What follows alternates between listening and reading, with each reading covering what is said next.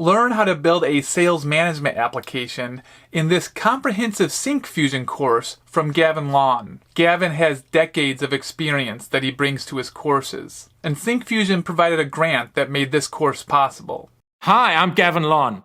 I've been developing software professionally for over 20 years, and I'm especially excited to bring you this free course where we are going to use the sophisticated Syncfusion components, and we are going to build a Blazor server application on .NET 6. The components are highly customizable and are fine-tuned for performance when dealing with high volumes of data. So please join me as we develop a Blazor application where we'll integrate the sophisticated Syncfusion components into our application, and we'll also integrate Microsoft Identity into our application. Syncfusion provides a UI component suite for building powerful web, desktop, and mobile apps. Essential Studio is a software package provided by Syncfusion that provides state-of-the-art solutions for startups and enterprises. It includes more than 1,700 components and frameworks for WinForms, WPF, ASP.NET Web Forms MVC, Core, UWP, WinUI, Xamarin, Flutter, Blazor, JavaScript, Angular, Vue, and React that make developers' work easier. Please join me in this free course where we are going to build a real-world sales management application using Blazor. During this course, we are going to integrate some of the most popular Syncfusion components in our Blazor application, like the DataGrid, the ListView, the charts, the diagram, the scheduler, and more. Blazor is a web framework for building web UI components, Razor components, that can be hosted in different ways. Razor components can run server-side in ASP.NET Core, Blazor Server, versus client-side in the browser on a WebAssembly. For the application that we are going to develop, we are going to use the Blazor Server hosting model. We'll first develop the logic for each Razor component, where we'll learn how we are able to harness the power and sophistication of the Syncfusion components that we'll integrate into our application through the implementation of minimal amounts of code. Toward the end of the course, we'll integrate login, registration, authentication, and authorization functionality into our Blazor Server application using Microsoft Identity. When an employee logs on to the sales management application, they'll be able to access a personalized dashboard where these beautiful Syncfusion charts will be displayed, presenting the user with data of relevance to the logged-on employee. For example, a sales manager will see sales metrics related to overall performance for the sales department. A team leader will see sales metrics related to the sales performance of each of the team leaders' team members. The sales rep will see metrics related to the sales rep's personal sales performance. So, if you go through this course with me, I can guarantee you are going to learn a tremendous amount about creating a sophisticated web application using Blazor, Syncfusion components, and Microsoft Identity. So, let me tell you more about the application that we are going to build using Blazor Server and the Syncfusion components. I've created a fictional company that I've named Outdoor Excellence, or OEXL for short. This company sells outdoor and sporting goods to retail outlets situated around the United States. The application is specifically for the sales department that consists of a sales manager, team leaders that report to the sales manager, and sales reps that report to their team leader. The sales reps are on the road most of the time, visiting clients and facilitating orders made by the clients for products sold by Outdoor Excellence. Our application will provide an ordering facility where a sales rep can, for example, order multiple products from the Outdoor Excellence product catalog, displayed through our Blazor application using the Syncfusion ListView component. The sales rep could, for example, order multiple products through our application using a mobile device while in a meeting with a client. A team leader or the sales manager can view their own personal dashboards and view analytical data displayed using Syncfusion charts through our application. So Bob Jones, the sales manager, could log in, for example, from his office on his desktop computer and view metrics beautifully displayed to him in the relevant Syncfusion charts that have been integrated into our application. Bob Jones can then use these sales metrics for decision-making and strategic planning. If, for example, Olivia Mills, a sales rep, places a large order through the system, Bob Jones can see in real time the effect that the order has on current sales metrics through his personalized dashboard. Each sales rep can view their own personal dashboard when they log onto the system. Custom reports regarding their personal performance is available through the data expressed on these sophisticated charts provided by Syncfusion.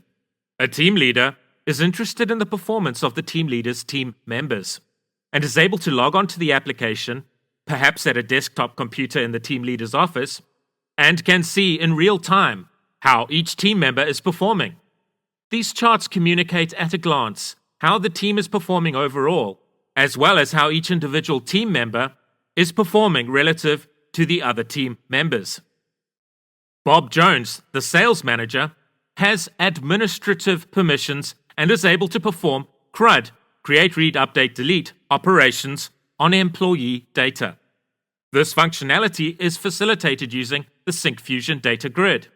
Bob Jones is also able to view the employee organizational hierarchy of his sales department.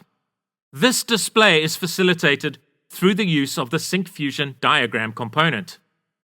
So, through the system, Bob Jones can, for example, using the Syncfusion DataGrid, change which team leader a sales rep reports to.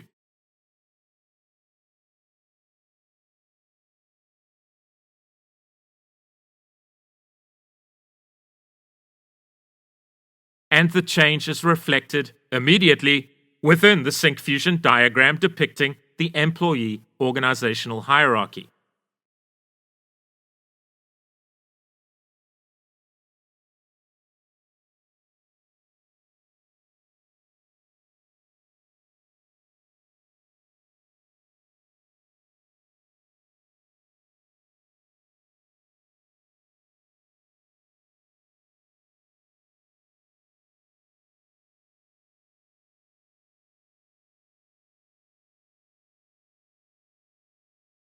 Bob can, of course, also add new employees to the system using this facility.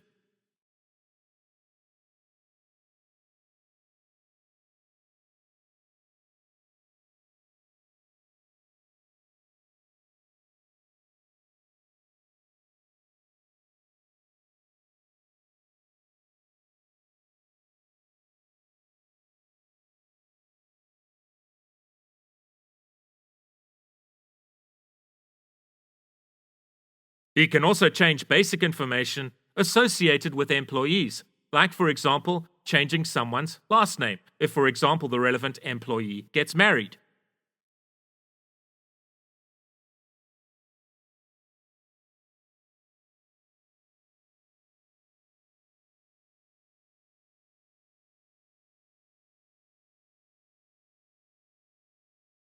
The DataGrid provides Bob with conveniences, like, for example, a search facility,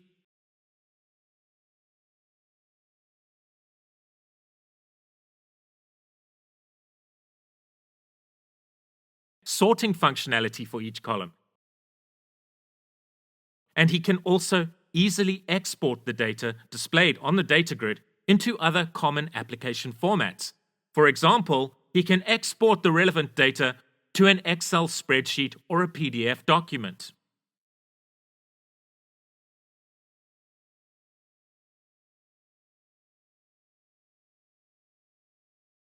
Each employee is able to create appointments within the sales management application, using this functionality implemented through the integration of the Syncfusion scheduler component.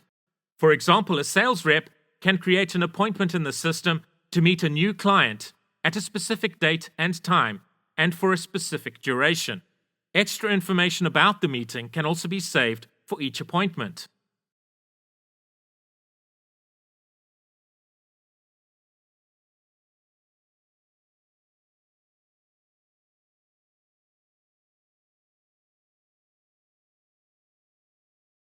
A team leader, for example, is able to create appointments within the application for meetings with team members.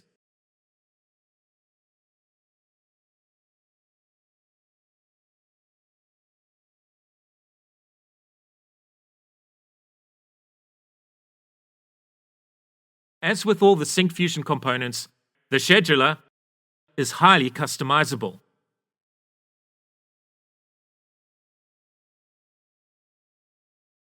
All of the technologies that we'll use to build our sales management application for outdoor excellence can be downloaded free of charge. Links have been included in the description of this video to the locations of where you can download and install the relevant technologies. We'll be using Visual Studio 2022 Community Edition for Windows as our IDE integrated development environment to develop the application. We'll develop the application on .NET 6. You can download and install Visual Studio from this location free of charge. We'll be using SQL Server 2019 as our backend storage facility. You can download SQL Server 2019 from this location. On occasion, we'll be using SQL Server Management Studio, or SSMS, to update our data. And you are able to download SSMS from this location. Note that even if you don't have a Syncfusion license, you'll be able to follow along with this course. But if you want to use the Syncfusion components to develop commercial applications, you will need a valid license. You are able to claim a free Syncfusion community license by clicking this link here and then following the appropriate steps. In order to claim your free community license, you'll need to have a valid LinkedIn or Zing account. The community license allows you to use Syncfusion's entire product line free of charge in your commercial applications if you own the intellectual property of the relevant applications. The community license is a complementary license model that is reserved for organizations earning up to $1 million in revenue and employing fewer than 5 developers. If this does not apply to you, you will need to get a paid license. Please navigate to this URL to learn more about Syncfusion's hassle-free licensing model. In order to install the Syncfusion components during the development of our application, we'll use the NuGet Package Manager from within Visual Studio to download and install the relevant Syncfusion packages when we are ready to integrate the relevant Syncfusion components into our application. Although we are developing the application on a Windows OS, our application will be cross-platform and will be able to run on most browsers. I will be using the Chrome browser for running the code interactively through Visual Studio.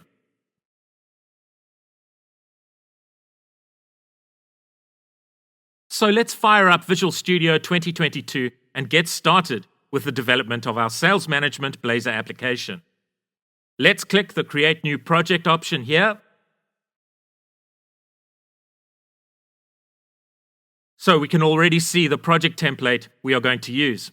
But Visual Studio does allow us to filter our project templates if we need to search for a specific project template. So for our purposes, we are going to select Blazor Server App. Let's name our project Sales Management App. And make sure we are saving our project to an appropriate local directory. Let's click the Next button. Here we have .NET 6 already selected as our version of .NET, so we don't have to change this setting. For the authentication type, we could at this point choose, for example, individual accounts, and at this stage in the development of our project, integrate Microsoft Identity into our application for the purpose of the facilitation of login, registration, authentication, and authorization functionality. For now, we are going to leave this setting at none. And toward the end of the development of our application, we'll integrate Microsoft Identity into our Blazor server application.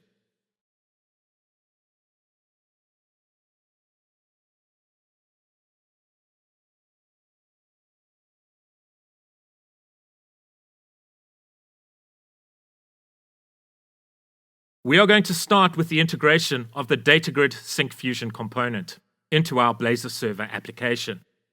We can use the sophisticated functionality within this component to perform CRUD operations, paging, grouping, sorting, filtering, searching, exporting the data displayed in the DataGrid to an Excel spreadsheet, and much more. So let's install the Syncfusion DataGrid component. We can do this by installing the appropriate NuGet package, like this. So let's right-click the Dependencies node within our Solution Explorer window. Click Manage NuGet Packages.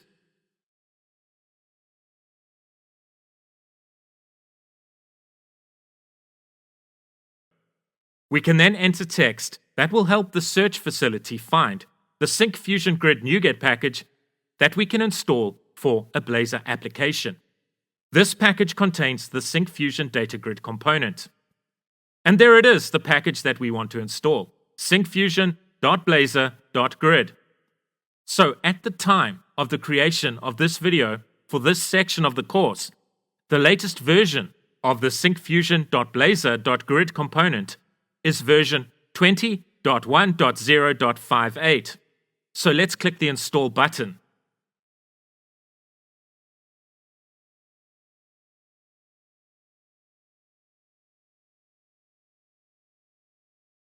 And we have successfully installed the syncfusion.blazor.grid NuGet package. Excellent! If you'd like to read more about getting started with the Syncfusion Blazor DataGrid component, please navigate to this URL, where Syncfusion provides comprehensive information regarding getting started with the Syncfusion Blazor DataGrid component. I will, of course, also take you through the getting started process step by step in this course. We also need to install the syncfusion.blazor.themes NuGet package. So let's do this.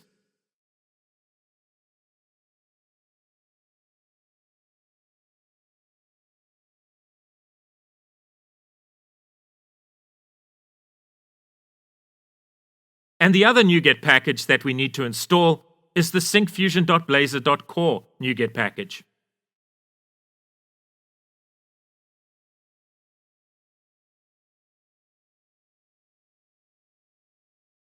Excellent. So next, let's open the program.cs file within our Sales Management App project.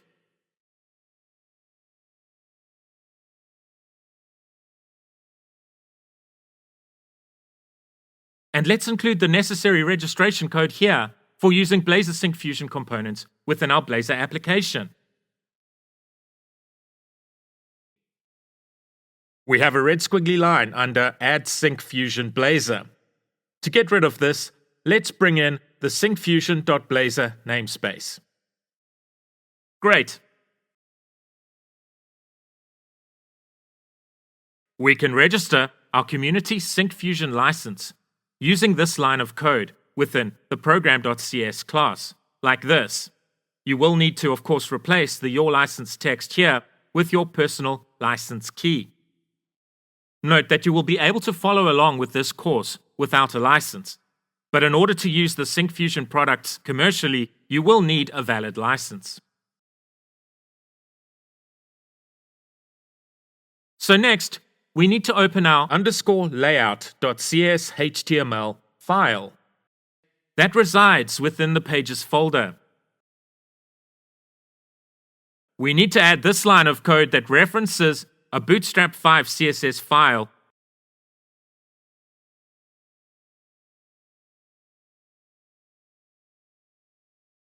and we also need to add this line of code that references a JavaScript file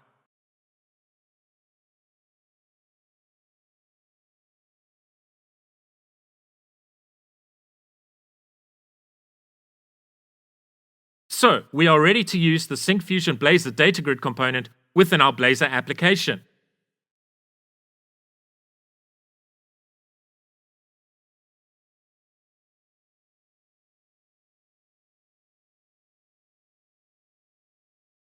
As stated, Syncfusion provides comprehensive documentation. For example, the Getting Started section of the documentation pertaining to the Syncfusion Blazor DataGrid contains the instructions that we have just carried out for the integration of the Syncfusion Blazor DataGrid component on .NET 6.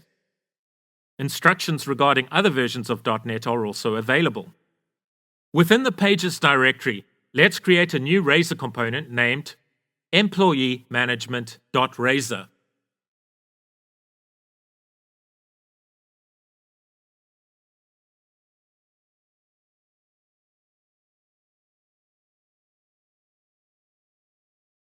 Let's provide routing information at the top of our Razor file using the @page directive.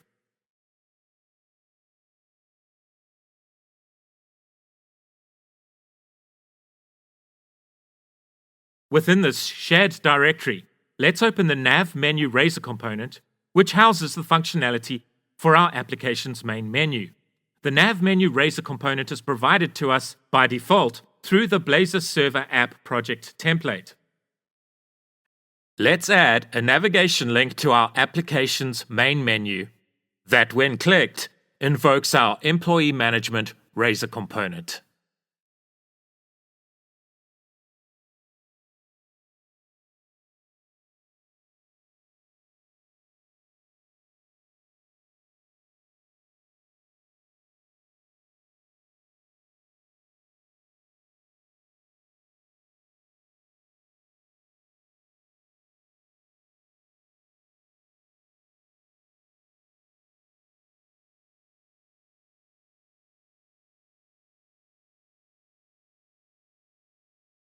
And of course now, when we run our code interactively through Visual Studio, we are able to invoke the Employee Management Razor component by clicking the appropriate link that we have created within the nav menu Razor component.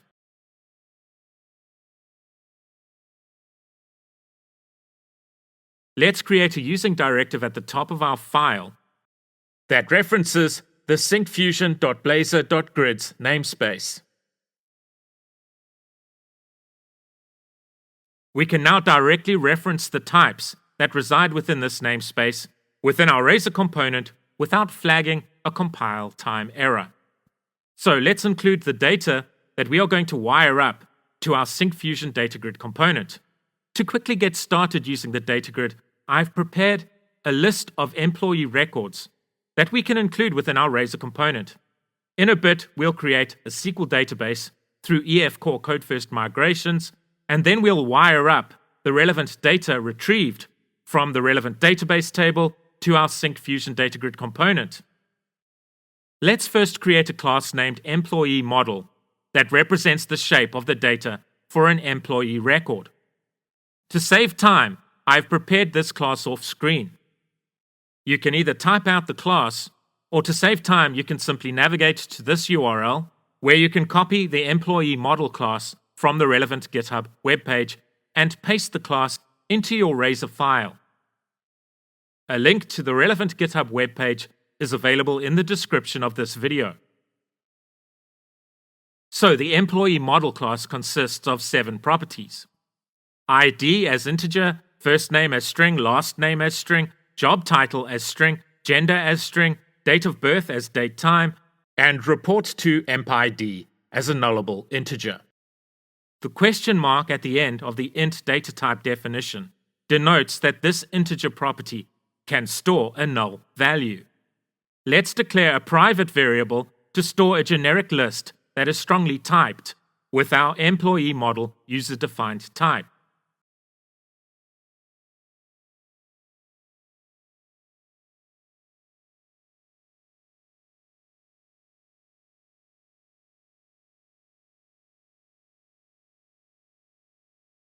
Let's override the Blazor built-in lifecycle event handler method named onInitialized. This method is invoked when the component is ready to start, having received its initial parameters from its parent in the render tree. So off-screen, I've prepared the code for populating our list of employee model data. You can copy the code that populates the relevant list of employee records from the relevant GitHub webpage. As stated, a link to this GitHub webpage is available below in the description of this video. The data consists of made-up employee records.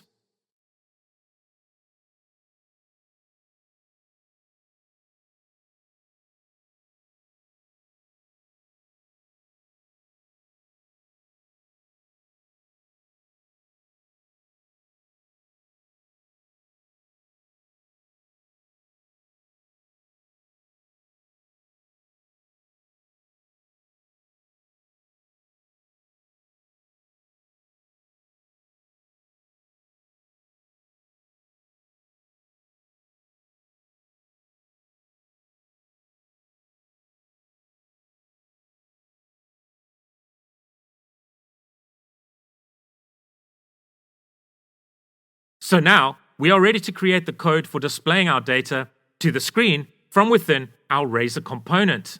So let's create the bare minimum code we need to achieve this. So let's include a Syncfusion DataGrid component within our Razor component by adding a SF grid element that represents our data grid here. Now all we need to do is wire up the data in our employee data list to the SF grid component. To do this, we can include a property within the SF grid element named DataSource and set its value to the variable named employee data that has been assigned the list of employee model data. Let's run the code.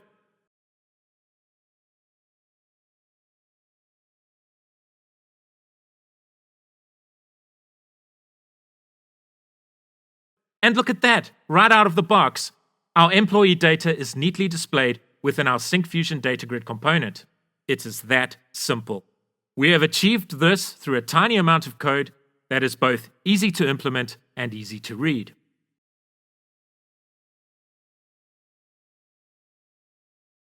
And the DataGrid component adapts its size based on the HTML element in which it is contained.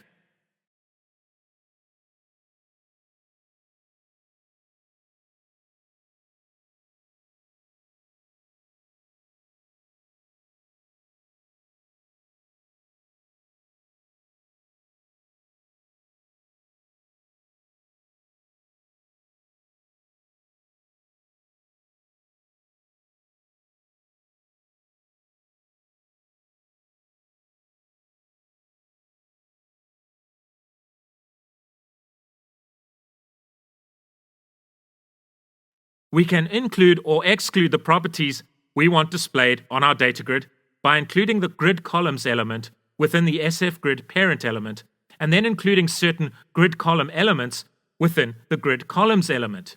Each grid column element represents a property within the class that represents an employee record, i.e., denoted by the employee model class. We can use the field property within each grid column element to map employee model properties to their appropriate grid column element.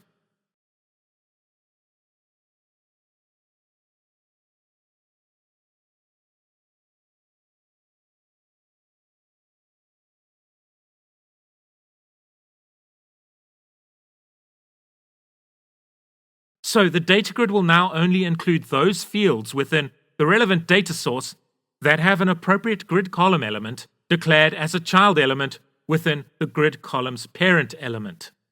So you can already get a feel for how easy it is to customize the Syncfusion data grid.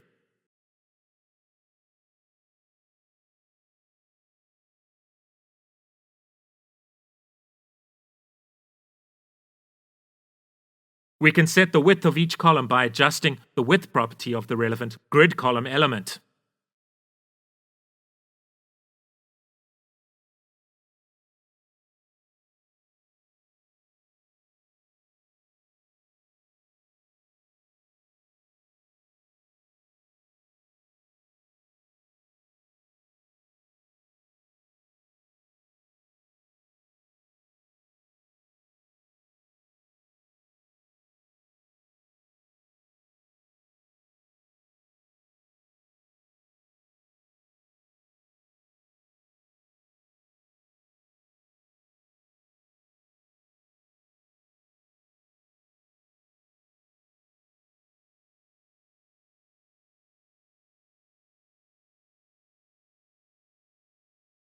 We can then customize the heading text for each column by appropriately including a header text property within the relevant grid column elements.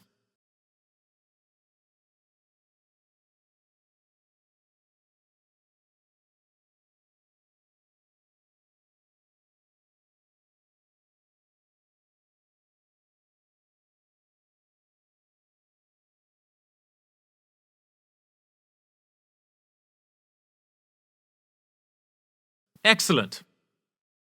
We can customize our Syncfusion DataGrid component so that the data displayed is displayed over a number of pages.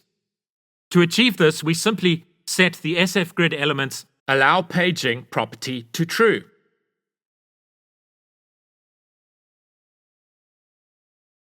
And include a reference to the grid page settings element within the sfgrid element like this.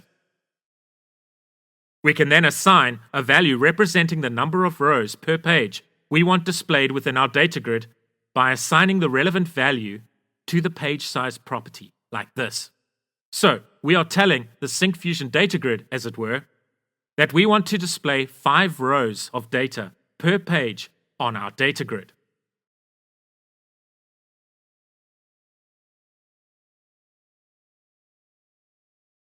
The sophisticated functionality is created with a few lines of declarative code that is innately easy to read.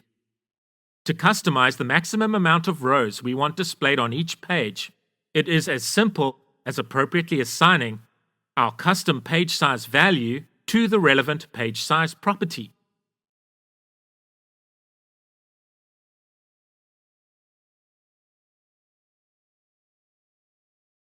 Excellent.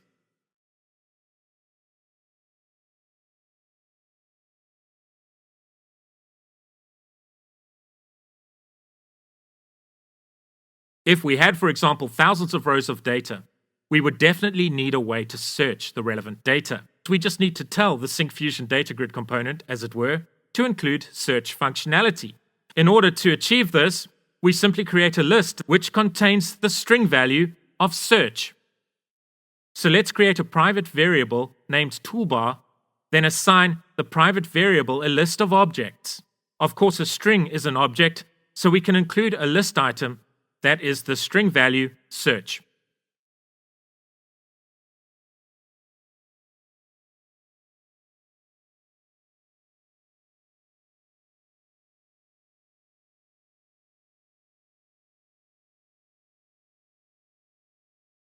We can then let the DataGrid component know, as it were, what functionality we wish to include on the DataGrid's toolbar.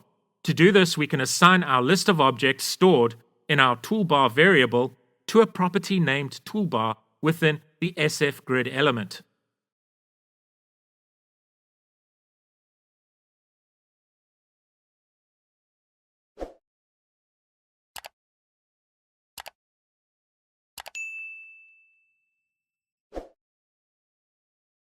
It's that simple. We now have search functionality.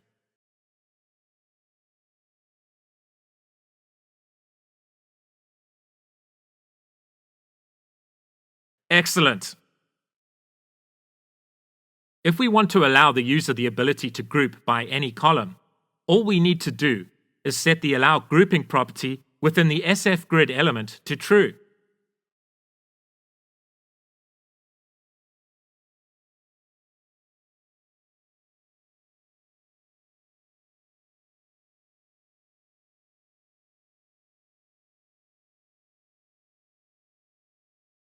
In order to group by a particular field, the user can simply drag the column header that represents the column by which the user wishes to group the data grid to this panel that is now available on the data grid, and our data is appropriately grouped by our chosen column. And look at that, we have grouped by the reports column, and the data grid shows who each employee reports to in the organizational structure. You can group by many columns, so let's also group the data by gender.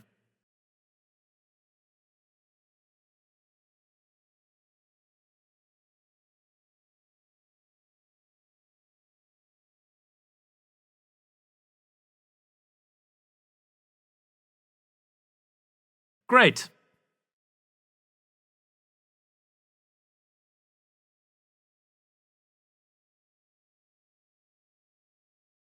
we are able to filter each column by appropriately setting the allow filtering property to true. We could run the code, and we would be able to filter each column by a text input field provided for each column. We can include more sophisticated filtering functionality for each column by including a grid filter settings element within the SF grid element. We can then include a type property within the grid filter settings element and set the type property to, for example, syncfusion.blazor.grids.filtertype.menu. This provides a user the ability to filter each column using a variety of different types of criteria. For example, a user can filter a column by a value that the user specifies for field values that start with a user-specified string value. A user can specify that the user wishes to filter the data based on field values that are equal to a value that the user specifies.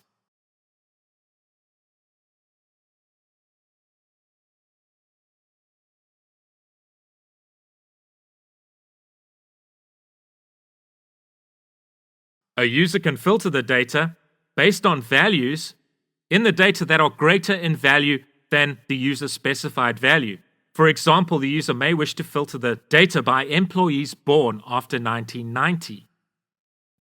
With this functionality, the user can filter the data in a variety of different ways, where a combination of filters can be applied to multiple columns. The user is able to clear filters from certain columns and try various combinations of user-specified filtering criteria. Very powerful indeed. And look at how simple the code is for achieving such powerful results. In order for the user to be able to sort by the columns in descending or ascending order, all we need to do is set the allow sorting property within the SF grid element to true, like this.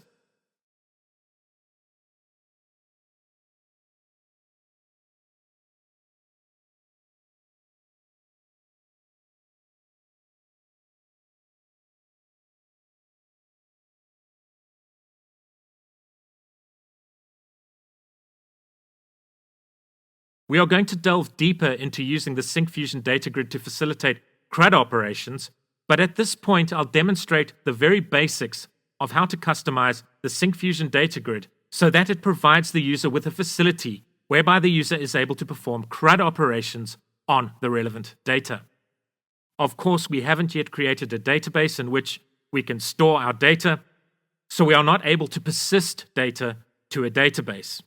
We can, however, at this point superficially demonstrate the relevant CRUD operations within memory data. So to allow for the facilitation of CRUD operations using our Syncfusion DataGrid component, let's include the grid edit settings element within the SF grid element like this. To allow for add operations, or in CRUD terminology, create functionality, we set a property within the grid edit settings element named allow adding to true. Then to include the appropriate toolbar buttons, we can add the appropriate items to our toolbar like this. So here we are telling the Syncfusion DataGrid component, as it were, that we wish to include the add, update, and cancel buttons within the DataGrid's toolbar.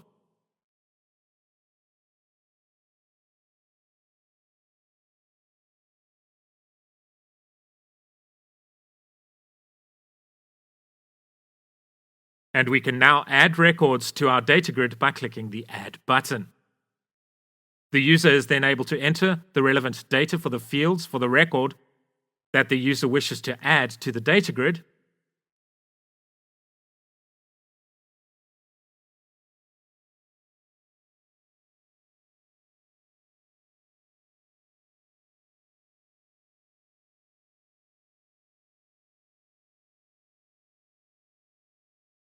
Then the user can press the Update button to save the data to the DataGrid. And we can now see that a new row containing the data that we have just added is present within the DataGrid. Of course, we are only dealing with in-memory data at this stage. So if, for example, we navigate to another component and then back to our employee management component, the data that we added to the DataGrid is no longer present within the DataGrid. To achieve the functionality of persisting the added data to a database through the DataGrid, we will need to further customize the DataGrid and, of course, implement code to save the data to a data storage facility like, for example, SQL Server. And this is exactly what we are going to do in just a bit. Once we have pressed the Add button, the Update button and the Cancel button are enabled. So we could press the Cancel button to cancel the add operation. Or once we have entered valid data into the relevant fields, we can press the Update button to save the relevant data to the DataGrid. We can allow the records denoted by the rows of employee data in our DataGrid to be edited by including the Allow Editing property within the Grid Edit Settings element and setting the Allow Editing property to True. Let's also include an appropriate edit item within the toolbar list.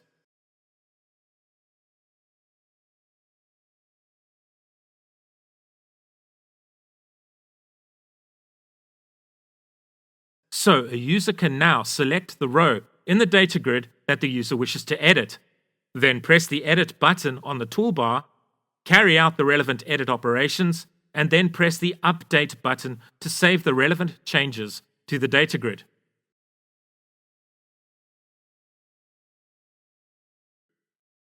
And the update functionality is currently not working.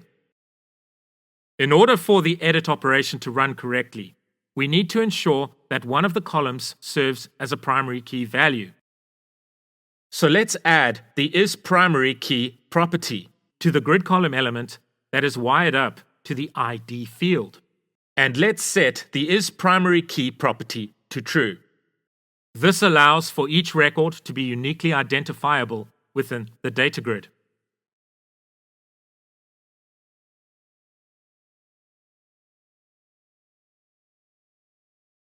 Note that the user is also able to put a particular row within the DataGrid into edit mode by simply double-clicking on the relevant row.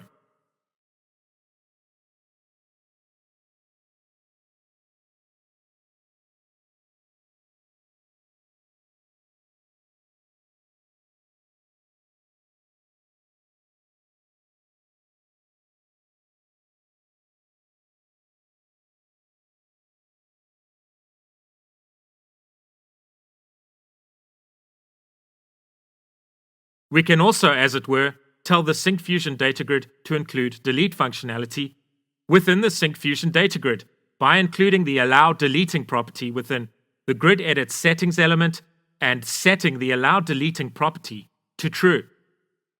We can then include a Delete button within the DataGrid's toolbar by including the Delete item within the toolbar list like this.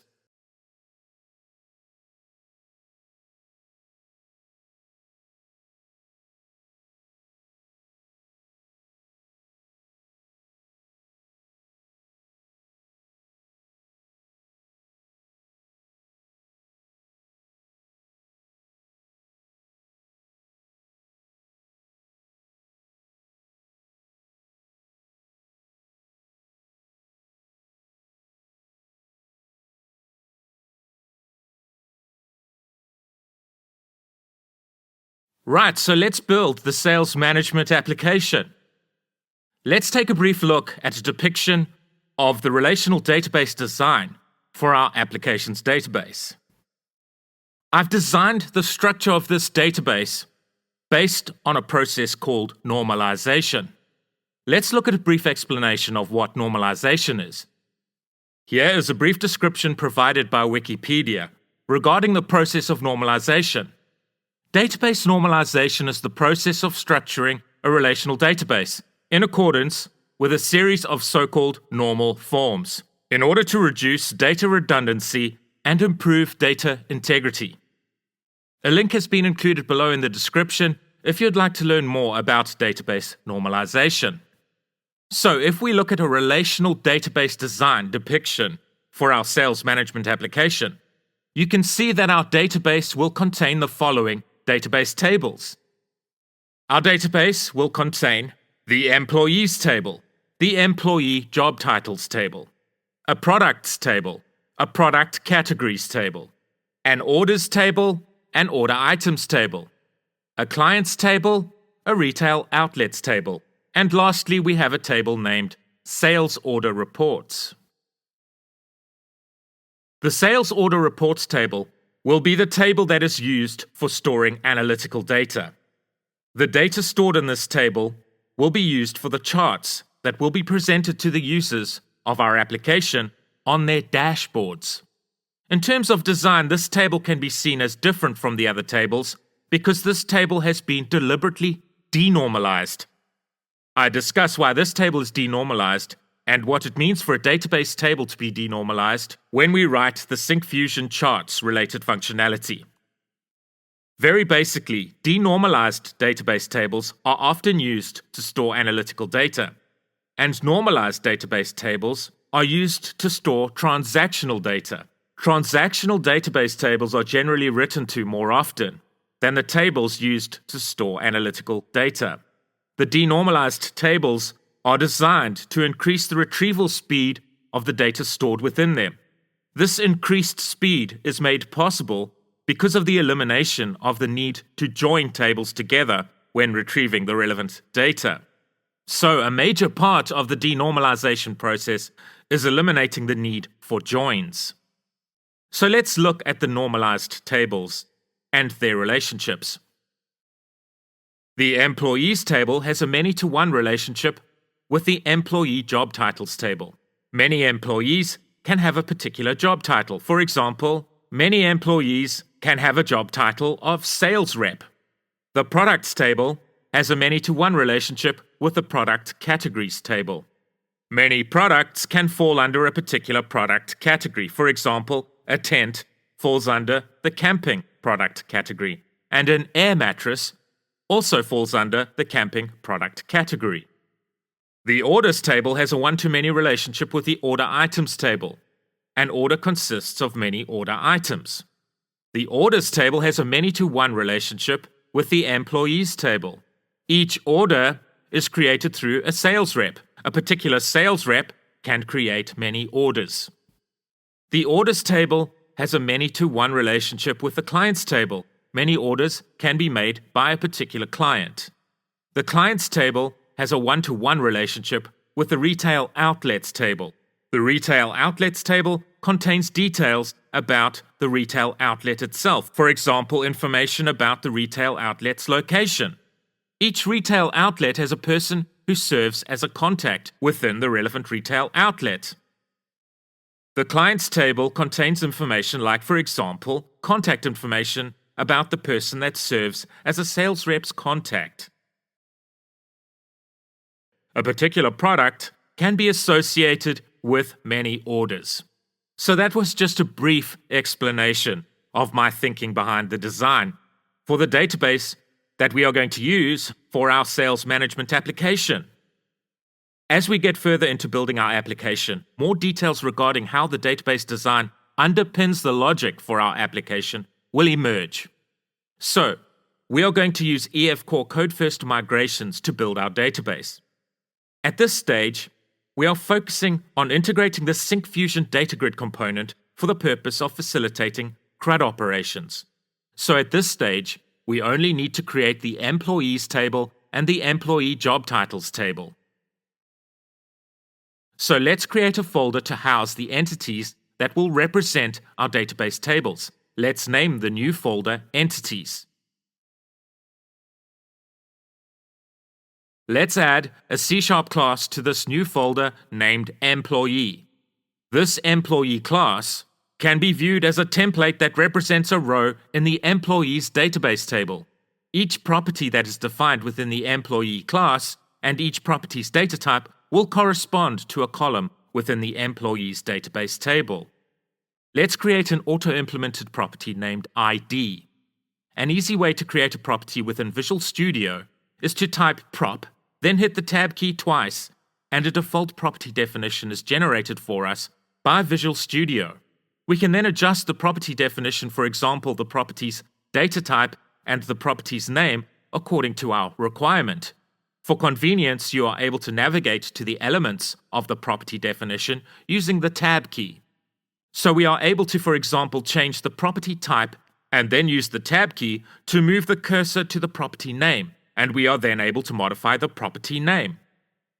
So, ID as int, first name as string, last name as string, email as string.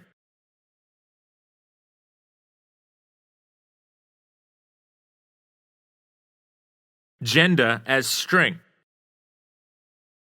Date of birth as date time.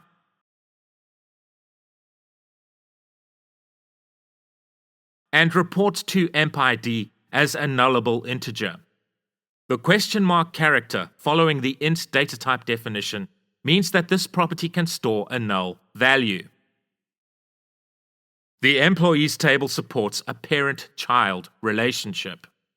The report to empID field will contain either a null value or one of the values stored in the ID field, which is the primary key for the employees database table. The relationship between the ID field and the report to empID denotes the following. If, for example, an employee with an ID of 2 has a report to empID value of 1, this means the employee with the ID value of 2 reports directly to the employee with an ID value of 1. This denotes that the employee with the ID of 1 is the immediate boss of the employee with the ID of 2 within the organizational structure. An employee with a report to empID of null does not report to any other employee and is therefore at the top of the organizational structure. In this case, that employee is the sales manager, Bob Jones. Team leaders report directly to Bob Jones, and sales reps report to a team leader. So we are able to express the hierarchical structure of the organization for the employee data stored in our employees table by including a column that can store a null value and can also store a value that corresponds to the table's primary key, which in this case is the ID field.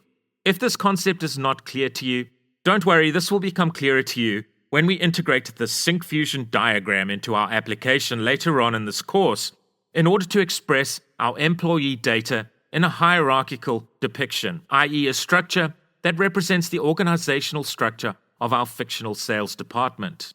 Let's create a string property named ImagePath. Its corresponding field in the database will store a path to a profile image of the relevant employee. I've prepared a profile image for each employee. I'll supply the relevant details of where you can download the profile images a little bit later, when necessary. We'll add data for each employee to the employees database table and employee job titles database table a little bit later. Lastly, let's create an integer property named employee job title ID. This field will serve as the foreign key field from the employee job titles database table. The employee job titles for our application are as follows: the sales manager, or SM for short, the team leader, or TL for short, and the sales rep, or SR for short. So each employee will have one of these 3 job titles in our fictional sales department. Let's create a class that will correspond to the employee job titles database table. Let's name this class employee job title.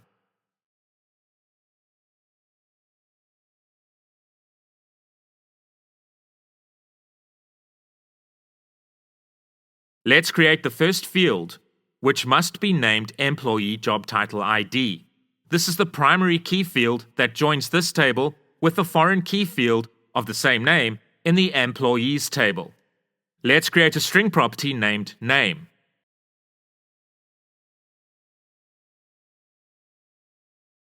And let's create a string property named description.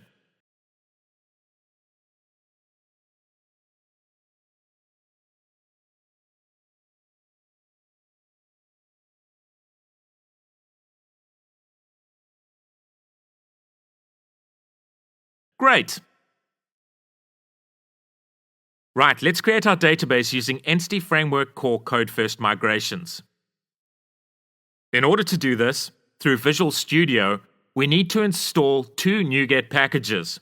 Let's include the NuGet package named Microsoft.entityframeworkcore.SQL Server.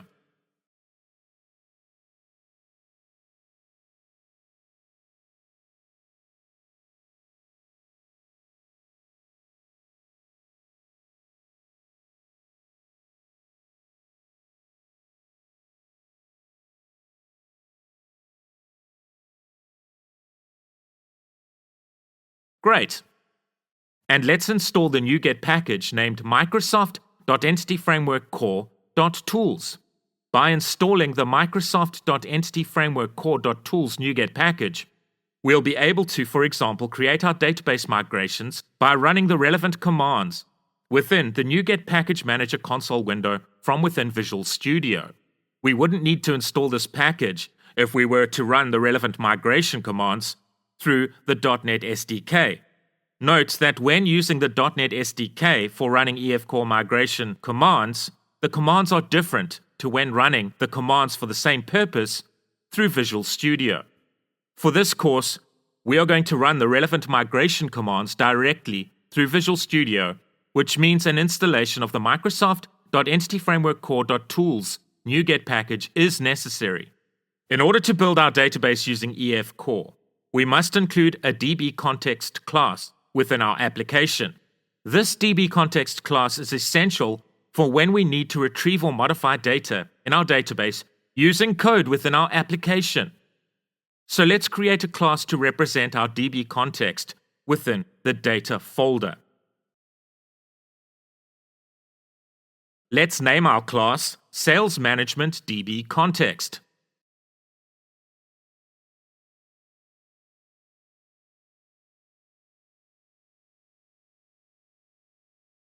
This class must inherit from the DB context base class.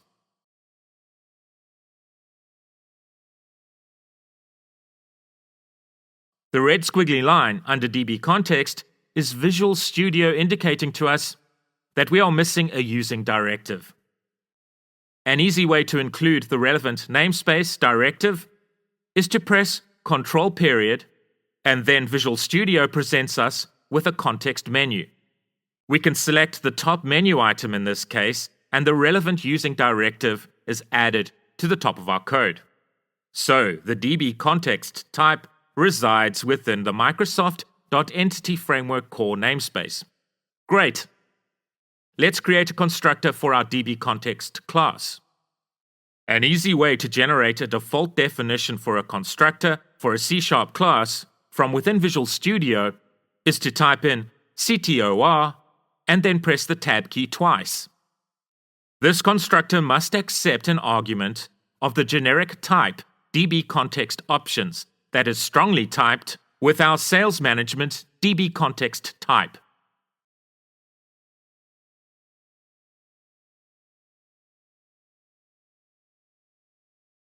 Then we must pass this argument down to a constructor within the DB context base class by using the base keyword like this.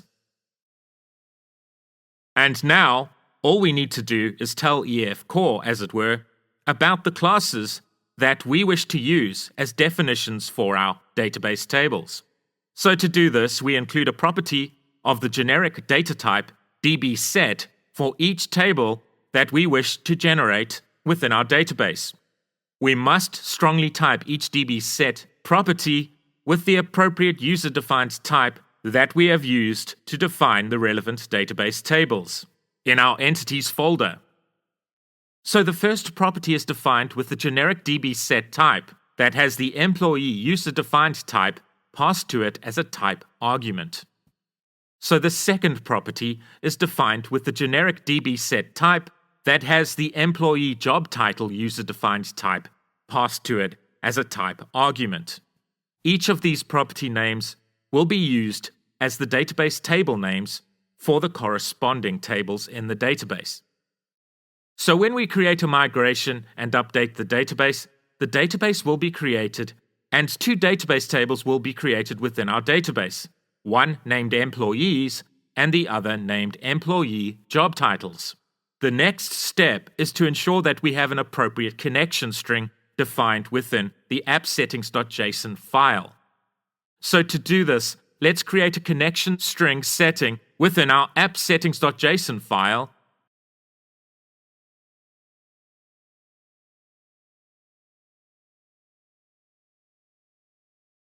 and create a connection string named Sales Management DB Connection.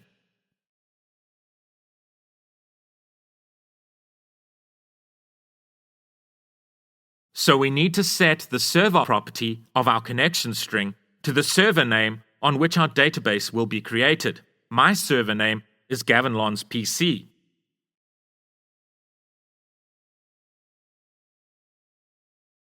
We must then set the database property of the connection string to the name of the database we wish to create. Sales Management DB seems like a sensible name.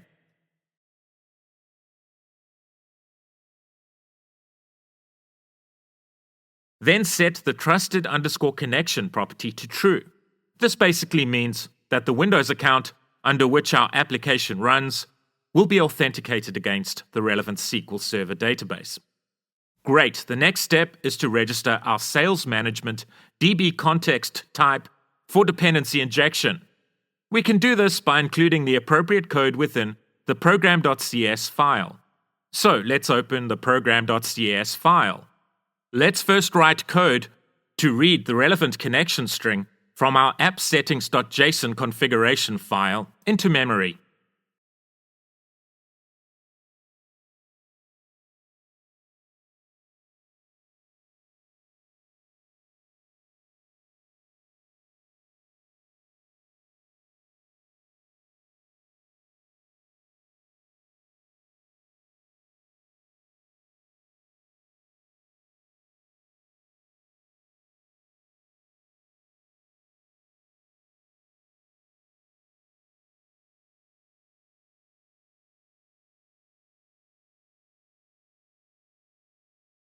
Let's then use the add DB context method to register our DB context class, i.e. our Sales Management DB context type, for dependency injection.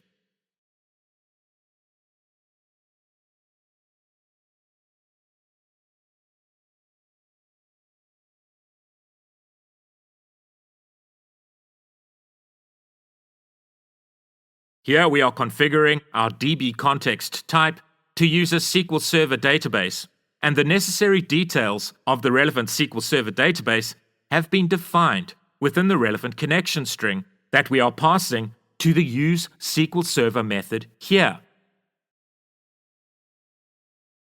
Great. So we are now ready to run the relevant EF-core commands to generate our database. To do this, let's invoke the Package Manager console window like this.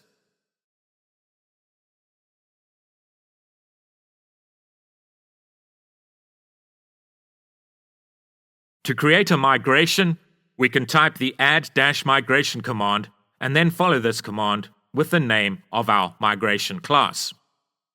Let's name this migration initial create. Let's press the Enter key to run the command.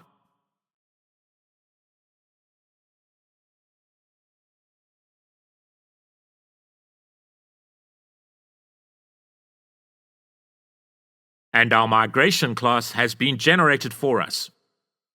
You can see that the up method contains code that builds the database and the database tables that we have defined within the Sales Management DB context class. The down method contains code to undo the effects of the code that resides within the up method. So we have created our migration, but we have not yet run the code within the up method that will generate our SQL Server database with the database tables that we have defined within our Sales Management DB context class, i.e. through the properties defined as the DB set generic type. So in order to run our migration, we must type in the update-database command.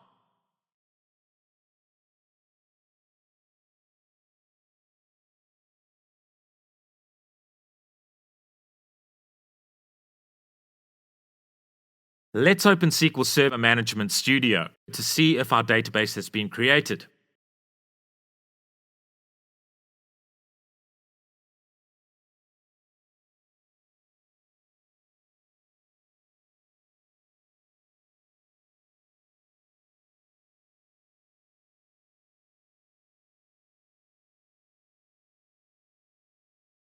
Excellent. Our Sales Management DB database has been created successfully.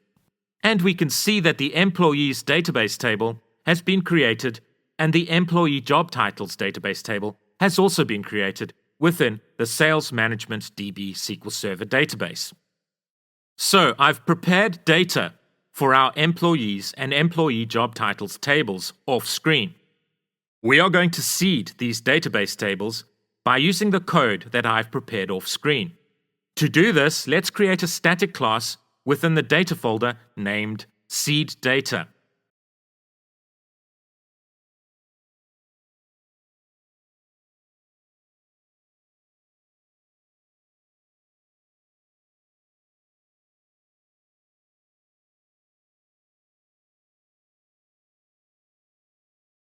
Let's create a static void method within our seed data static class named addEmployeeData. As stated, I've prepared code that will add the relevant employee data and employee job title data to the relevant database tables, and this code can be copied from a GitHub webpage at this URL.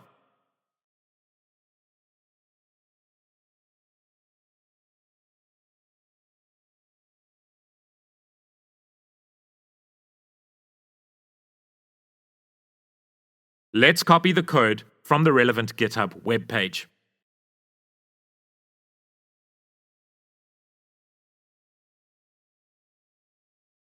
And paste the code within our addEmployeeData method.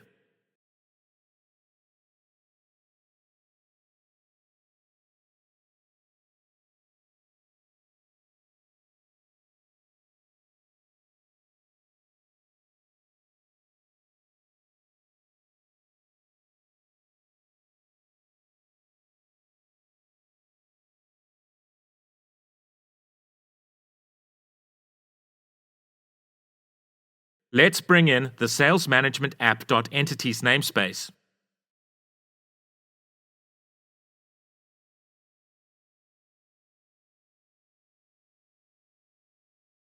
Let's include a parameter within the addEmployeeData method named ModelBuilder, which is of the type ModelBuilder. We must also bring in the Microsoft.EntityFramework namespace, which is where the ModelBuilder type resides.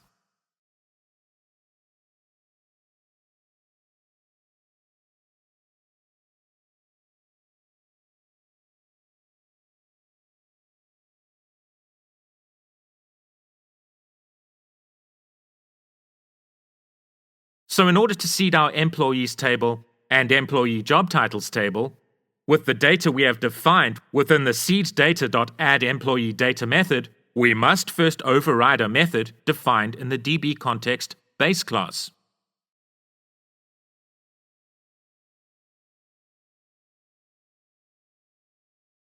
An easy way to override a method within Visual Studio is to type override, then hit the spacebar key.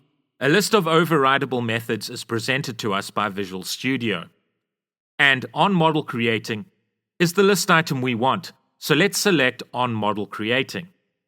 Then within the onModelCreating method, let's call the seedData-addEmployeeData method and pass in the relevant ModelBuilder object to the addEmployeeData method, like this. Great. So to seed our database tables with data, we can now open the Package Manager console window.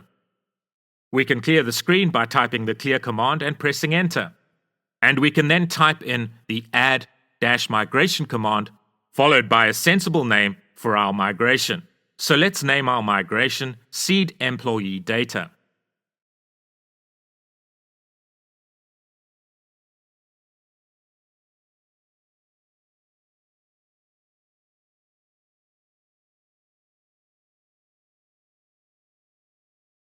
And you can see EF Core has generated the code for seeding our database tables.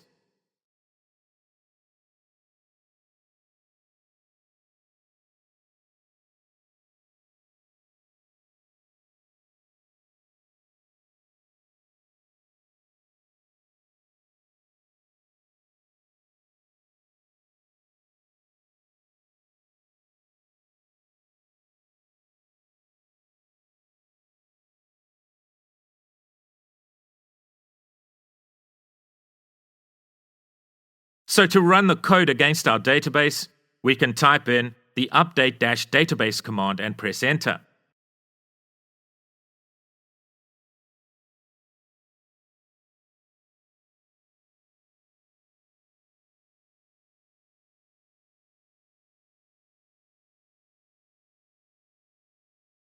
Let's look at our data in SQL Server Management Studio.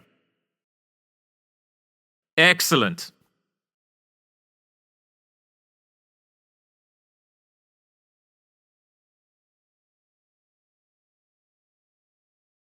Let's create functionality to retrieve data from within our employees database table and return the relevant data to a Razor component. We don't want to expose our entity classes directly to the Razor components that are responsible for presenting the relevant data to the user. So we are going to create appropriate model classes that will store the data that is directly handled from within the relevant Razor components. So by doing this, we are creating a separation of concerns. The entity classes interact directly with the database, the EF core functionality. The model classes are only concerned with the presentation layer and are handled by code within the relevant Razor components. So let's create a folder named Models.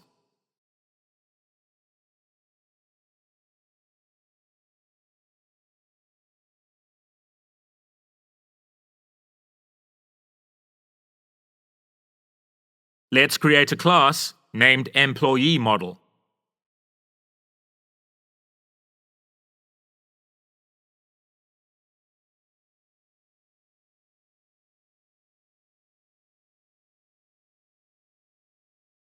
Let's copy the properties from the Employee Entity class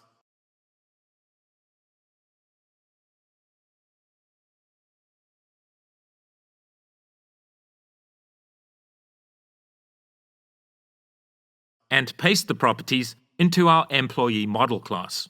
So at this stage, we could implement the repository pattern and wrap our database-related functionality in specially created repository classes. In the interests of simplicity, for this code example, we are going to abstract the database handling code in our service classes. We are not going to implement the repository pattern in this course.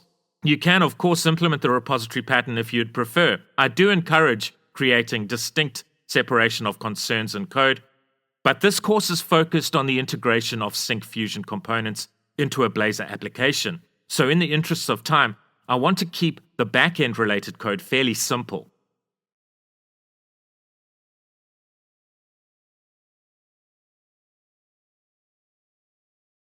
Let's create a new folder named Services.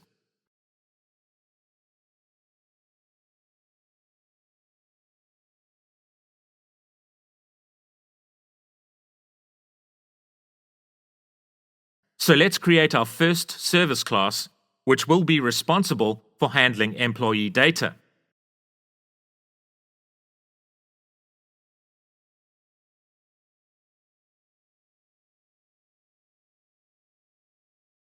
Within the Services folder, let's create a folder named Contracts.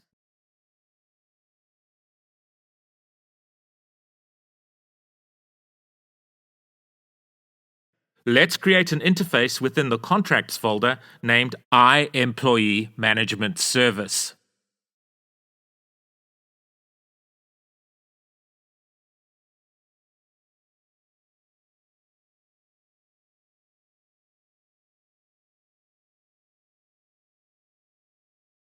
Let's create a definition for an asynchronous method named getEmployees that will be responsible for returning a generic list that is strongly typed with our employee model user-defined type.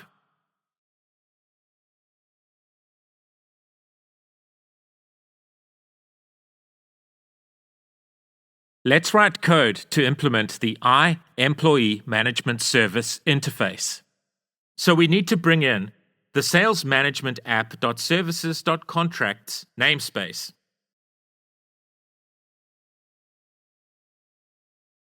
Then with our mouse pointers positioned appropriately, we can press Control period again and generate code stubs for the methods that must be implemented, like this. So at this point, we only need to implement code for one method, the getEmployees method. Before we do this, let's create a constructor for our employee service class.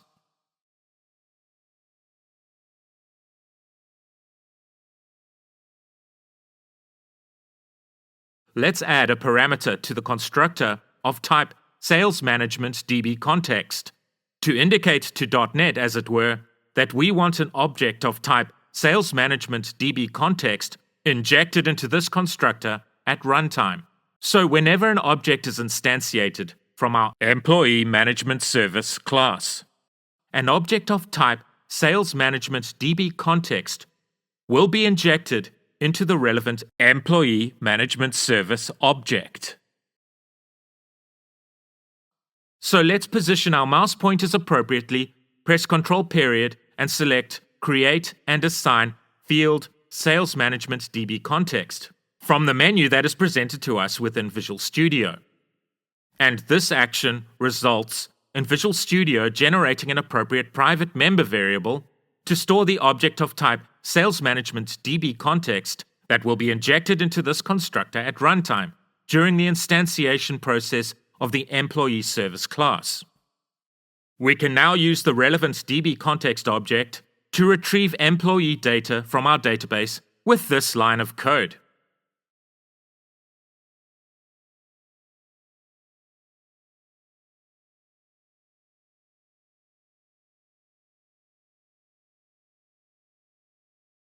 So we have a red squiggly line.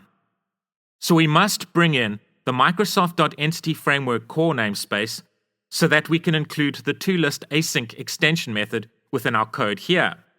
But we still have a red squiggly line. This is because we want our method to return a list of employee model objects.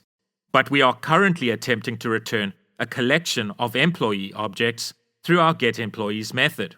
So to solve this, we could write link transform code that converts our collection of employee objects to a collection of employee model objects within the getEmployees method.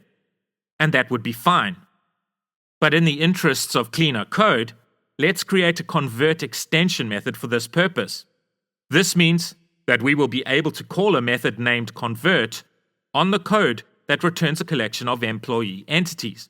And the code we are about to implement for the convert extension method will perform the appropriate conversion functionality.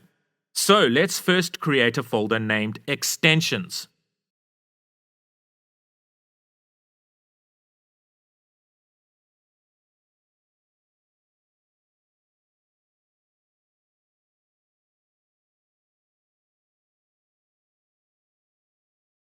Within the extensions folder, let's create a static class named conversions.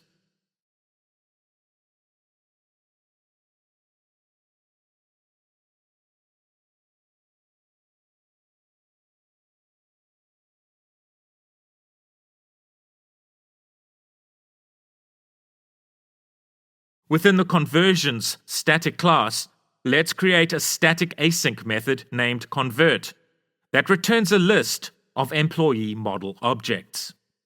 In order to make this method an extension method that can be called on an object of type iQueryable that is strongly typed as employee, we need to include a parameter that is of type iQueryable that is strongly typed with the employee type, and this parameter must be preceded by the this keyword. An extension method must contain at least one parameter, and the first parameter in an extension method must be of the type on which the extension method is called. The first parameter must also be preceded by the this keyword. If this isn't clear to you at this point, this will become clearer when we call the extension method on the iQueryable object returned by our EF core code in the getEmployees method. So let's implement the code for our convert extension method. So we can now use the employees object passed as an argument to the convert method.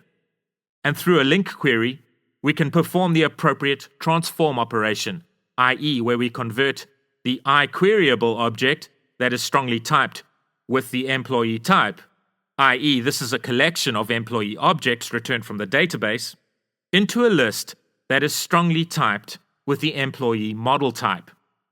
This is the list that we want to return to the relevant Razor component that we'll create in a bit.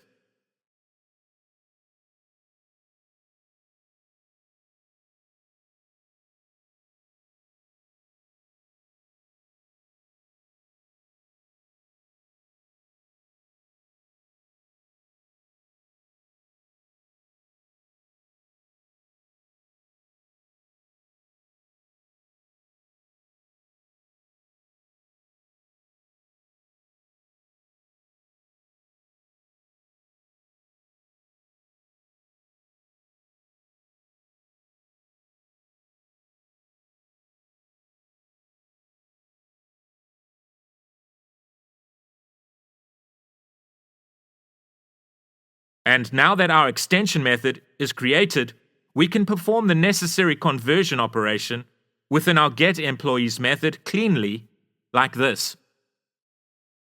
And of course we have a red squiggly line because we need to bring in the sales management app.extensions namespace. And that's it. Our getEmployees method is ready for use. Excellent.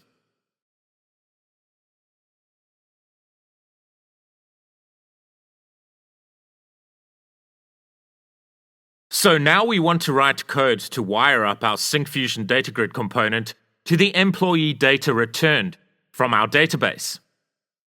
So let's open the employee management.razor file.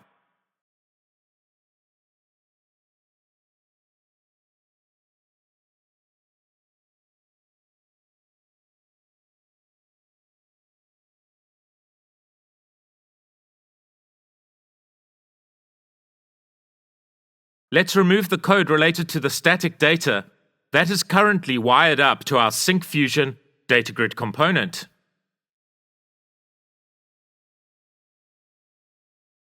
We now have a red squiggly line under the employee model type, because that was a reference to the employee model class that has now been removed from our Razor file.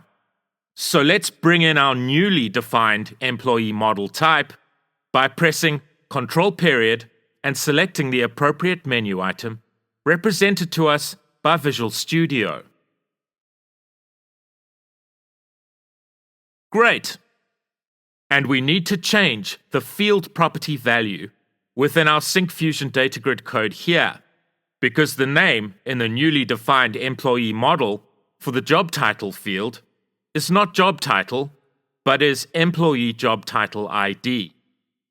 And for now, let's remove code from our DataGrid relating to CRUD operations, data filtering, sorting, grouping, and paging. And for now, we also don't need our DataGrid to have a toolbar.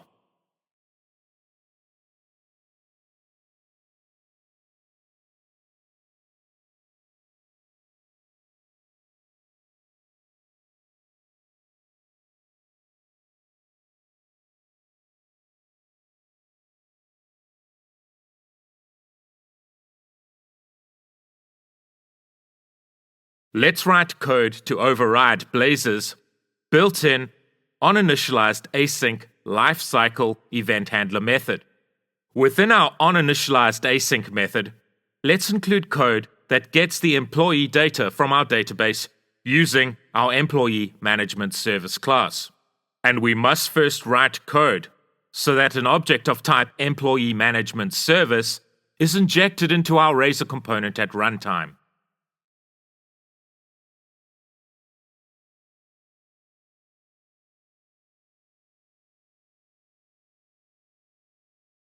Great. So let's write code to call the getEmployees method on our employee management service object and assign the returned list of employee model objects to our variable that we have named employee data.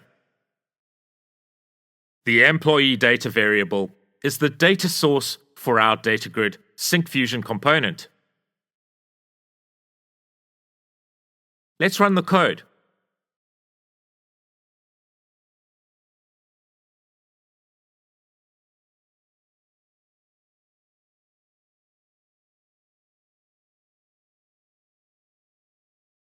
And we have an error. Okay, and I know exactly what has caused that exception. It is because we haven't registered the employee management service type for dependency injection. So let's open the program.cs class and write the code to register the employee management service type for dependency injection. So to do this, we can simply include this line of code within the program.cs class.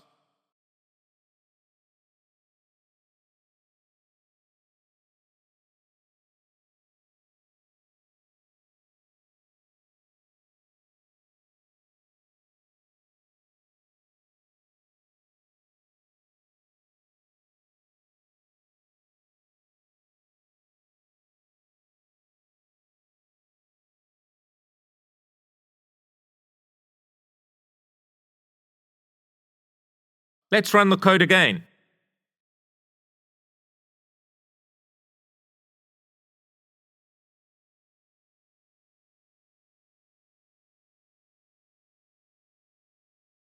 And now the data stored within the employees table within our newly created SQL Server database is being neatly displayed within our Syncfusion DataGrid component. Excellent! Let's explore the DataGrid component further. So we don't want the integer value displayed for the employee job title ID field like it is being displayed at the moment within our DataGrid. The employee job title ID value is great for the unique identification of job titles, but is not ideal for presentation purposes. We want the name of the job title to be displayed here, because it is more human-readable than the employee job title ID value. We also want an administrator to be able to change the job title for an employee if necessary. So we want this field to be able to display a drop-down list containing all job titles as list items. When an administrator puts a row displayed within the data grid in edit mode. So, when in read mode, we want the name of the job title displayed to the user. But when an administrator needs to change the job title for a particular employee, we need the administrator to have access to a drop-down list containing all employee job title names. The job titles that exist in the system at the moment are Sales Manager, Team Leader, and Sales Rep. In the name field, in the Employee Job Titles table, we are storing an abbreviation of these job titles. SM for Sales Manager, TL for Team Leader, and SR for Sales Rep. So, for example, if a sales rep is promoted to a team leader, we want an administrator to be able to change the employee's job title from SR to TL from within a drop-down list in the appropriate row in our data grid. So to achieve this, let's first go to our Employee Management Service interface.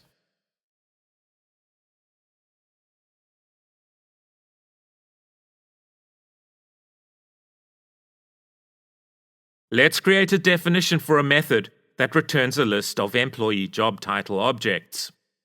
In the interests of time, I'm going to use the employee job title class for the model and not create a model dedicated for presentation purposes, like we did with the employee model class.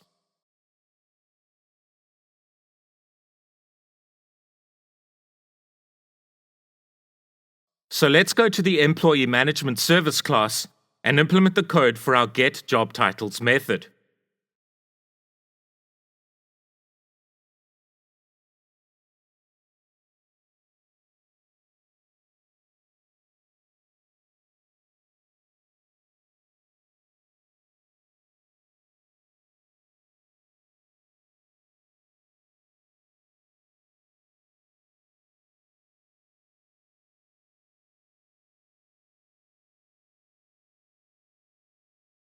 Great! Let's go to our employee management.razor file. Let's create a variable to store a list of employee job title objects.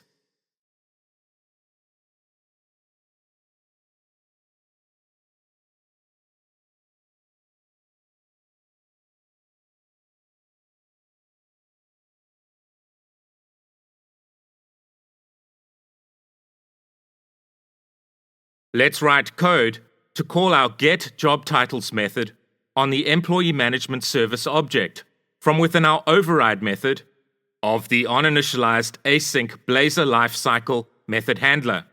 And we are assigning the returned value to our employee job title data variable. So, the employee job titles table has a one-to-many relationship with the employees table, and we are able to, as it were, let the Syncfusion DataGrid component know about the relationship through appropriate declarative code that we are about to create. The employee job title ID field within the employees table is a foreign key from the employee job titles table. The employee job titles table has a field that serves as its primary key named employee job title ID. We can, as it were, let the Syncfusion DataGrid component know about this relationship between the employee job title ID primary key field in the employee job title data source and the employee data source through appropriate declarative code that we are about to write.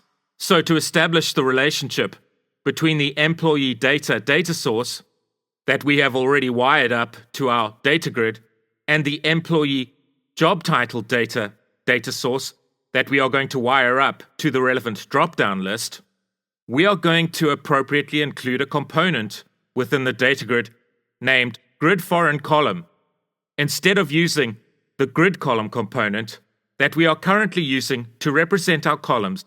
So this will mean that when a user selects a new value from within the employee job titles drop-down list, that the employee job title ID foreign key value will automatically be changed appropriately in the employee data source. So when the user changes an item within the employee job titles drop-down list, the employee job title ID value mapped to the selected drop-down list will become the value reflected in the employee data source, which is the data source wired up to our DataGrid. Through the declarative code that we are implementing for our DataGrid, we are telling the Syncfusion DataGrid, as it were, about the one-to-many relationship between the employee job titles data source wired up to the relevant drop-down list and the employees data source wired up to the SFGrid component. So let's create the code for this. Let's delete the gridColumn component that is currently implemented to represent the employee job title ID field. Let's include a component named gridForeignColumn to represent the employee job title ID field, as well as include the relevant drop-down list that will contain the employee job titles. Let's set the header text property value to designation.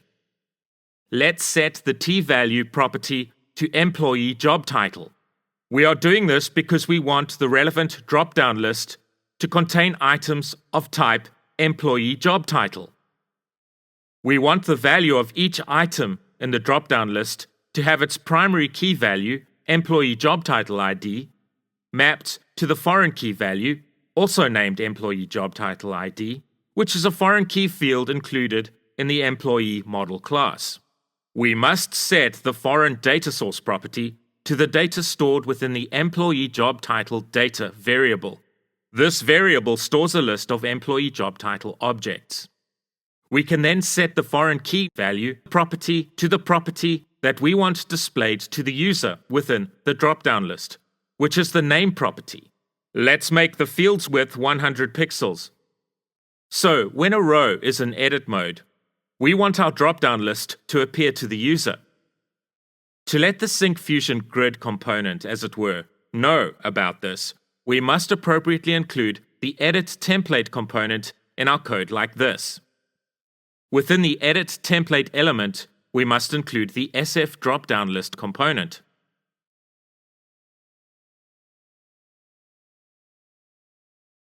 Let's bring in the appropriate namespace for the SF drop-down list type, which resides in the Syncfusion.blazor.dropdowns namespace. Let's use the @bind-value attribute to bind the appropriate employee model object's employee job title ID value to the value selected within the relevant drop-down list. Each row in the data grid corresponds to a list item of type employee model stored within the employee data source for the data grid. We are able to access each row's list item object through an object named context, provided to us by the Syncfusion data grid. We can typecast the context object into its underlying type, in this case the employee model type, using the C# as keyword like this. And then we can access the property that we wish to bind to.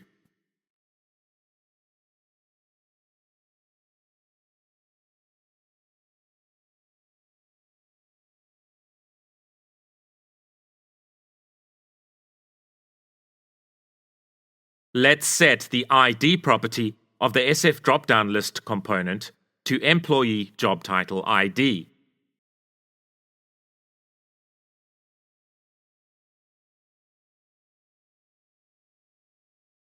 Let's set the data source property to the variable that stores the relevant list of type employee job title.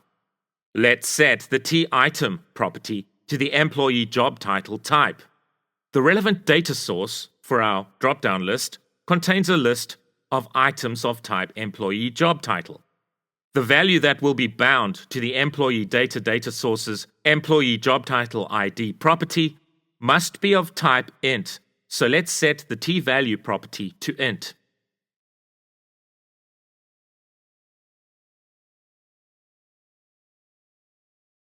And then within the SF dropdown list element, let's include a component named dropdown list field settings. Let's set its text property to name and its value property to employee job title ID. So the name property of the selected item will be displayed to the user in the dropdown list, and the value of the selected item in the dropdown list will be the selected objects, which is of type employee job title ID value. Let's run the code.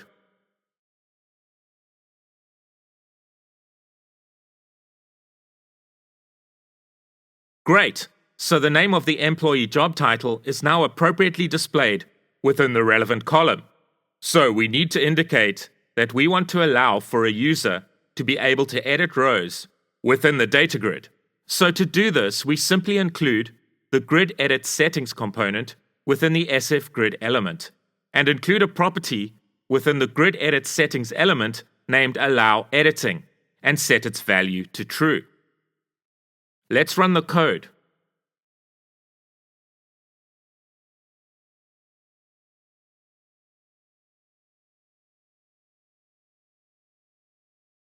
And now, when we double-click a row within our data grid, which puts the relevant row into edit mode, we are able to change the value for an employee's job title through the use of an appropriate drop-down list. Excellent.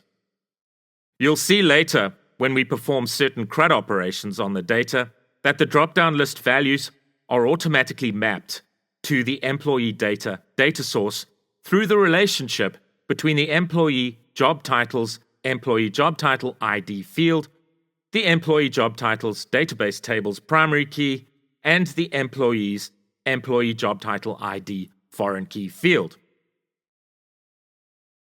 So let's also create a drop-down list for the gender field. We can implement the code for this using an enum.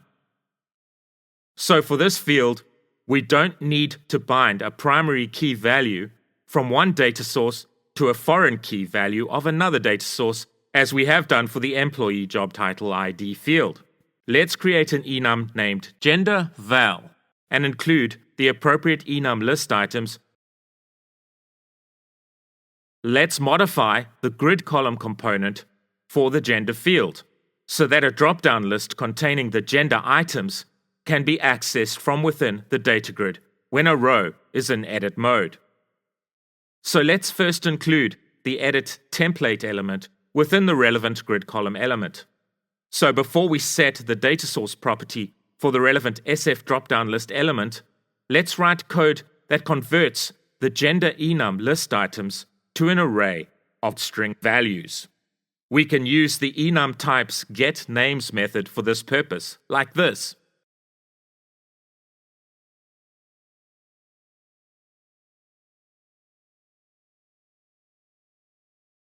Then we can set the data source for the relevant SF dropdown list component to the variable that stores the appropriate string array values. We can then tell the Syncfusion DataGrid, as it were, about the type of collection that we want contained within the relevant dropdown list. So in this case, each item contained within the dropdown list is of type string. So we set the tItem property to string, and the value for each item will also be a string. So we can set the tValue property to string as well.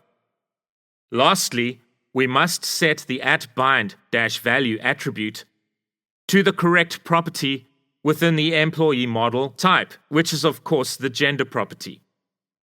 We can access the relevant employee model object pertaining to the relevant edited row through the context object that is made accessible to us by the Syncfusion DataGrid component. Let's run the code.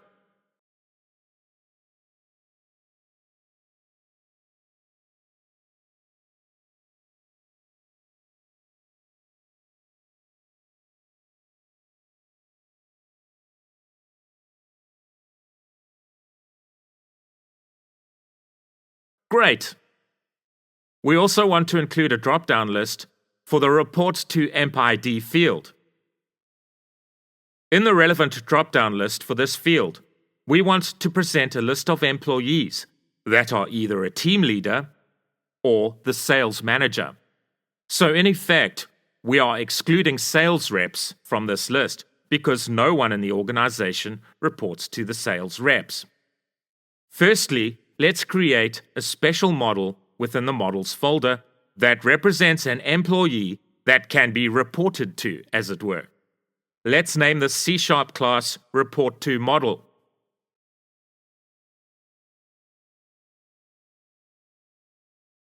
So the first property is named report to EmpID and is a nullable integer.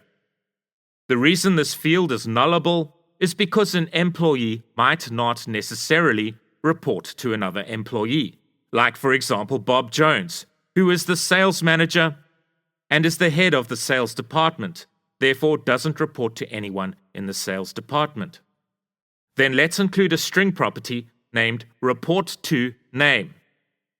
Let's create a method definition for a method named getReportToEmployee within the Employee Management Service interface for an asynchronous method that will be responsible for retrieving a list of objects of type report-to-model.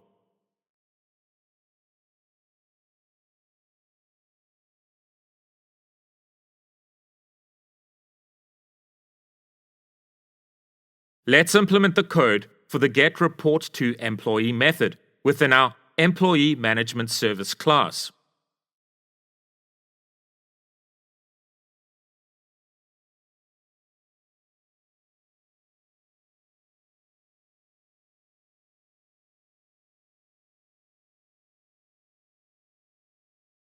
So let's create a link query that returns a list of employee objects.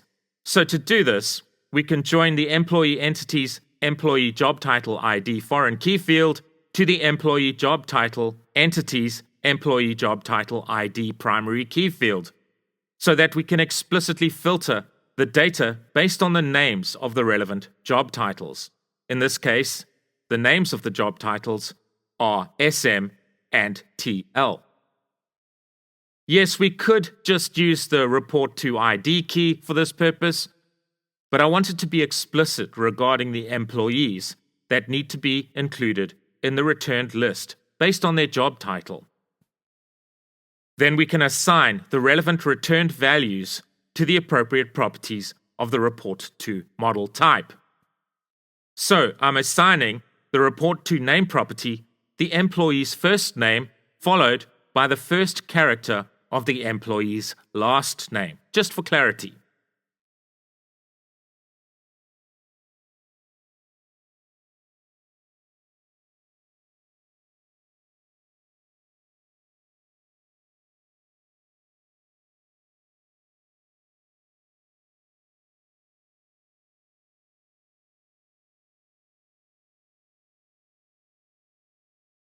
then the way we wire up the code so that the drop-down list appropriately appears for our report to empid field is very similar to the way in which we implemented the code for the employee job title ID field. So let's first write the code to retrieve the relevant data.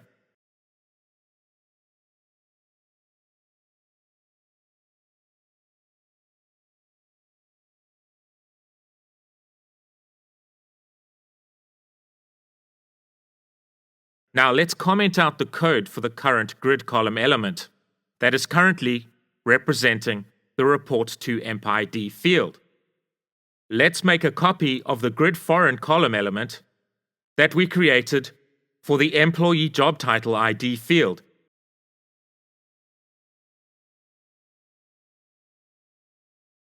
And paste it appropriately above the code that we have just commented out.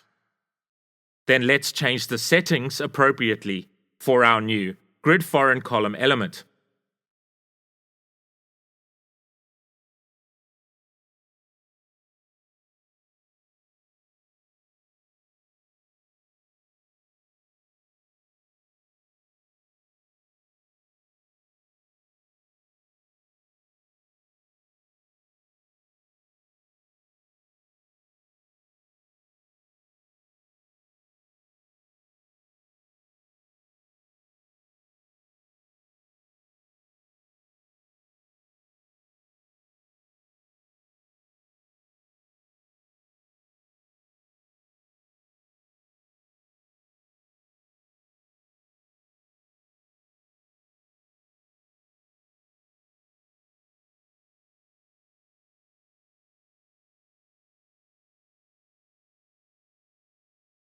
Let's run the code.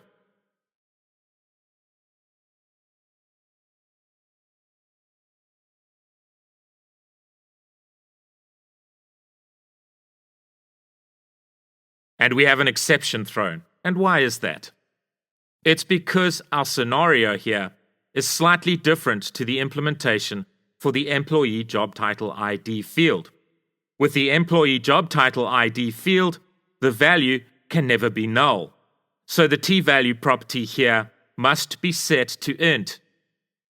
For the report to empid field, the value can be null, which means we need to let the Syncfusion DataGrid know, as it were, that this field can be null. So we need to set the appropriate t-value property here to nullable int, like this. Remember, employees don't necessarily report to anyone, as is the case with Bob Jones, who reports to no one. He is the sales manager, the head of the department. So we must make this field nullable. So this field can either be set to null or an integer value. So that is why we are setting the t-value property here to C#'s nullable int data type. Let's run the code.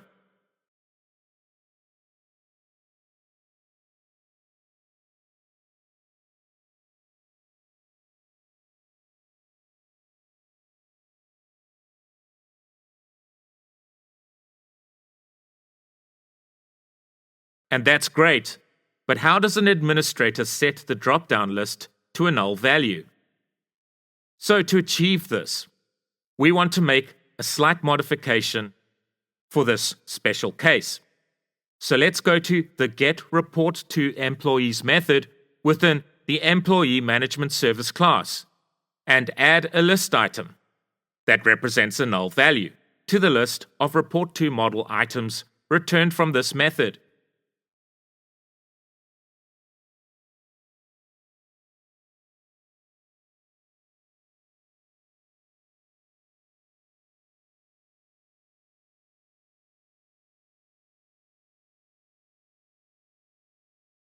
Let's ensure that the null item appears as the first option in our drop-down list. So let's order the list by the report-to-empid property.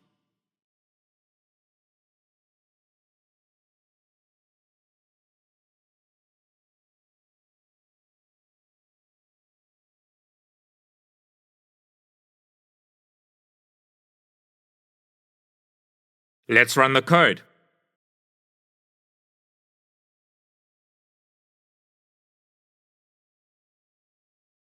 Excellent.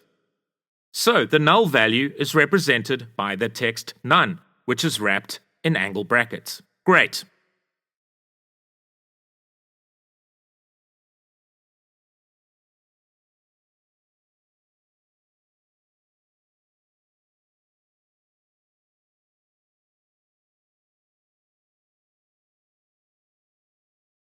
The Syncfusion DataGrid is highly customizable. For example, we can include an image for each employee record that can be displayed within the DataGrid. We can also style the image appropriately using CSS. So I've prepared some image files for this part of the course. The image path field in the employees table of our database has been seeded with the appropriate image path for each employee and points to the appropriate image, which must reside within the www root/images/profile folder. So let's create the images folder within our www root folder.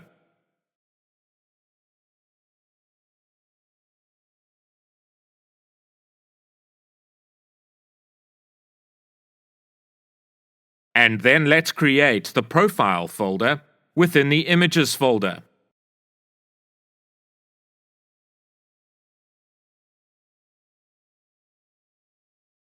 Please download the images from this location on GitHub.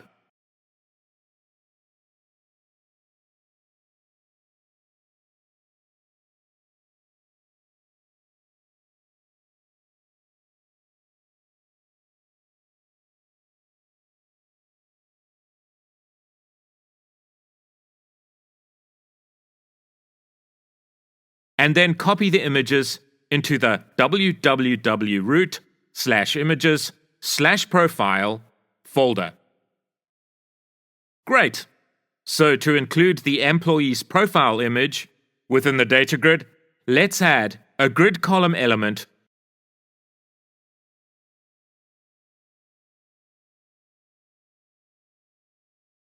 Let's set the header text for our column to profile, and let's set the width of our column to 120 pixels. We can include an image within this grid column using the template element like this. We are now able to appropriately include HTML code within the template element that will in effect display the appropriate image within the relevant data grid column. Note how we are able to use Razor code here to access the employee model object for each row in the data grid. We are able to access the context object for this purpose.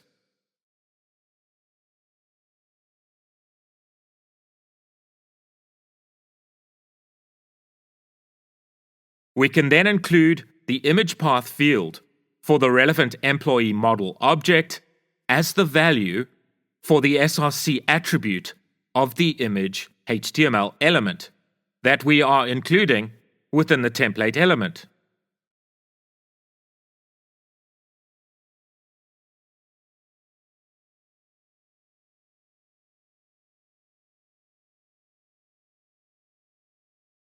And that's great.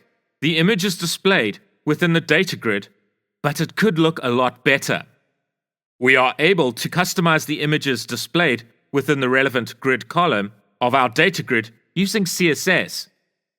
So you can see that I've included a CSS class within the div element that wraps the image element that is used for displaying the relevant employee profile image here. We are able to style the image appropriately with basic CSS code. So to do this, let's create a style tag here. And let's add the .profile-image-container class here. Let's set the width of the image container div element to 80 pixels. And let's also set its height to 80 pixels.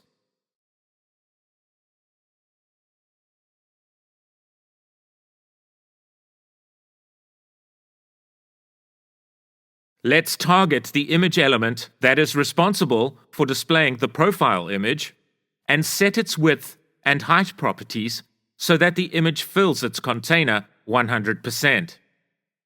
Let's say that we want our image to be displayed within a circle. We can achieve this by setting the image element's border radius property to 50 pixels. Let's run the code.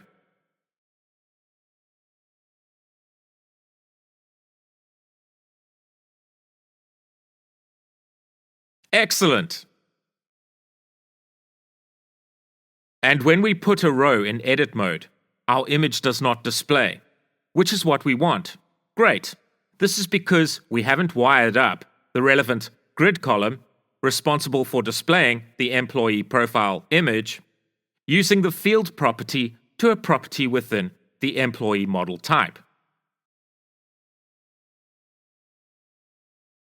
We are only displaying a small amount of data within our data grid. But if we were displaying thousands of records, it is a good idea to display a spinner to the user while the records are loading. This provides a better user experience, UX, to the users of our application. To achieve this, we can appropriately add the SF spinner component to our data grid, like this.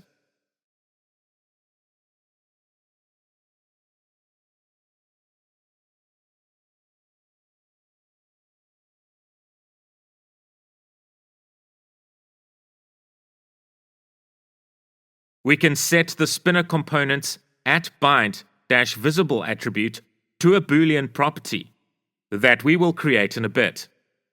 Then we can control, through this property that we have named visibleProp, when the spinner is displayed to the user and when the spinner disappears. Let's set the visibleProp property to true before code runs to retrieve relevant data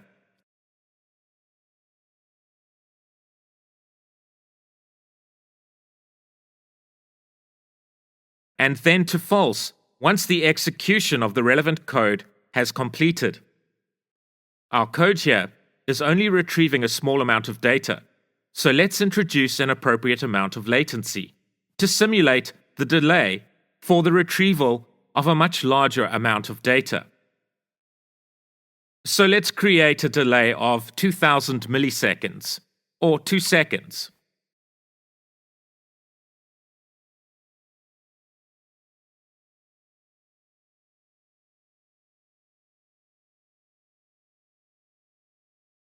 Great!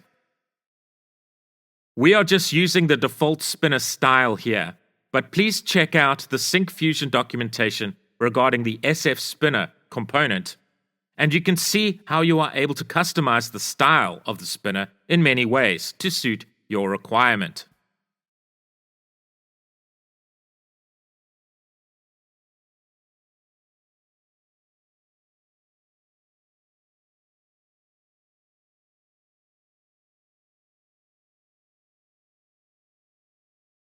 So we can now remove the artificial latency that we have introduced within the oninitialized async method.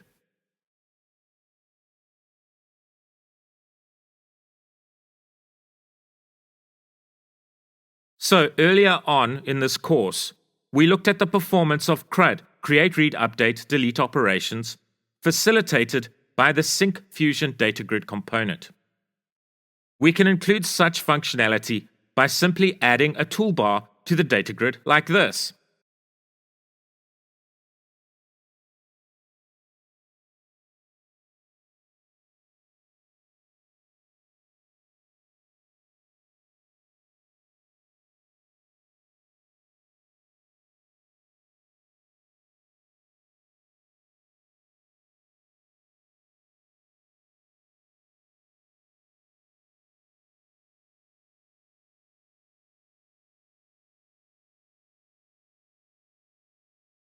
We must also ensure that we have included the grid edit settings element within the SF grid element.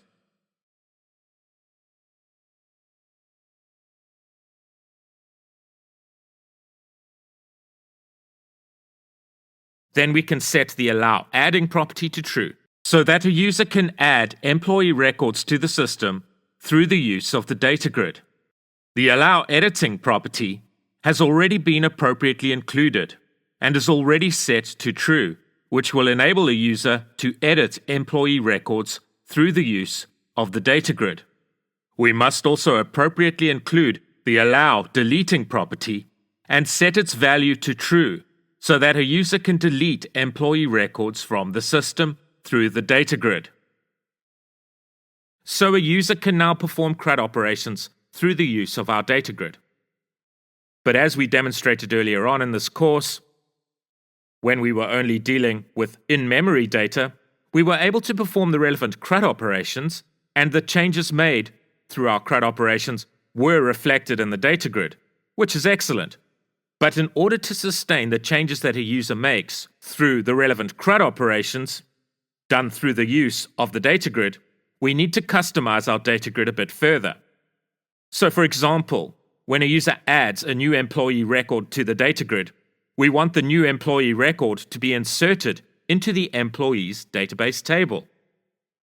So we have now created our database, so we are now working with persistent data, which means we can create functionality for our application so that when a user performs CRUD operations, through the use of the DataGrid, the effects of the CRUD operations are both reflected in the DataGrid as well as appropriately persisted to our database. Syncfusion makes it easy for us to hook into events that are triggered by user actions performed on the DataGrid, and therefore we are able to include our own custom code appropriately within relevant event handlers so that changes made by the user through the use of the DataGrid are appropriately saved to our database. So for example, if a user clicks the Add button on the DataGrid's toolbar, then fills in values for the relevant fields, and then clicks the Update button on the toolbar, which means the user is saving the relevant data to the DataGrid. Our custom code can run at this point and save the relevant data to a database table. So, how do we hook into the relevant DataGrid events? Firstly, let's create the custom code necessary for adding a new record to our database. So let's go to the iEmployee Management Service interface and add a definition for a method that will be responsible for adding a record to the employees database table.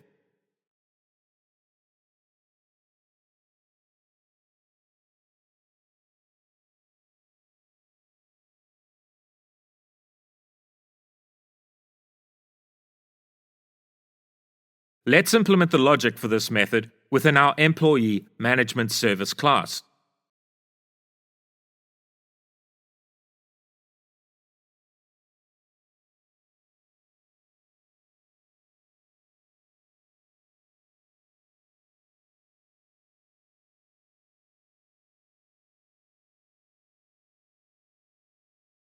So before we do that, let's create a convert extension method so that the employee model object passed into our add method can easily be converted into the employee type that can then be added to our employees database table using appropriate EF call functionality.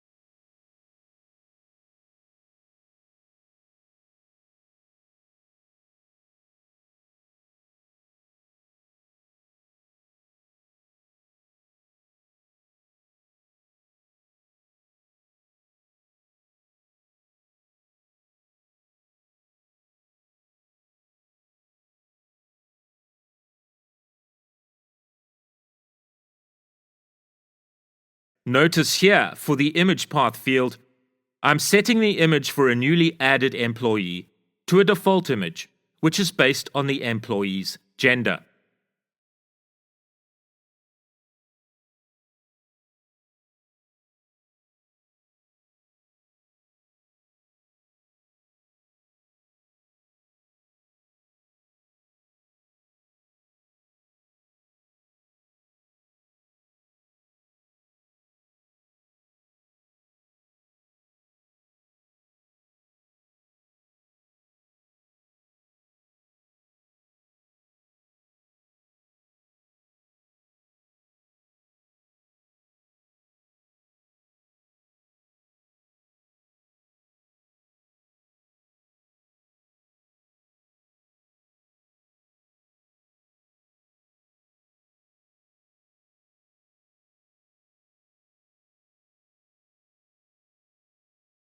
Then we can simply call the convert method on the employee model object passed into our add method. We can then use Entity Framework core functionality to save the newly created record to our employees database table.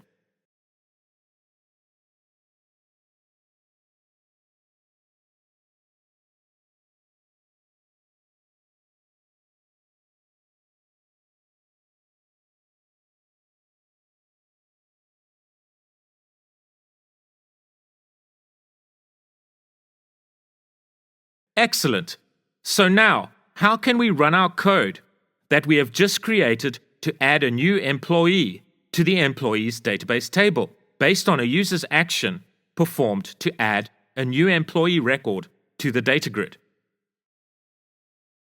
To achieve this, we are able to include a component named grid events within the SF grid element. Then within the grid events element, we can set the onActionBegin property to an event handler method that we'll create in a bit, where we can implement code to call the add functionality that we have just created within the employee management service class. So let's create the method that will run when a user performs an action on our data grid.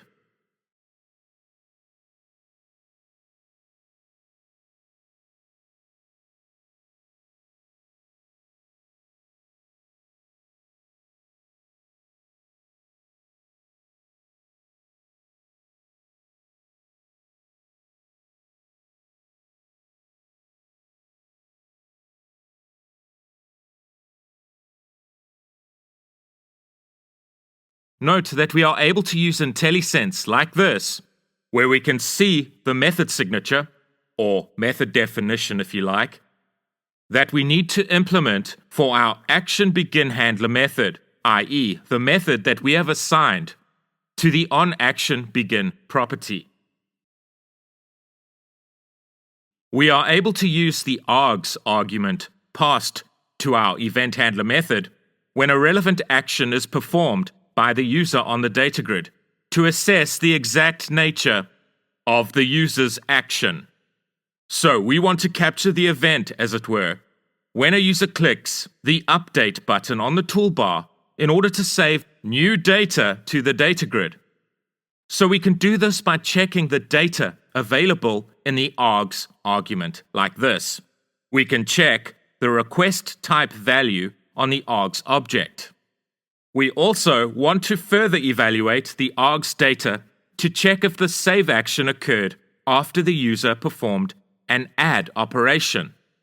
We can do this with this line of code, where we are checking if the args argument action value is equal to add. So if these two conditions are met, our code knows, as it were, that the user is performing a create operation.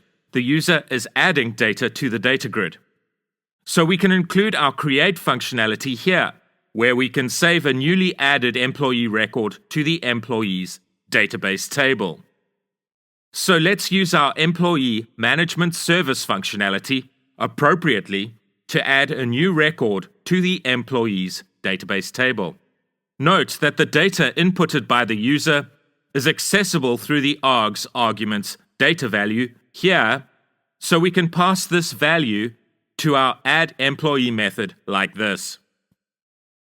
Before we act as a user and add a record to the database, let's include the email field within our data grid. We have not allowed this field to store null values in our employees database table. So a value for the email field must be supplied when adding a new employee record to the employees database table.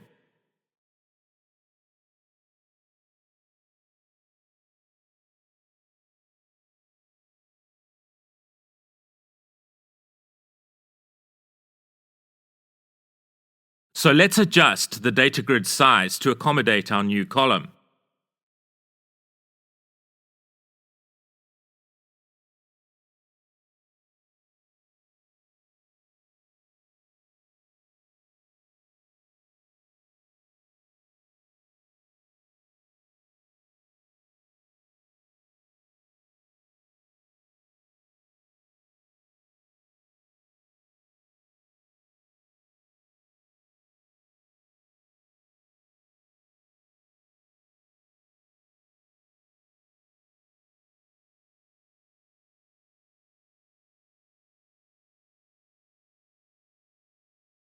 So let's add a record to our database through the DataGrid. So let's say a new sales rep named Greg Ross has just joined the company. So let's add his details to the system.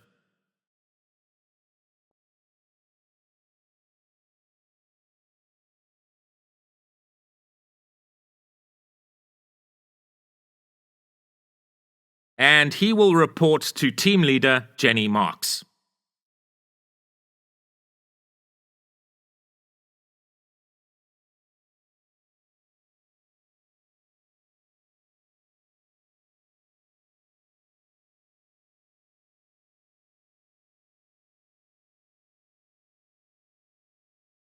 Great, and Greg Ross has been successfully added to the system.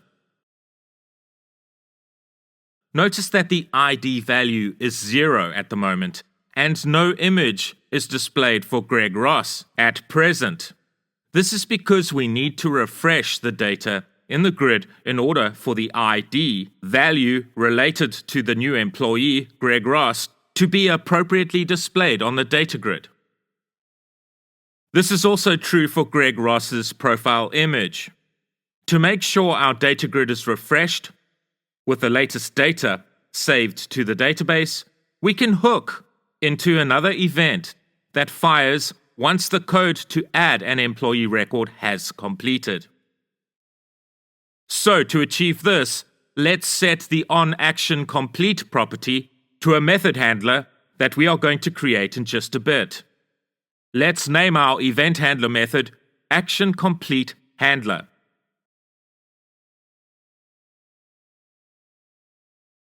You can use IntelliSense to see what the method signature or method definition of our event handler method must be.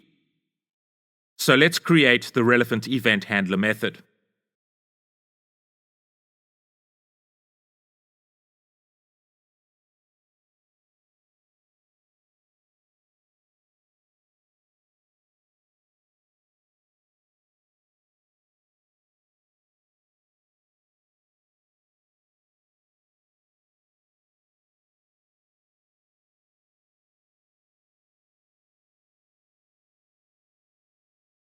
We only want our custom code in this case to execute when the user has added a new record.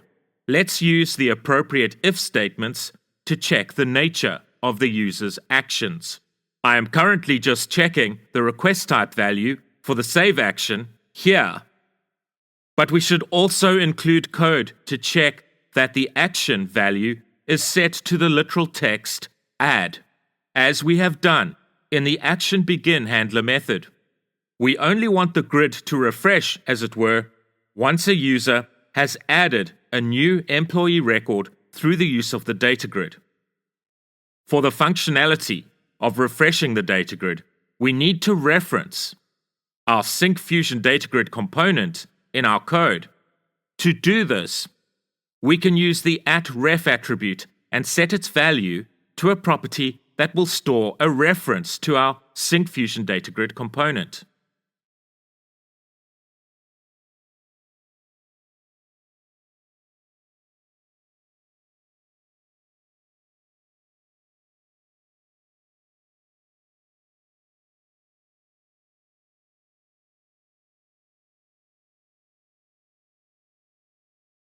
So let's create the property that will reference the data grid in our code here.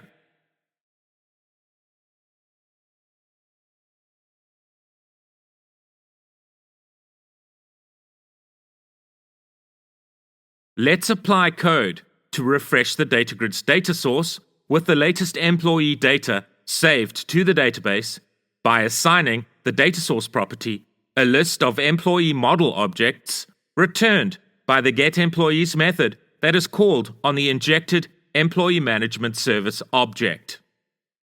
And we can call the refresh method on the property that references our Syncfusion DataGrid component like this.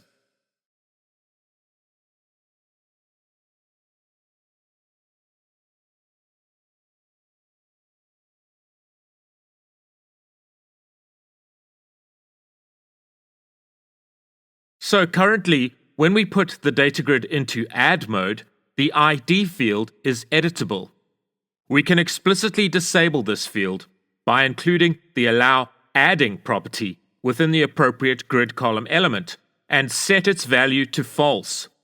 This is an auto-incremented field, and we don't want the user to edit this field.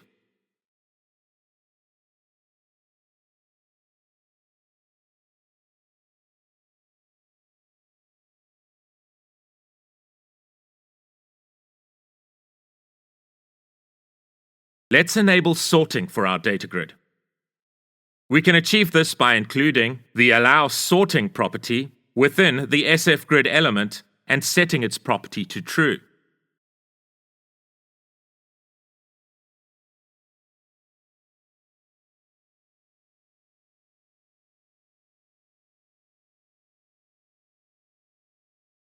So if we add a new employee named David Brown to the system,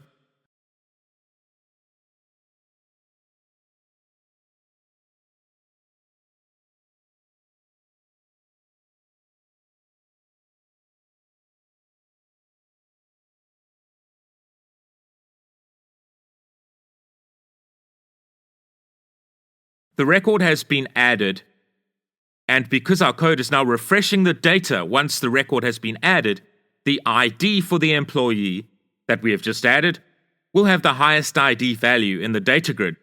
So the data grid is currently being sorted by ID in ascending order. The newly added employee record for David Brown will currently occupy the last row in the data grid. So because we have enabled sorting, the user can sort the ID column in descending order, so we can now see the newly added record at the top of the data grid. The employee ID saved to the employees database table is displayed in the data grid, and a default image is also displayed for the newly added male employee. And you can see here that I've added a few other records to the system off screen. So let's create the data handling functionality for when a user updates details for an employee record within the data grid. And let's also create the functionality for deleting an employee within our employee management service class. Let's create a method named updateEmployee.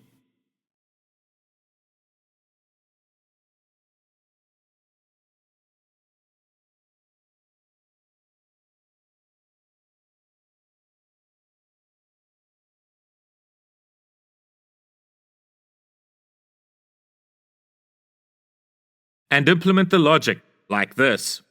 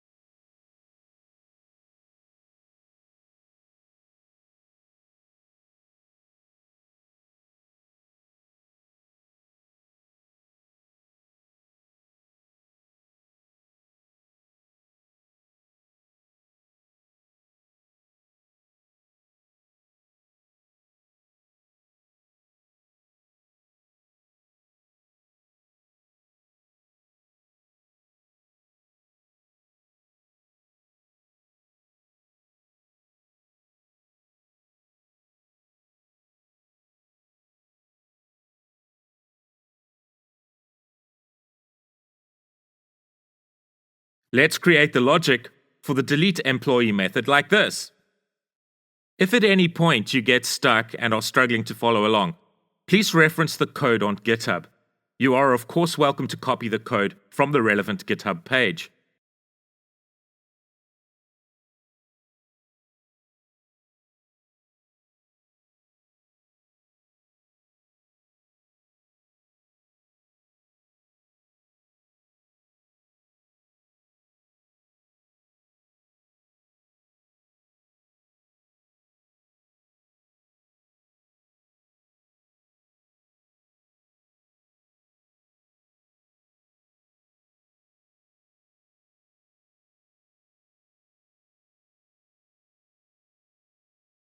Great, so within the ActionBeginHandler method, we can include a check to see if an edit has occurred and then apply our database-related code appropriately here.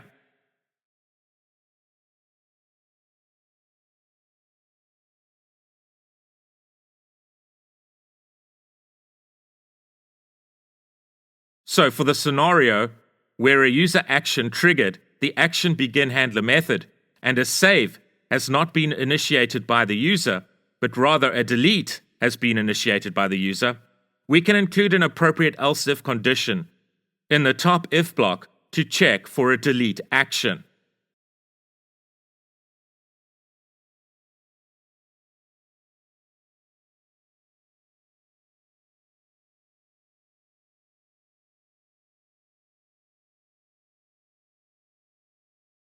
We can then apply the appropriate code to delete the relevant record from the database like this.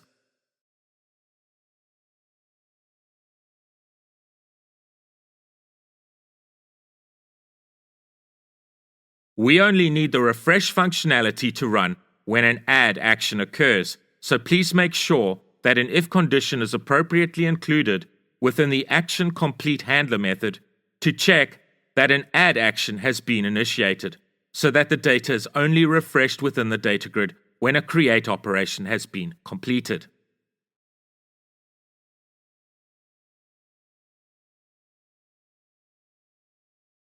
Let's run the code and test that our update functionality has been implemented correctly.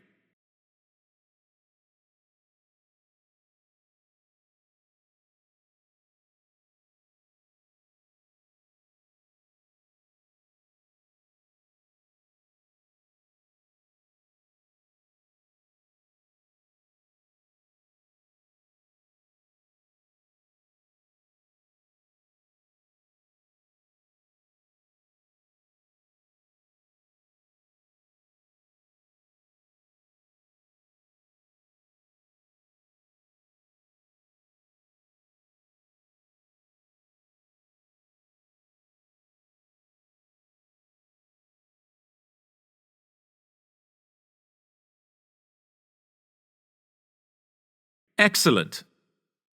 And we are now able to create employee records within the system.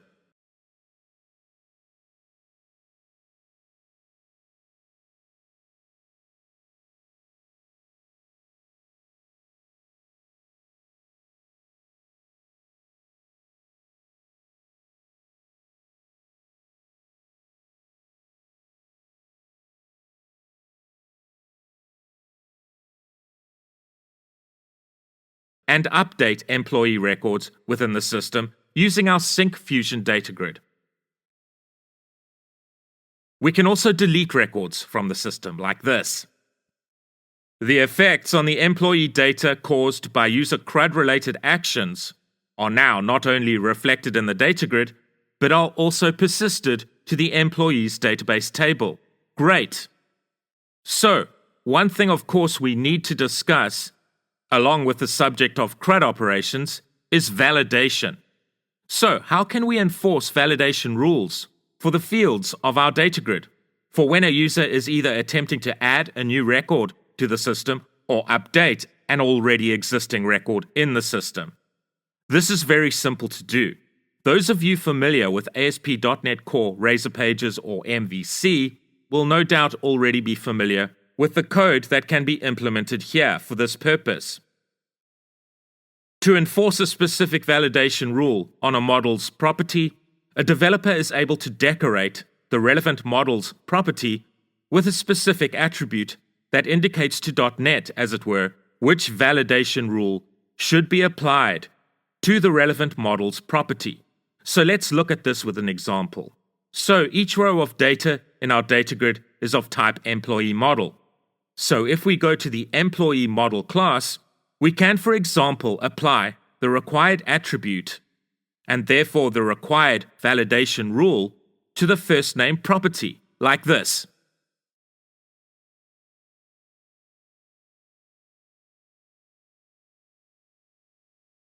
The validation attributes reside within the system.componentModel.data annotations namespace. So we must ensure we include an appropriate using directive at the top of our code.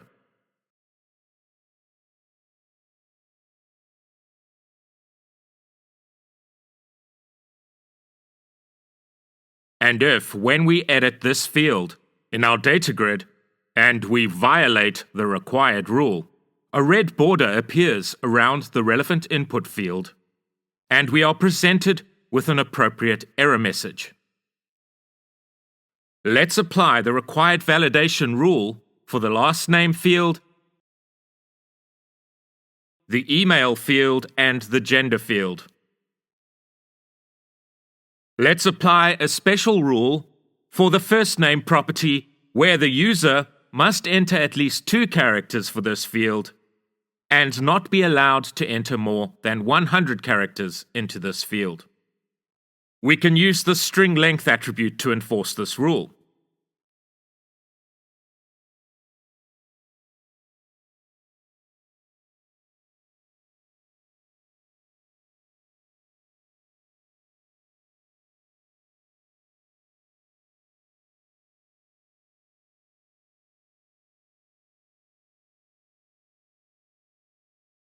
Let's apply the same rule for the last name property.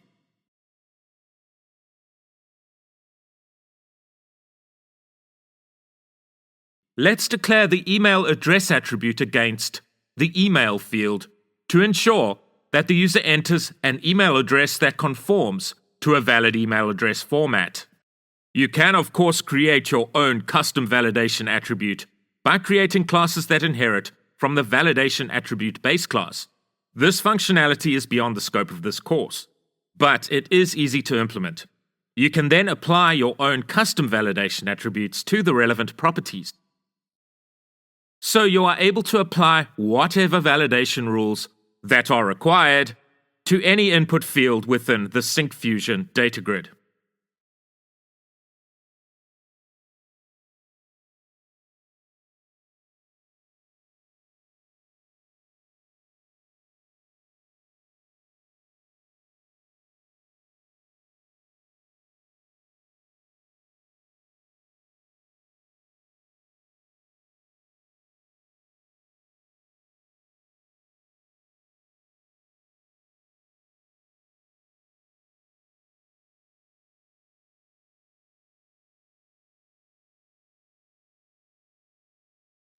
The Syncfusion data grid allows a user to export the data displayed within the data grid to an Excel spreadsheet. You are able to automatically export the data displayed within the Syncfusion data grid to an Excel spreadsheet or a PDF document with minimal additional code. So to enable the user to export the data in the data grid to an Excel spreadsheet, let's first add an appropriate toolbar button to our data grid's toolbar, like this.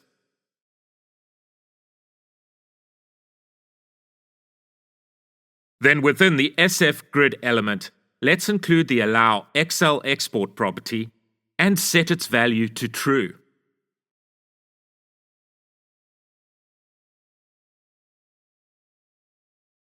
Then we are able to hook into an event that is fired when the user clicks a button on the toolbar by setting the onToolbarClick property within the grid events element to an event handler method that we'll create in just a bit.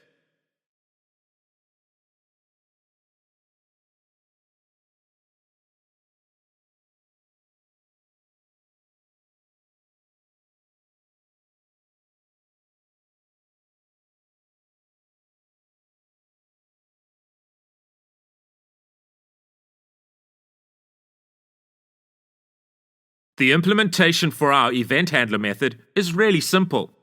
So if the user clicks the Excel export button, run the Syncfusion data grid's export to Excel async method.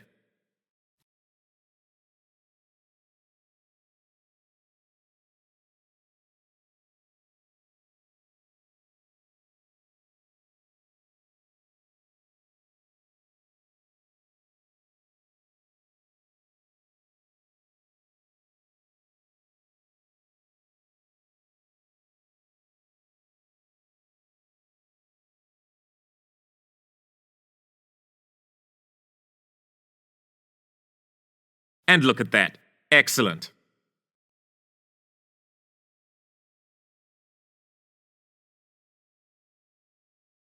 Let's allow PDF export.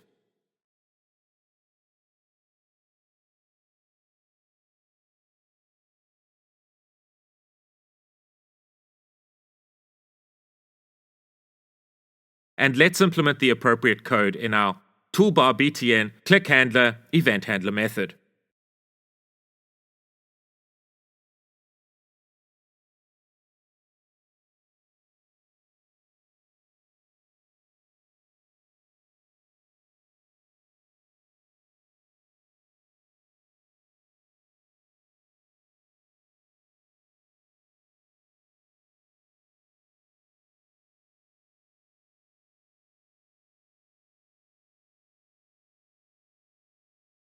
Let's of course include a PDF export button on the DataGrid's toolbar.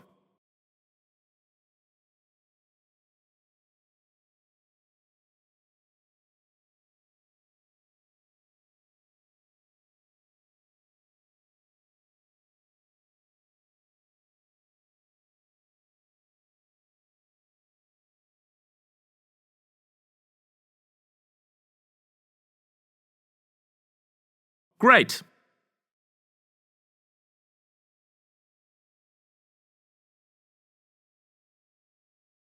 Let's say we wanted to include a button on the DataGrid's toolbar that, when clicked, executes custom functionality. Let's say, for example, we wanted the data in the grid to be exported to a special XML format. We can easily achieve this. We can create our own custom buttons on the DataGrid's toolbar using the item model type, which resides within the syncfusion.blazor.navigations namespace, like this. In the interests of time, I'm not going to write such XML custom functionality, but I'll demonstrate how we are able to include a custom button on the DataGrid toolbar and how custom functionality can be executed when the relevant custom button is clicked by the user.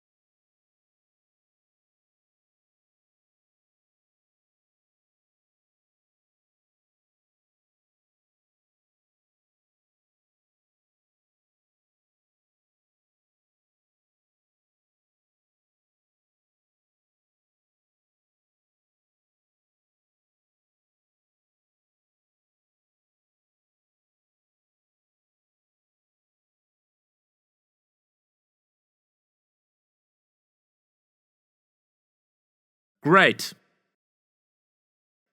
We are able to create columns that contain command buttons within our DataGrid. Say, for example, we wanted to execute the edit and delete operations from buttons that appear at the end of each row within our grid, rather than through the relevant buttons on the DataGrid's toolbar.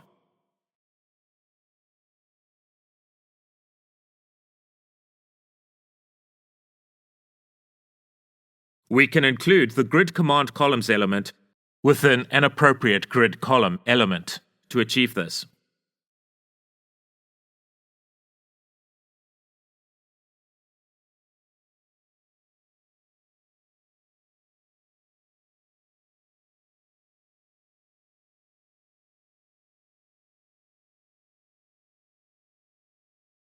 We can then include the appropriate grid command column elements within the grid command columns element and style them appropriately like this.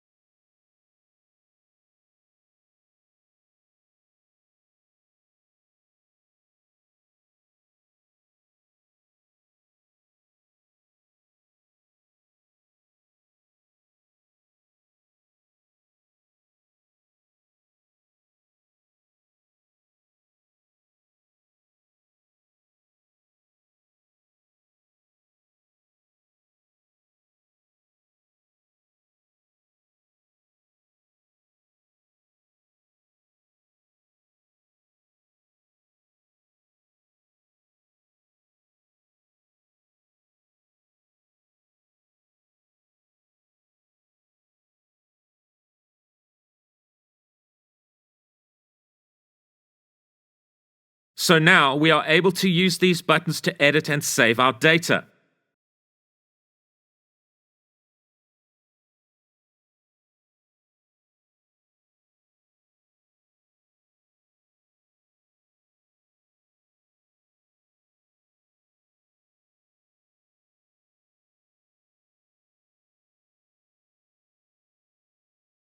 And we can use this button to delete relevant data.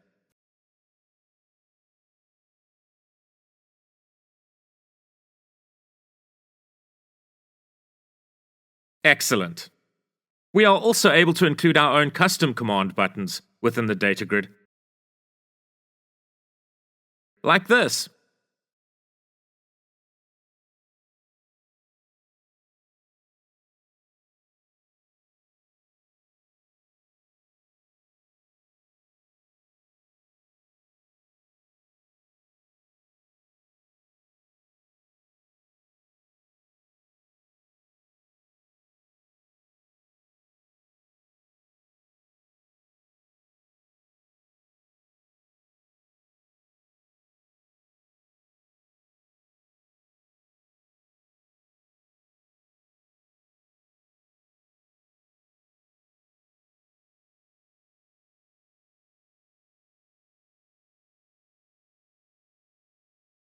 We must, of course, wrap the grid command column elements within the grid command columns element, like this.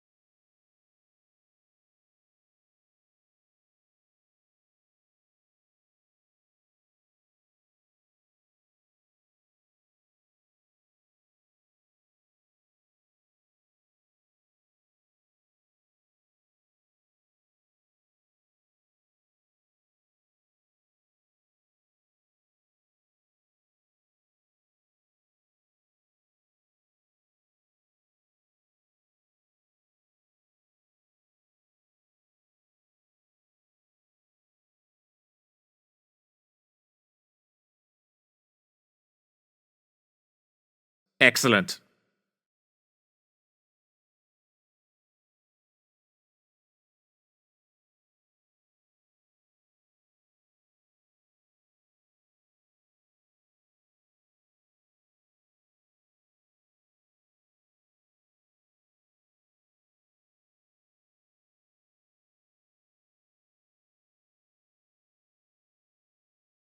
And if we choose to handle our update and delete operations using the command buttons, we can remove the relevant buttons from the toolbar.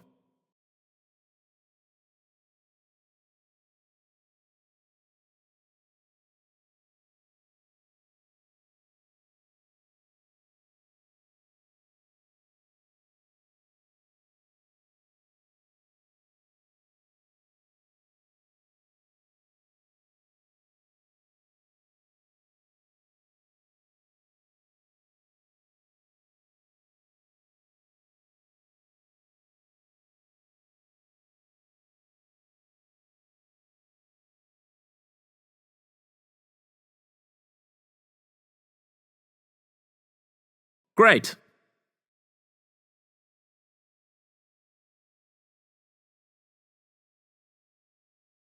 The default mode for our grid is normal mode. In normal mode, when we edit a row of data in our data grid, we edit the relevant fields directly within the data grid itself. When we add a new record to our data grid while in normal mode, a blank new row appears at the top of the grid, and we can input the values for the relevant fields directly within the data grid. We are able to edit or add our data using two other modes, dialog mode and batch mode. Let's first discuss dialog mode. Using dialog mode, when a user edits a row in the data grid or adds a row to the data grid, a dialog is presented to the user with the relevant editable fields. So the user is able to perform the edit or add operation using a separate dialog rather than applying the relevant changes directly to the data grid.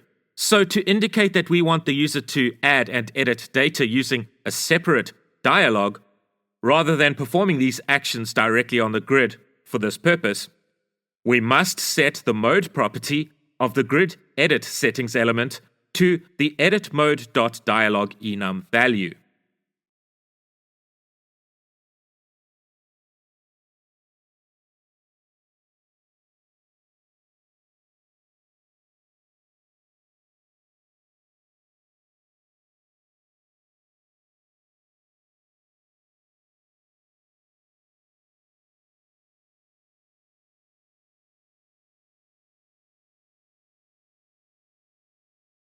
Now, when a user adds a record or edits a record, a new dialog pops up, and the relevant operation is done using this dialog.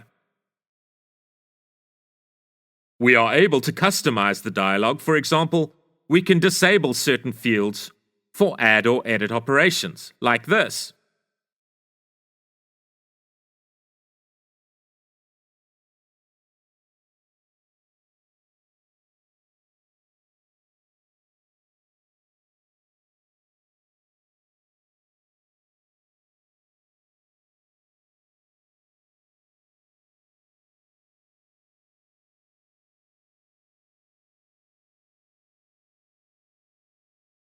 We can customize the header. For example, we may want a heading on the dialog to reflect the action that is being performed.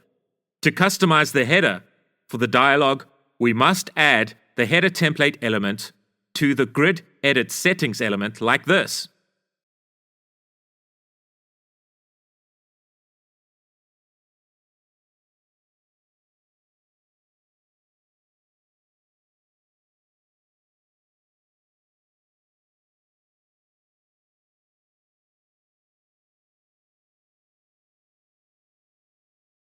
Then we are able to implement our code to handle the relevant customization functionality.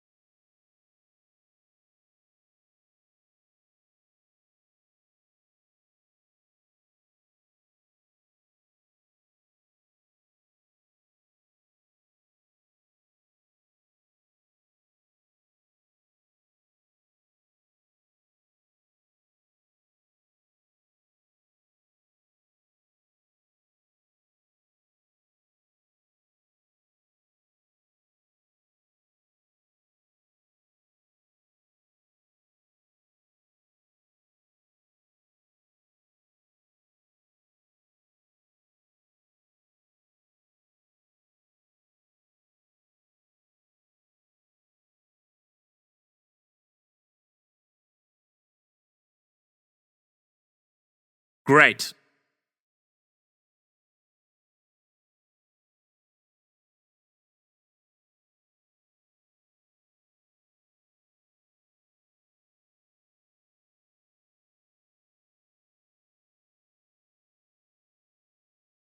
We are also able to customize the footer of the dialog and, for example, change the captions on the buttons based on the operation being performed.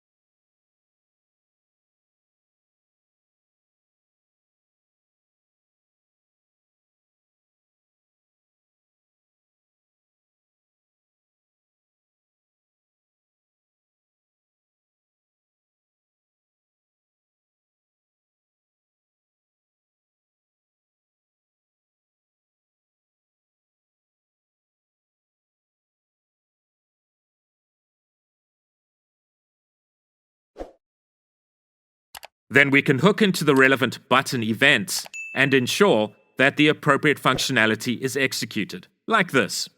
The cancel button simply closes the dialog.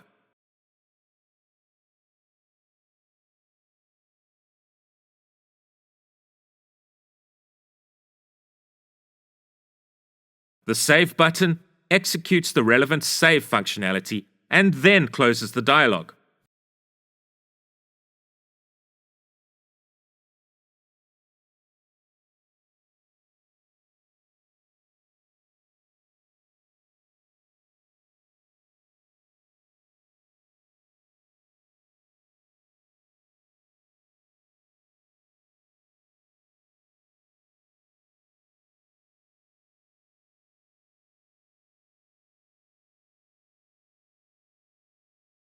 Great!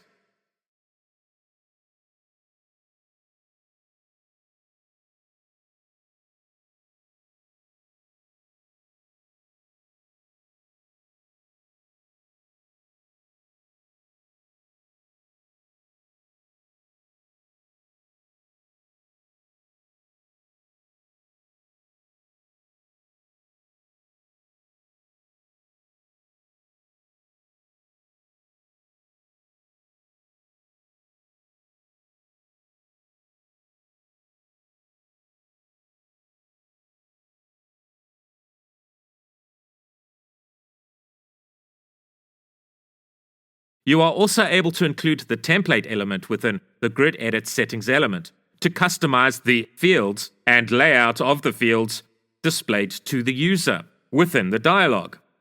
Please consult the Syncfusion documentation for comprehensive information on how to do this.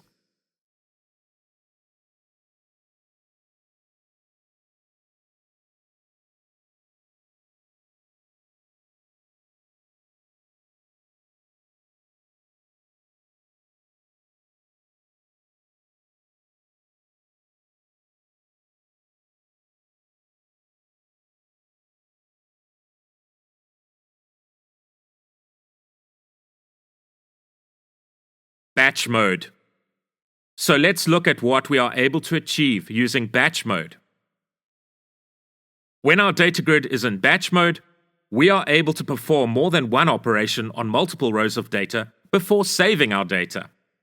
For example, a user can add a new record, edit a different existing record, and delete a record before pressing the update button to save the effects of all three actions at once.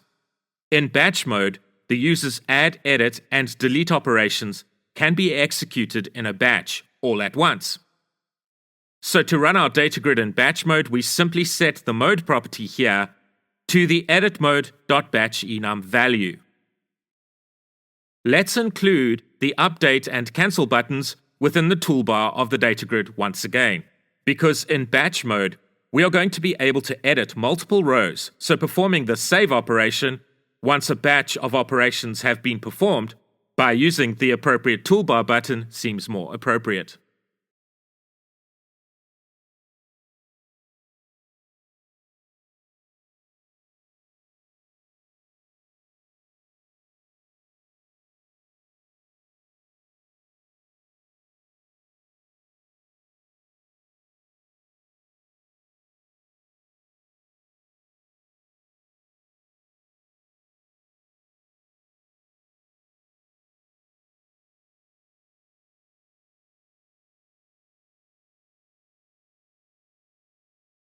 You can see that once we have edited a field and the field loses focus, that the background color of the relevant cell is set to green. So, at a glance, the user is able to see which fields in the data grid have been modified before the user saves the relevant data.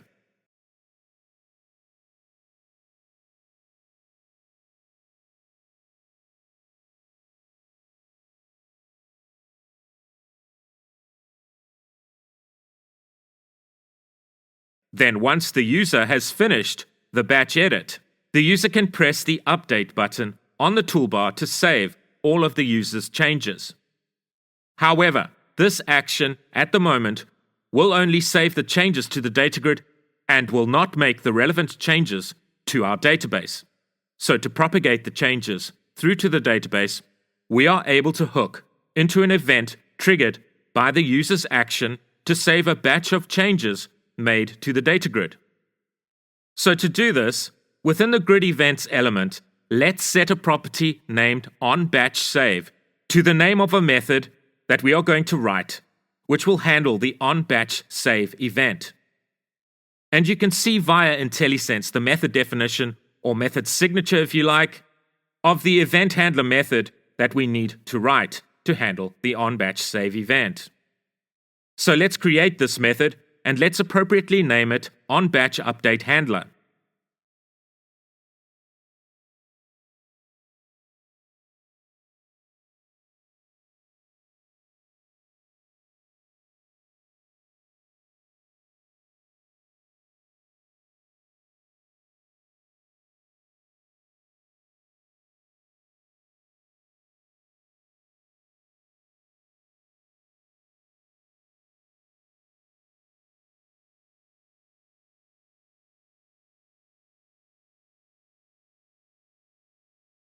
So through the args argument passed to the onBatchUpdateHandler method, we have access to the records that have been added, changed, and deleted.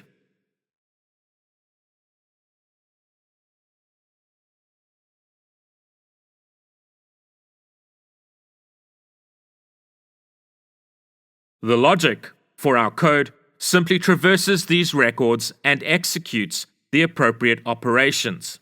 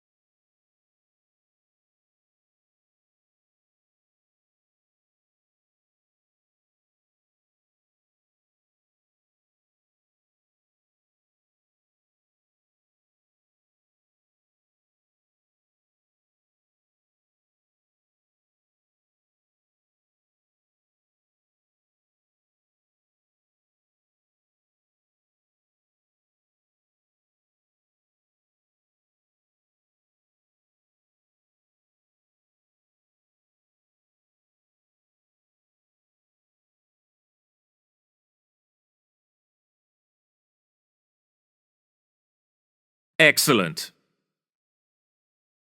And then, of course, as demonstrated earlier, we are easily able to include functionality like paging in our Syncfusion data grid like this. if we want to include a maximum of 6 rows of data per page.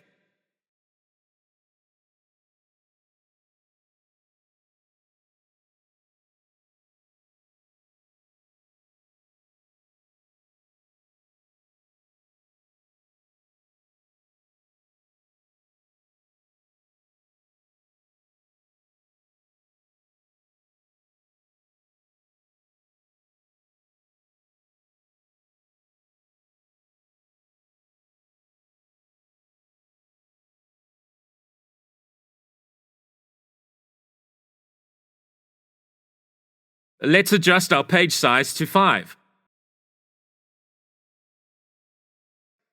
We can also easily include grouping functionality into our DataGrid by including this code in our DataGrid component.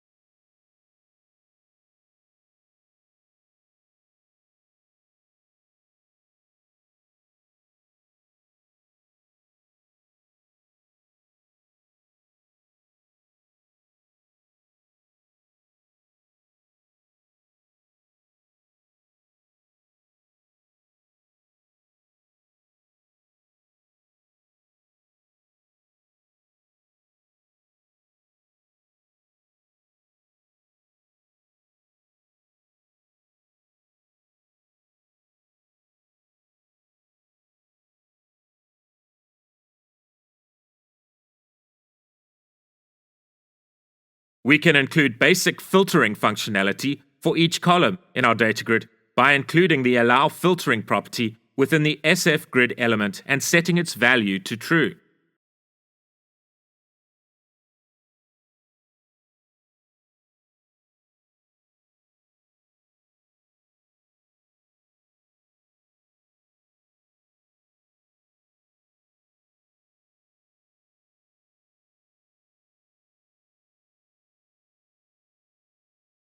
Great! And we can include more sophisticated filtering functionality for each column in our grid by including the Grid Filter Settings element within the SF Grid element and setting the type property, for example, to syncfusion.blazor.grid.filtertype.menu.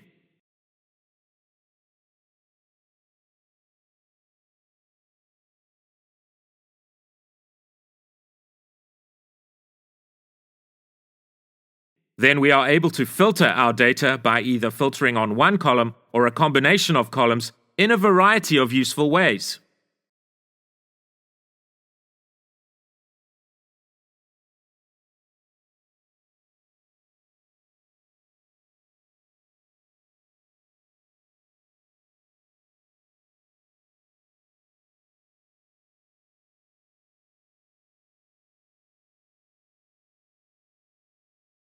Excellent! So, in this part of the course, we have demonstrated how we are able to use the DataGrid for providing sophisticated functionality to the user. And we've been able to integrate this sophisticated functionality with ease into our sales management application, with clean and easy-to-read code. We have been able to customize the DataGrid to suit our application's requirement. Please explore the comprehensive documentation and demo source code provided by Syncfusion on their website, where you'll be able to delve even deeper into the vast amounts of functionality that can be leveraged through the use of the Syncfusion DataGrid component. So, the developer is able to provide extremely rich and powerful functionality with minimal declarative code through the integration of the DataGrid into an application. Please see the code on GitHub for what the code should look like for our particular requirement.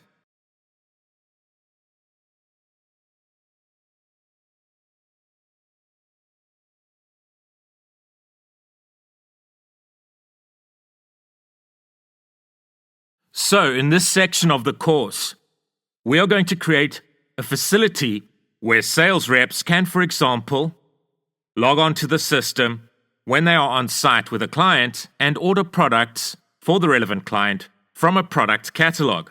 So, for example, an outdoor excellence sales rep regularly visits clients of outdoor excellence.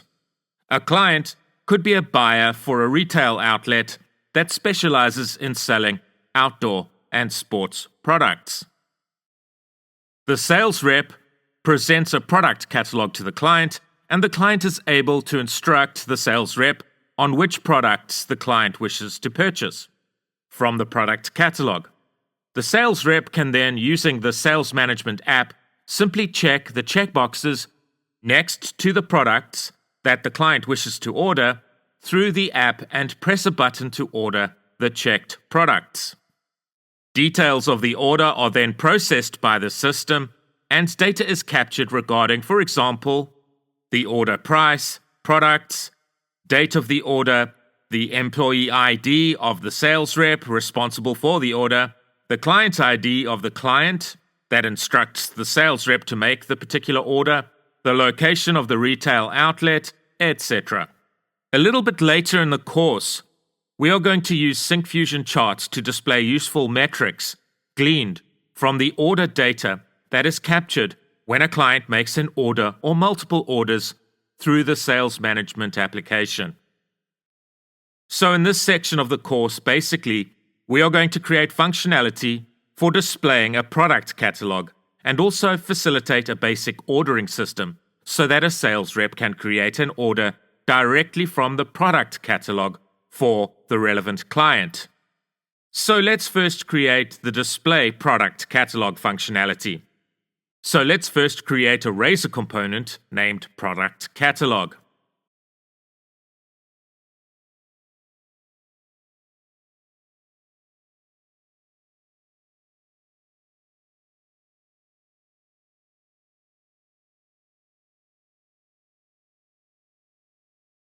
Let's use the @page directive to set up the appropriate routing information for the product catalog Razor component.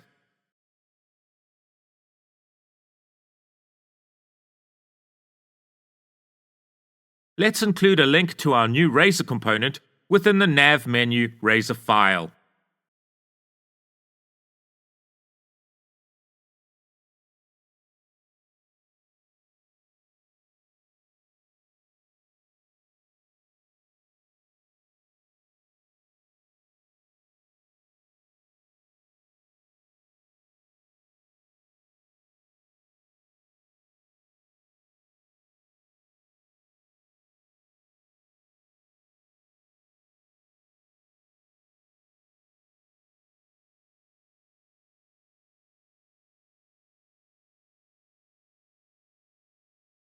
Great. Before we write the front-end code to display the products to the user, let's create a products database table and a product categories database table using EF Core Code First migrations. As we have already discussed, the products table has a many-to-one relationship with the product categories table. For example, the product category named camping can contain different types of tent products, as well as different types of air mattresses.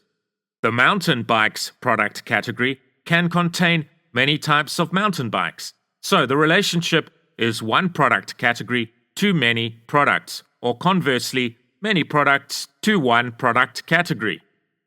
Okay, so let's create the product entity within the entities folder.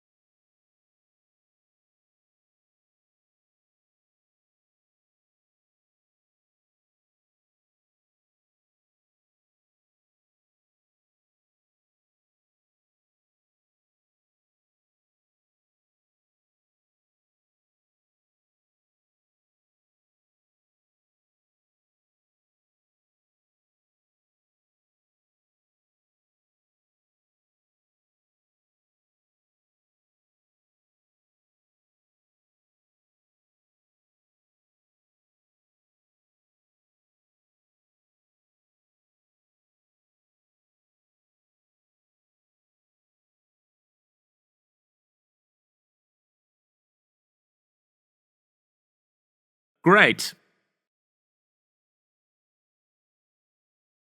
Let's create the product category entity.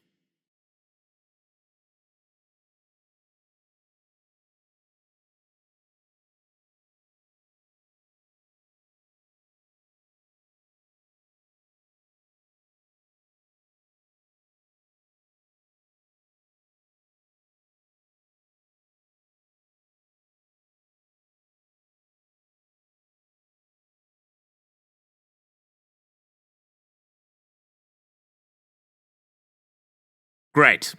Let's add the appropriate DB set properties to our sales management DB context class.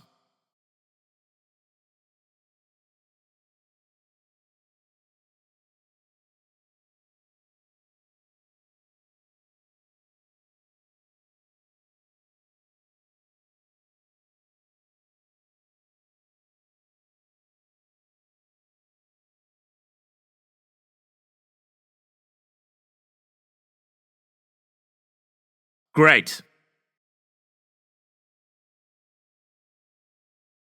Let's create a migration and name it Add Product Tables.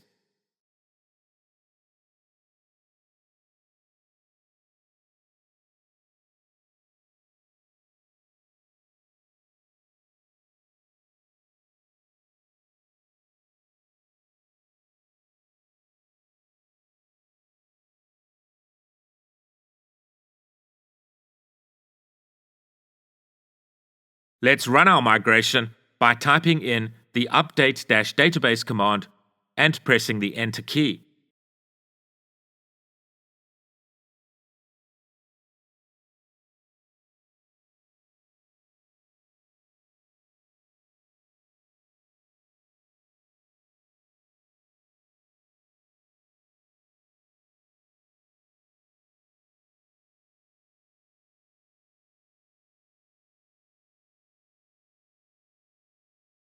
Excellent. So let's seed our product categories table and products table with data.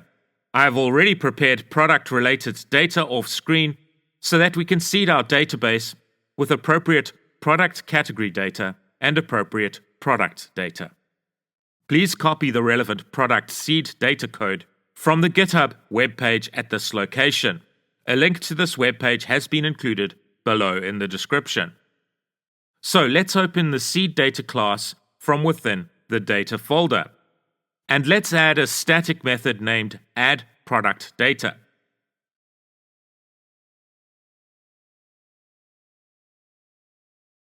Then let's copy the relevant code from the relevant GitHub webpage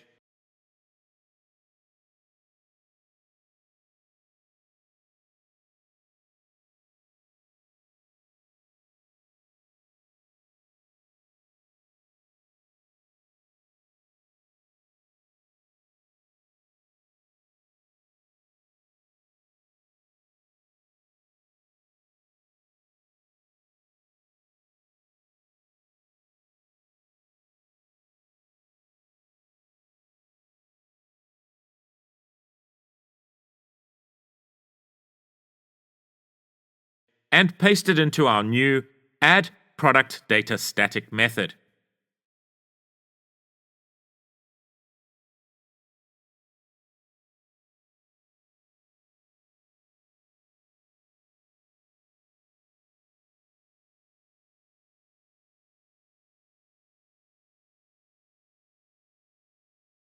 Then we can call the addProductData method from within the onModelCreating method of our sales management DB context class.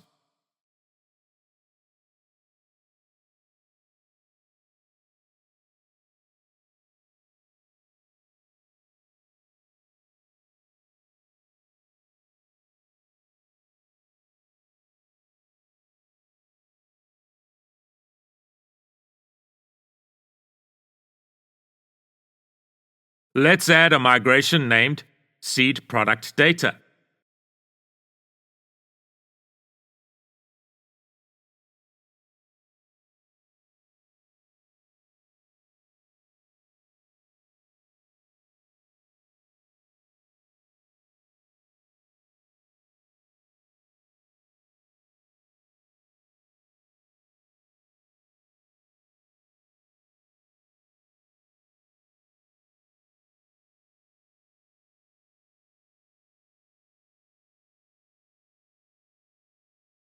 Great! Let's update the database by running the update-database command.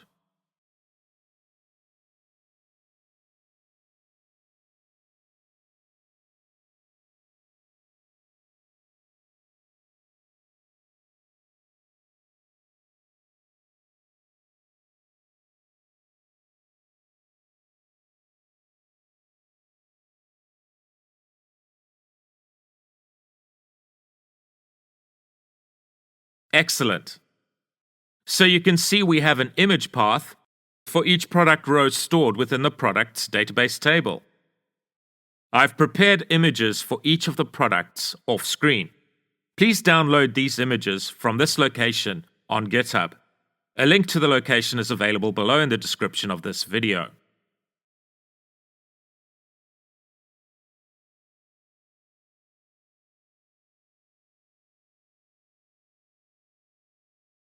Then let's create a folder within the www root/images folder named Products.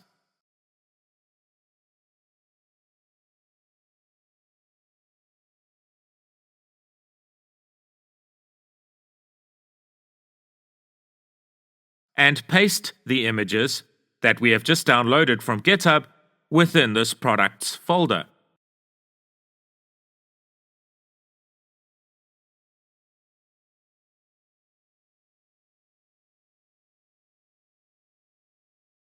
Great. So we can now create the database-related functionality to retrieve the data related to our products. Before we create a service for this purpose, let's create a product model class.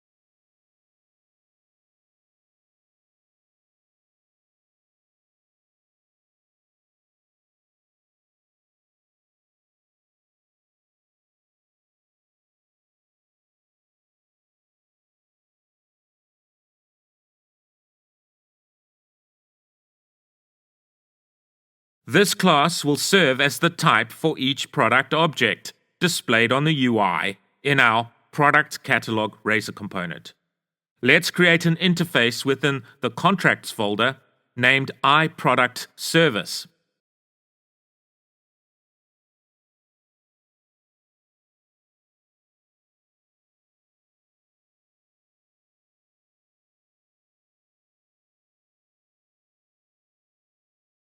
Let's create a definition for a method that will be responsible for retrieving product data from our database.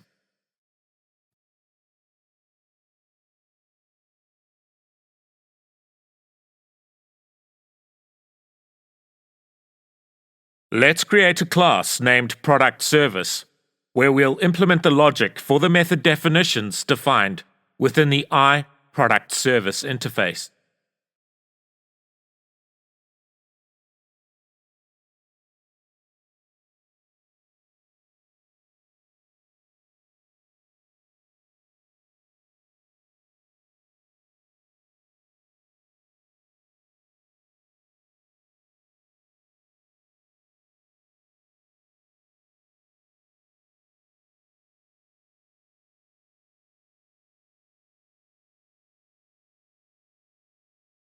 Let's create a constructor that accepts an argument of type SalesManagementDBContext.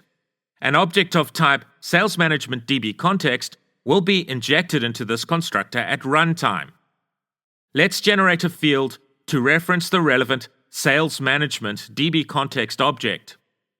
So before we implement the logic for our getProducts method, let's create an appropriate convert extension method for the purpose of transforming a collection of product objects to a collection of product model objects.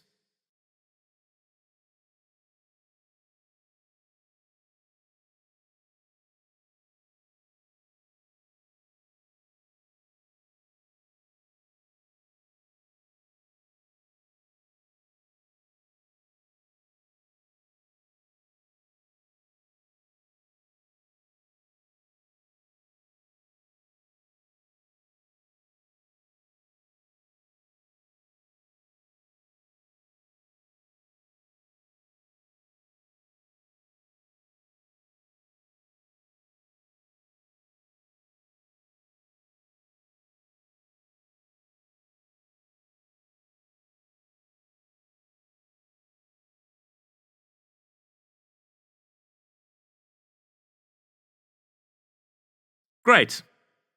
We can pass in the Sales Management DB context object to our extension method so that we can join to the product category entity in the relevant link query. By doing this, we are able to include the product category name in our list of product model data that will be returned to the calling code.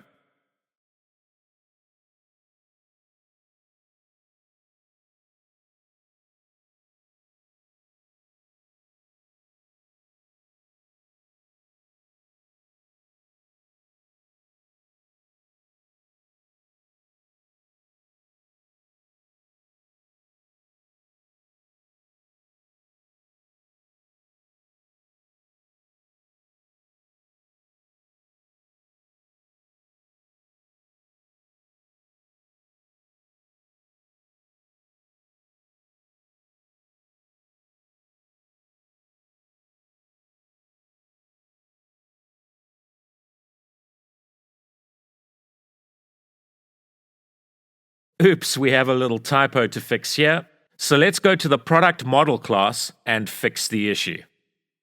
Not decryption, but rather description.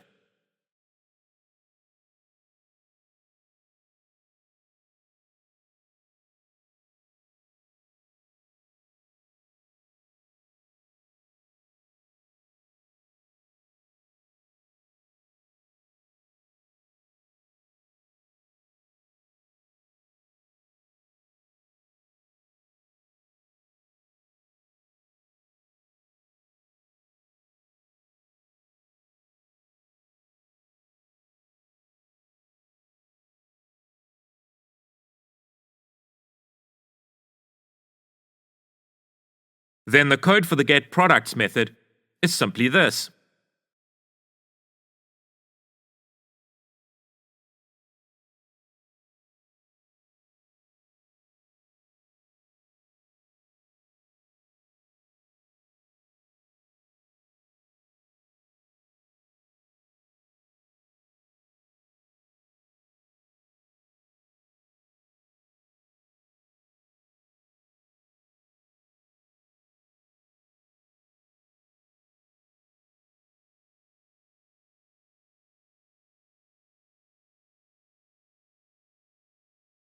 Great.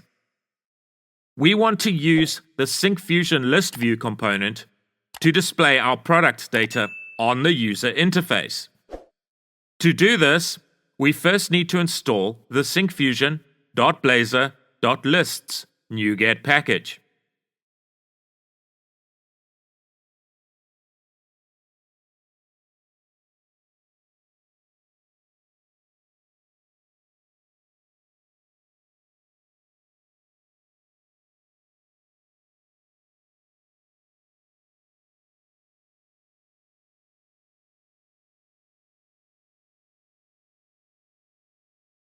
I see during the development of this application, a new version of the Syncfusion components has been released. We have currently been using version 20.1.0.58 of the Syncfusion components. So to be consistent, let's install version 20.1.0.58 of the Syncfusion.Blazor.Lists NuGet package. We can always update our installation of our Syncfusion components to the latest version at a later time.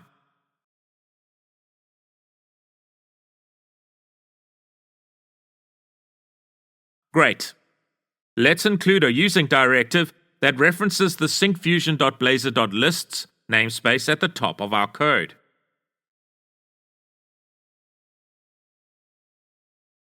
In this Razor component, our code is going to refer to types within the Sales Management App.Entities namespace, the Sales Management App.Services.Contracts namespace, and the Sales Management App.Services namespace.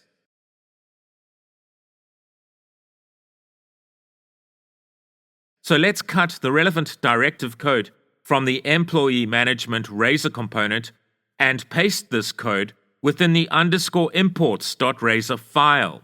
This means that these directives will now be applicable to all of our Razor components.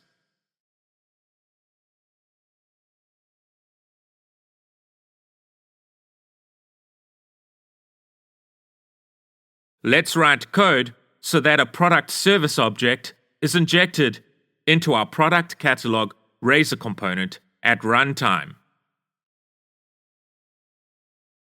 Let's create a parent div tag that contains a Bootstrap class so that this div represents a row within the Bootstrap grid system.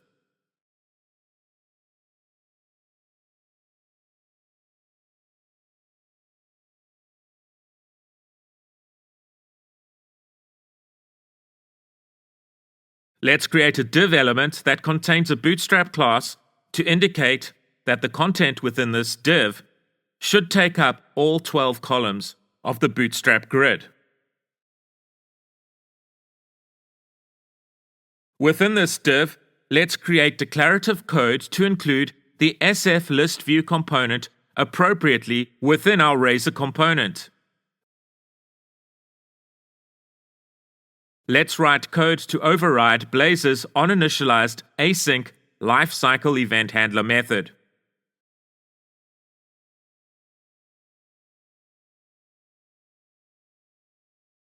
Let's create a variable that will reference the data that we'll use as a data source for our Syncfusion ListView component. This data source will of course contain items of type product model to store the product data retrieved from our database.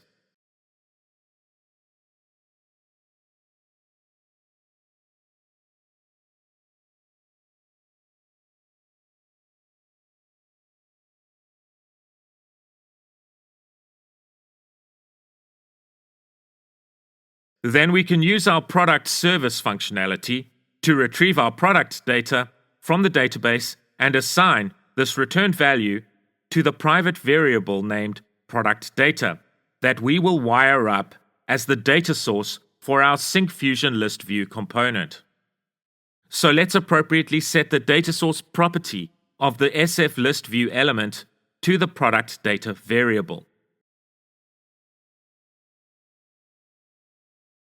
Actually, let's change our product data variable into a property and capitalize the P in product data.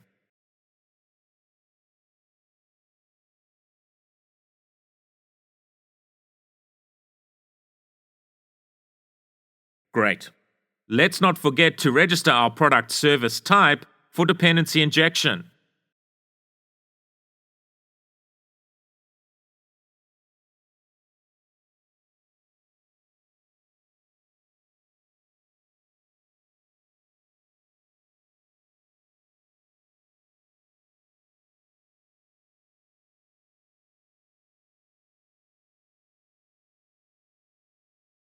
Great.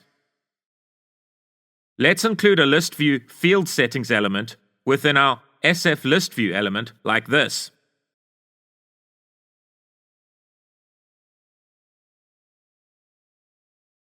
Let's set the t-value property within the ListView field settings element to product model. Let's set the ID property to ID and the text property to name.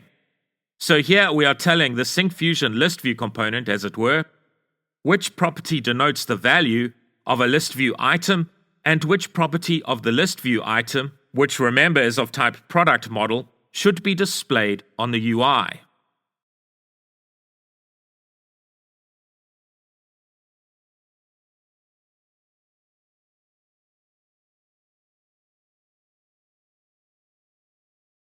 And there it is, our products are displayed neatly within our ListView component. So of course we are able to customize our Syncfusion ListView component so that it suits our particular requirement. Firstly, let's say we want our products displayed so that they are grouped by product category.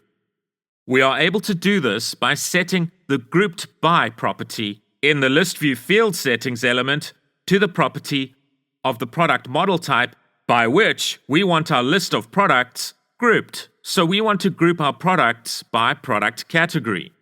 So we can achieve this by grouping by the category name property of the product model type, like this.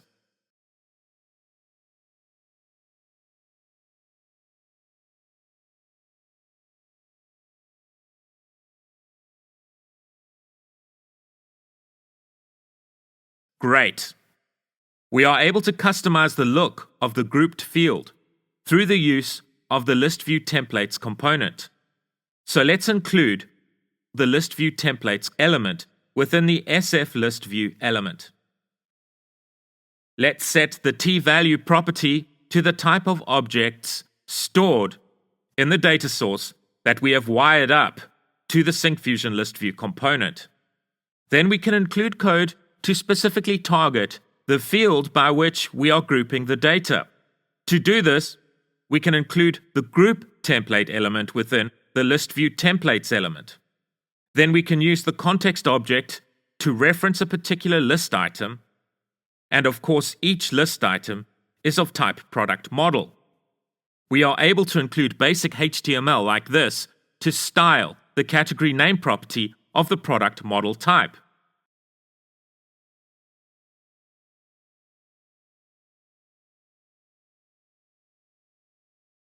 And that looks pretty good.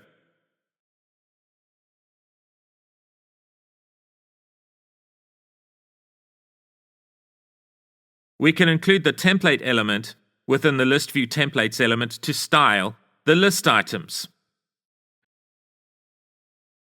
Within the template element, we can use HTML and CSS to style the fields we want to display to the user for each list item in the list view.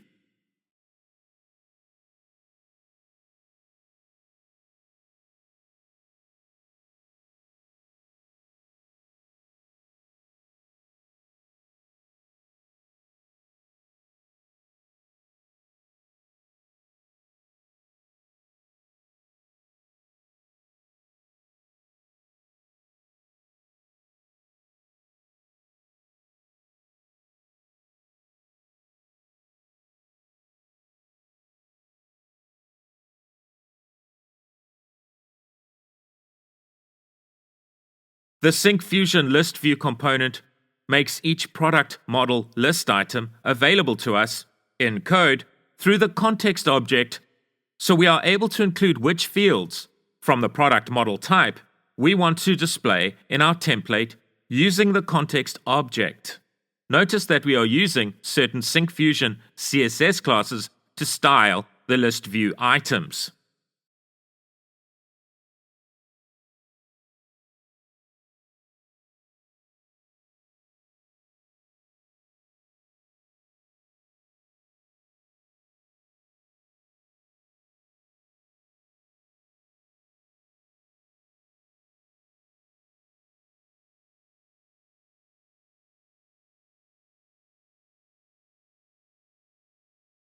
So before we continue, let's use the toString and .NET globalization functionality to force the currency to be displayed as US dollars, like this.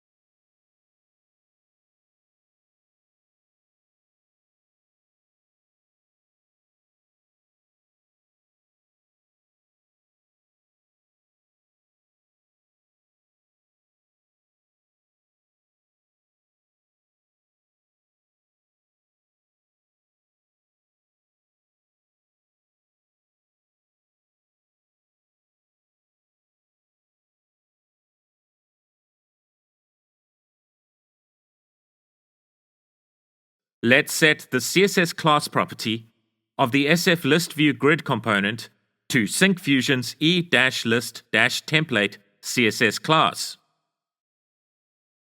For more detail on the CSS structure in the Blazor ListView component, please check out Syncfusion's documentation regarding this topic at this location. A link to this webpage has been included in the description of this video. Let's also include a class named ListView-template. Then we can customize the style for our list view using appropriate CSS code.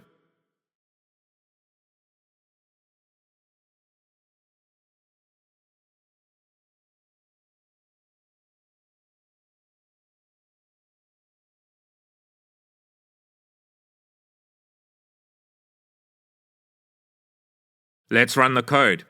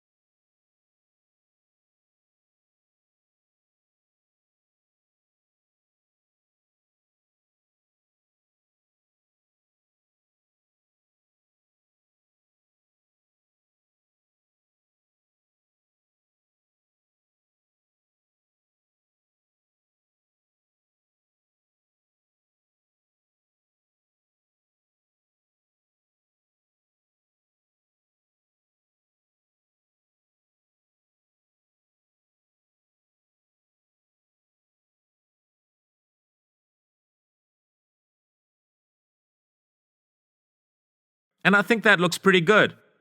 So I want to include a checkbox next to every list item so that the user can easily select the products from the product catalog before placing an order.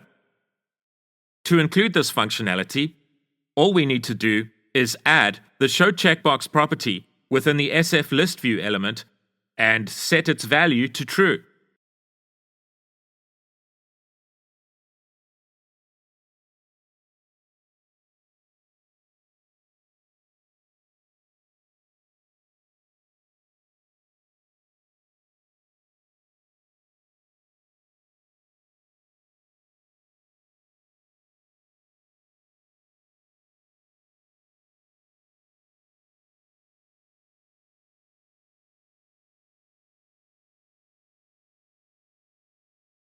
Excellent.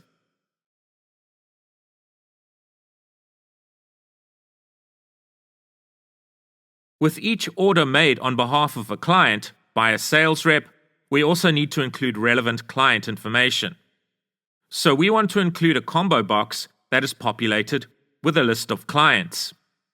The sales rep can then choose the client on whose behalf an order is created from the combo box before placing the relevant order.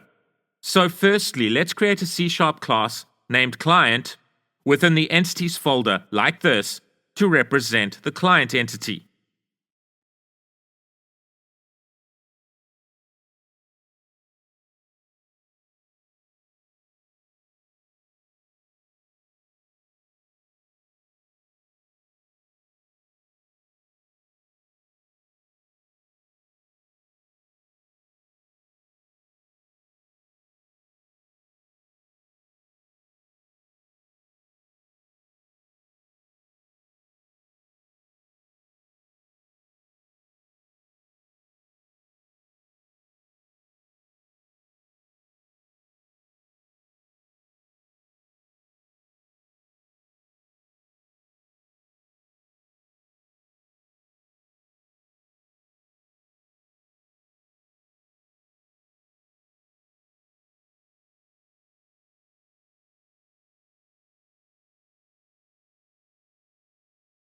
Great.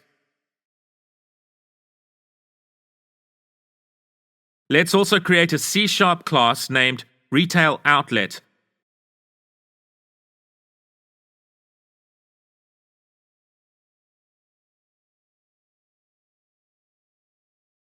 And include these properties within the Retail Outlet class.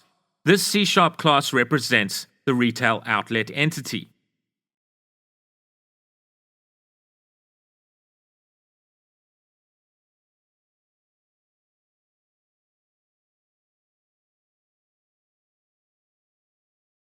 The client entity has a one-to-one relationship with the Retail Outlet entity. A client works for a retail outlet. and serves as the point of contact for an outdoor excellence sales rep. Let's include the relevant DB set properties so that EF Core will include code within our next migration to create the corresponding database tables within our database.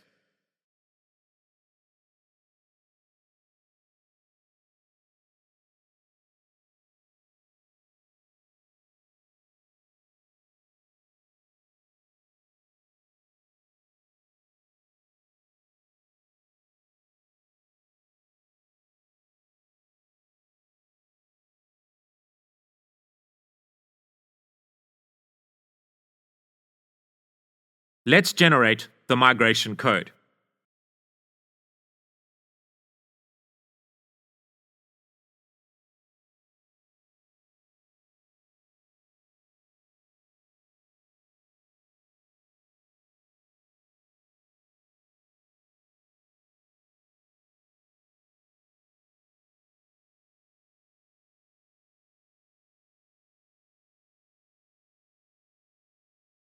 And let's update the database.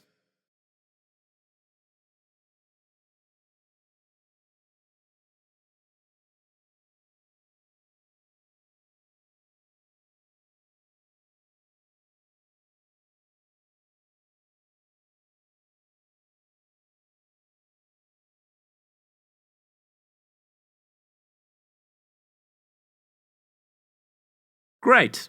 Let's seed our clients and our retail outlets tables with data. Please copy the relevant code for seeding these tables from the GitHub webpage found at this location. A link to this page has been included in the description of this video. So within the seed data class, let's create a static method named addClients.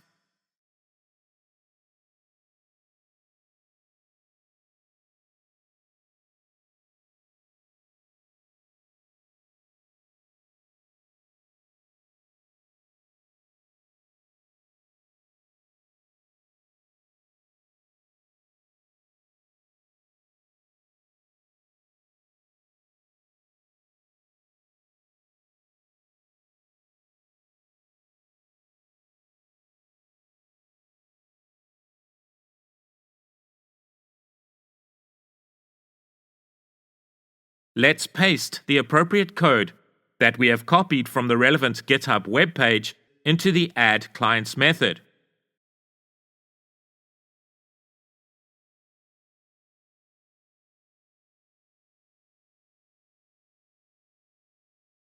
Okay, so to be consistent, let's rename our addClients method to addClientData. Let's then call the addClientData method from within the onModelCreating method within the Sales Management DB context class.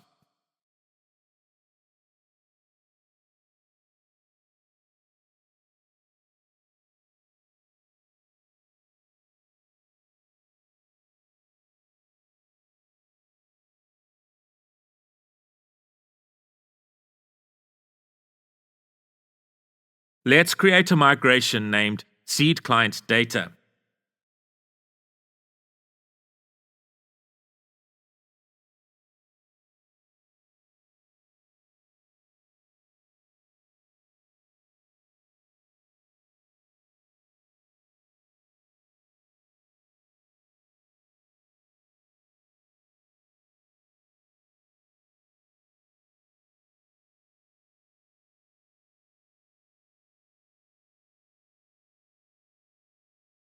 Great! Let's update the database with our client data by typing in the update-database command and then pressing the Enter key.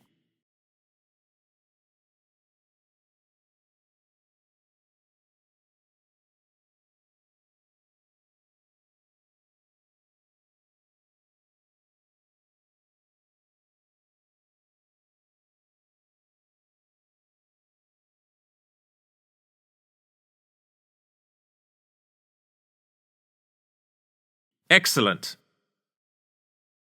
Before we create a service responsible for our client functionality, let's create a C# class named ClientModel within the Models folder.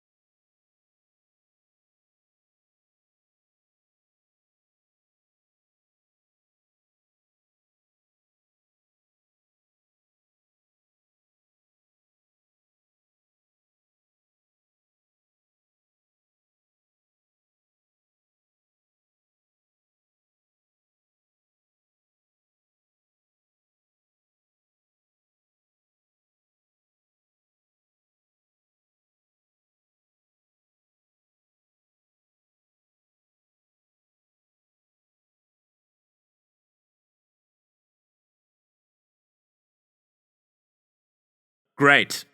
Let's create an interface named iClientService.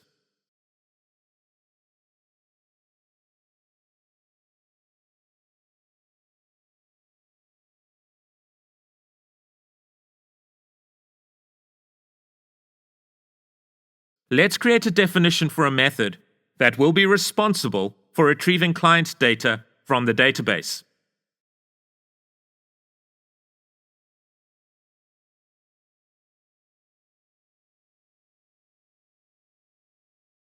Let's implement the logic for the getClients method within a new class named clientService.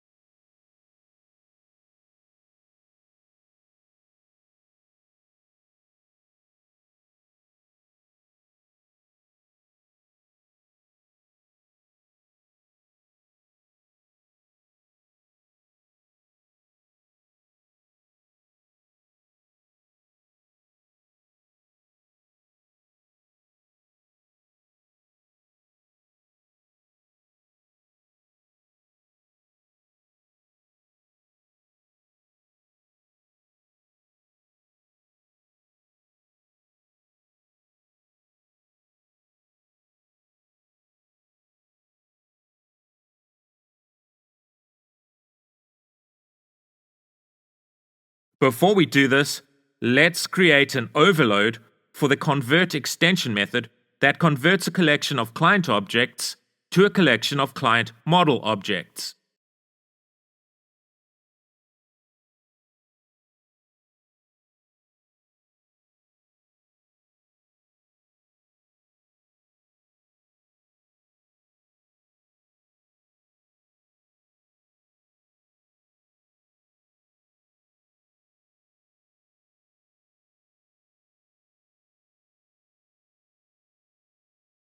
We want to join our client entity to the retail outlet entity within our convert extension method. So we must also pass in the sales management DB context object.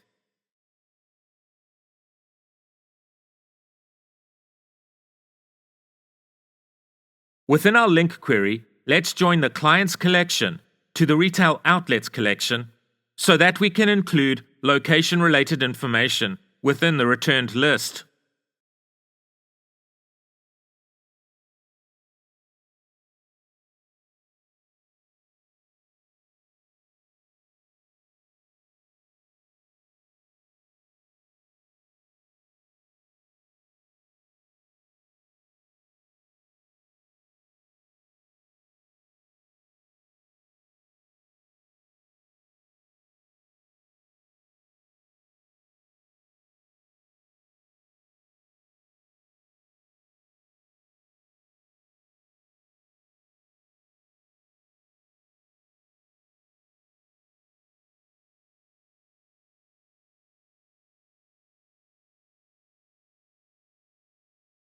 Then our code logic for our getClients method is very simple.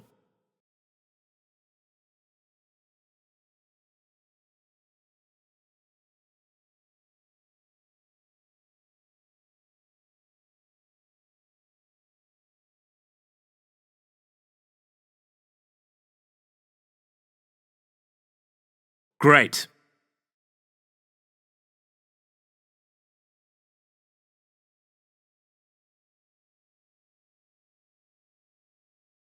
Let's go to our product catalog Razor component.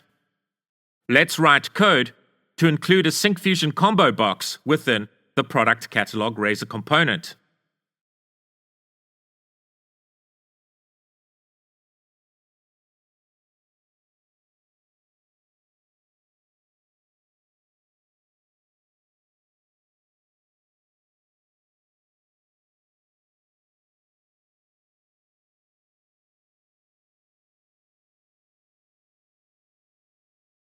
Let's create a property that will reference the data source that we are going to wire up to the combo box.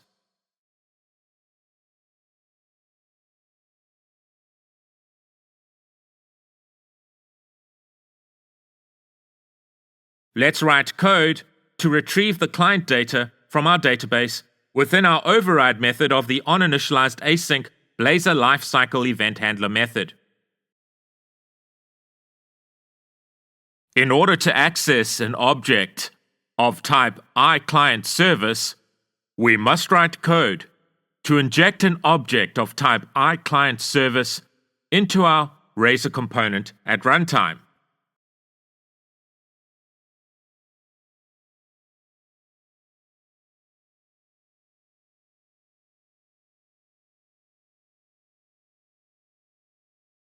We must, of course, remember to register our client service type for dependency injection within the program.cs class, like this.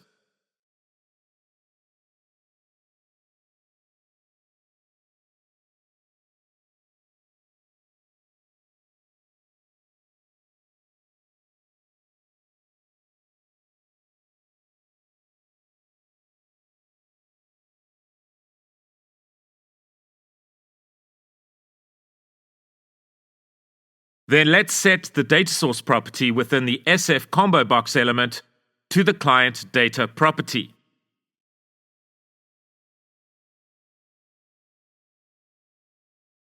Let's set the tValue property to int and the tItem property to client model. The tValue property setting tells the Syncfusion combo box component, as it were, what data type is used for the value of each item included within the combo box. The tItem property setting tells the Syncfusion combo box, as it were, the type of each item that is included within the combo box. Then we can use the @bind-value attribute to bind the value of the selected combo box list item to a property that we are going to create. So let's create a property for this purpose named client ID and initialize its value to 1.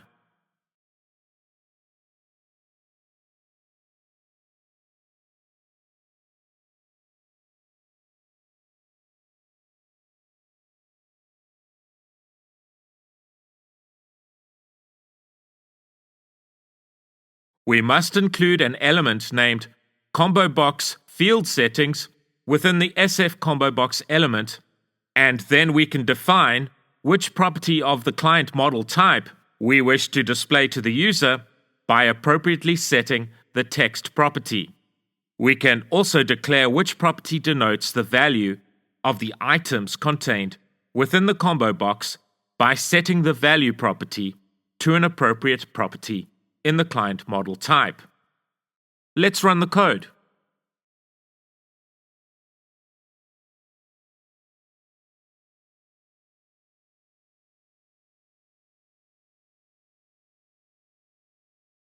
Great. And the user is able to type in text that alludes to a particular retail outlet into the combo box, and the Syncfusion combo box will navigate to a matching item in the list. Great. Let's appropriately style our layout and our combo box.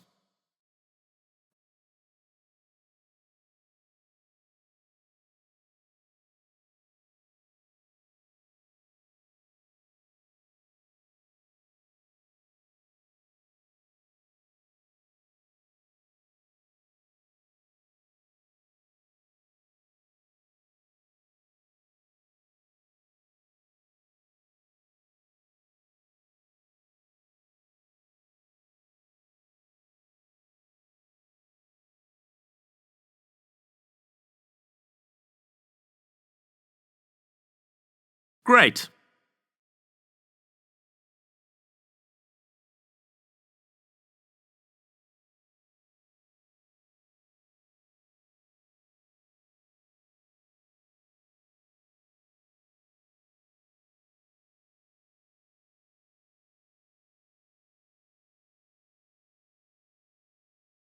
Let's create a C# class within the entities folder named order.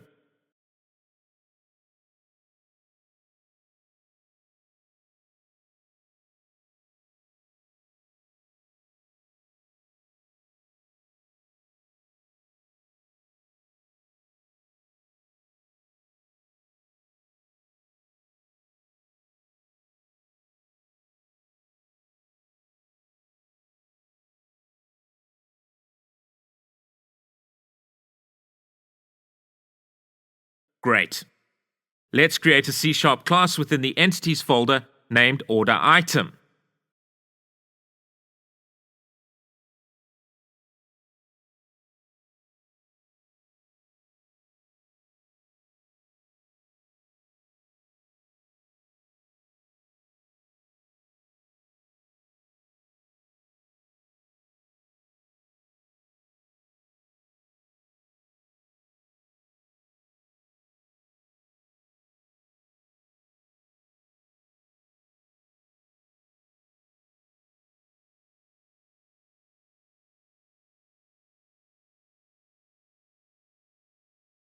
Great.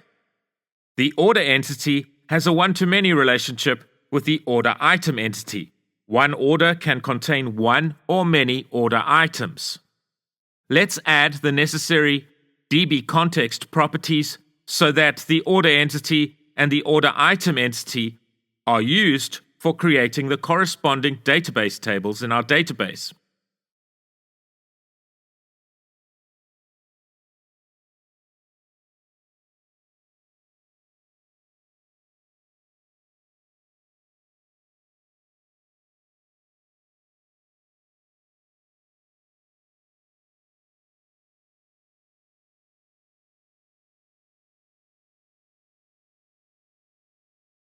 Let's create an appropriate migration.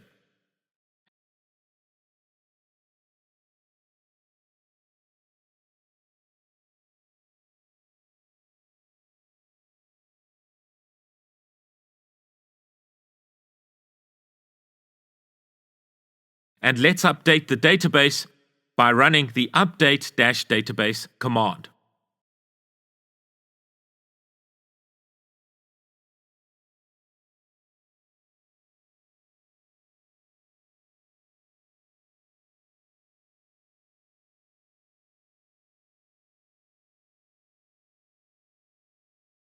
Great. We don't need to seed the data for these tables because we are going to generate the relevant order data through our application. Let's create a class named OrderModel within the Models folder.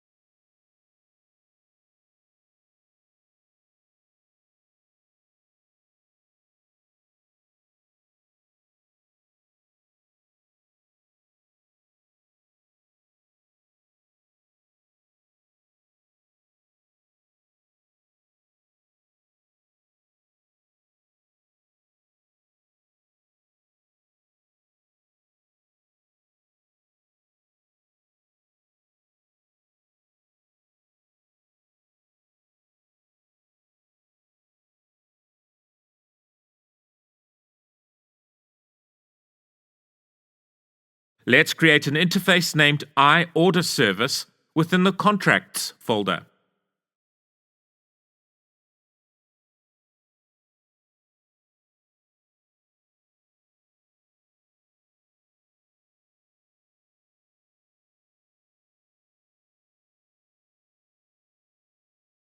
Let's create a definition for a method that will be responsible for creating order data within our system.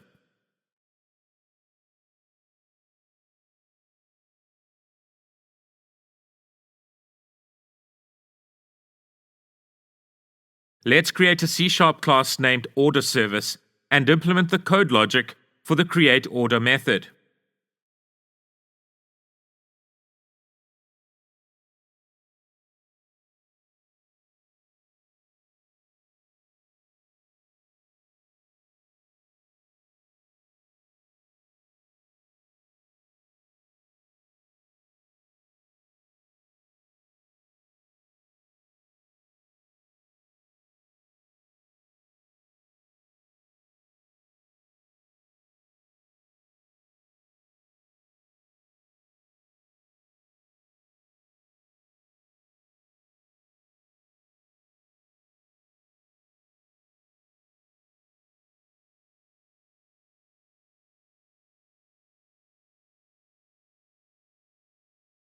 So firstly, we need to add an order to the system. So let's create an order object and get its property values from the order model object passed into this method as an argument.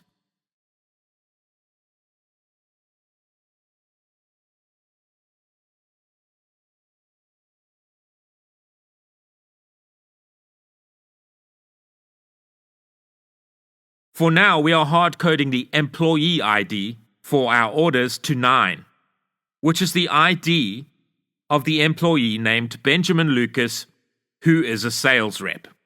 One of the last things we are going to do in this course is integrate Microsoft Identity Authentication and login functionality into our application.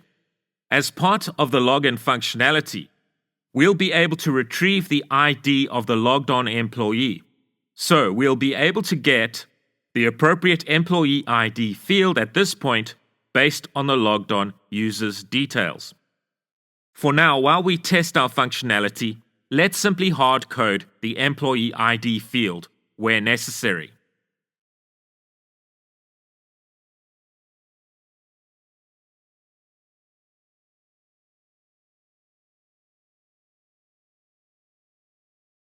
Then we can create code to add the order to the system like this, and the addAsync method returns the order entity saved to the system, and this is how we are able to reference the ID of the order that has just been added to the database.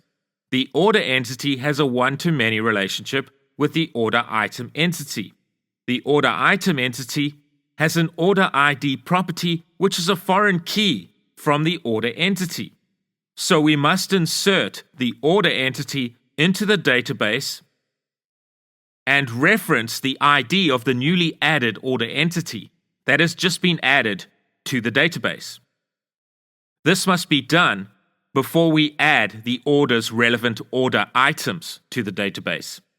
Each order item must reference the order's ID before we add the relevant order items to the database. Each order item must contain an order ID value pertaining to an order that has been added to the database.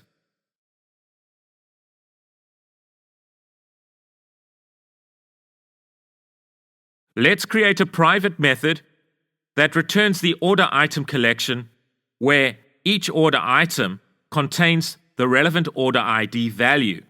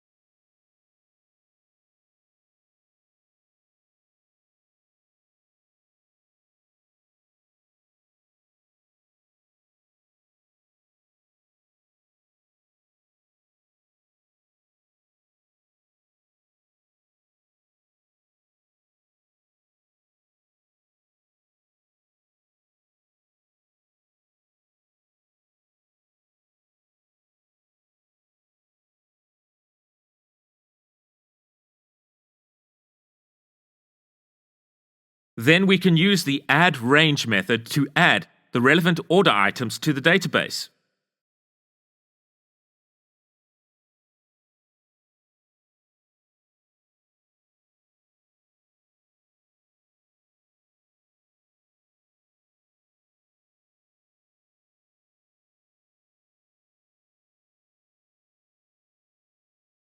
We also need to sum up the price of all the order items pertaining to the relevant order.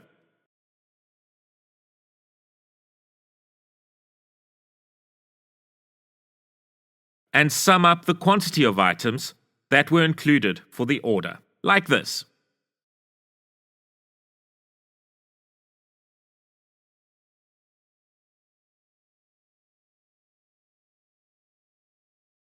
Great. So these summing operations are done before the order is added to the database. And subsequently, the order items are added to the database.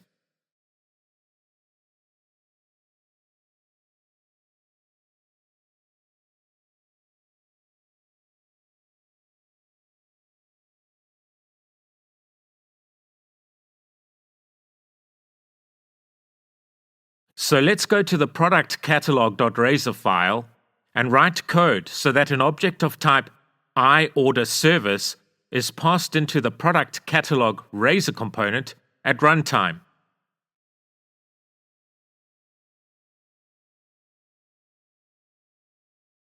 Let's register the iOrderService type for dependency injection.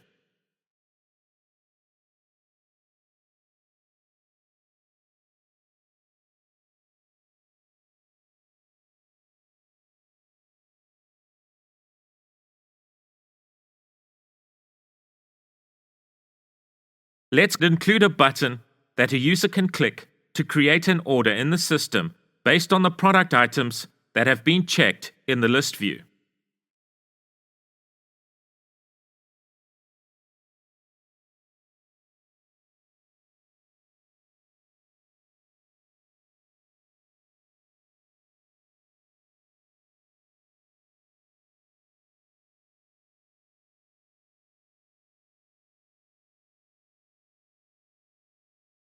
Let's wire up an event handler method that we'll create in a bit for the purpose of handling the relevant button click event.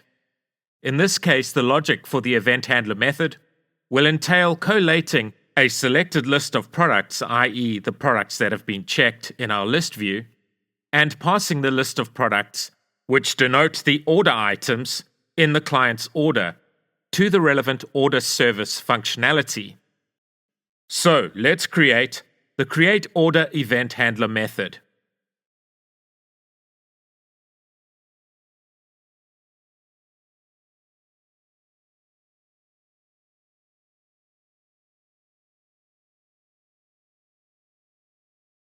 So in order to get the selected product items from the list of products, we need to be able to reference the SF ListView component in code. So we can use the @ref attribute for this purpose.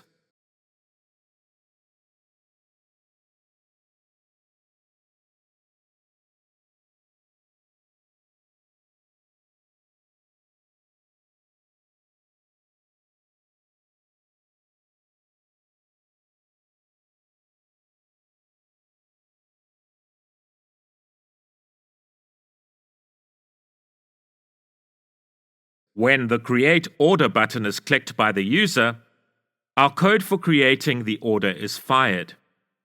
So let's write the code for the relevant button click event handler method that carries out the task of creating an order in the system. We are able to use a variable of the generic type selected items that is strongly typed with our product model type to reference the objects of type product model that pertain to the items in the list view that the user checks, which means these products will become part of an order when the user clicks the Create Order button. We can use our SF Products LV object that is referenced within the SF List View element to get the checked list items by calling the getCheckedItems async method on the SF Products LV object.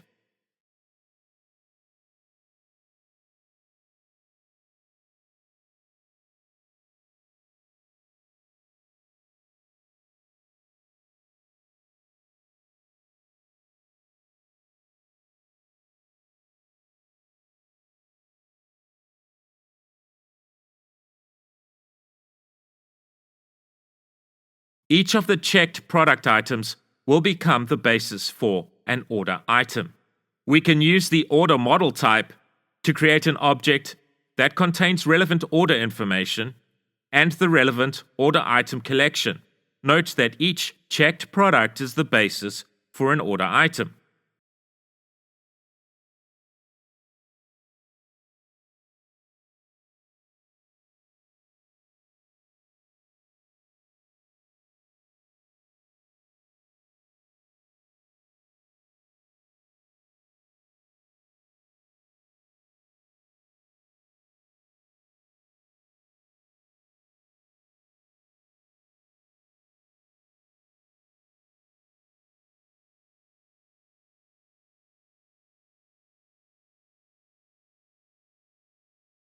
Then we can pass this data as an argument to the createOrder method like this.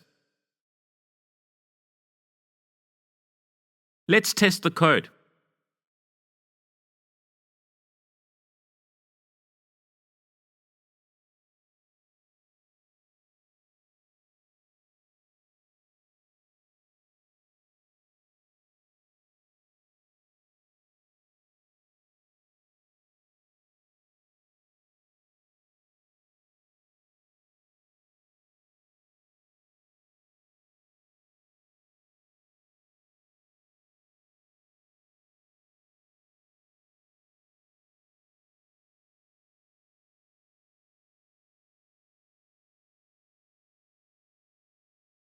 Great, but the order ID in the order items table is 0 for our order, so it doesn't correctly relate to the order that we created, which is incorrect. Let's investigate what went wrong here. Oh, I can see what the problem is. We must include a line of code to save our changes when we add an order to the system. So this is EF core functionality, whereby the save changes async method must be called after an entity is added to the database table. So we must call the EF core's save changes async method like this after the code that adds the relevant entity to the database is executed. So I'm going to delete the incorrect data that we have just inserted into the orders table and the order items table using the SQL truncate table statement within SQL Server Management Studio.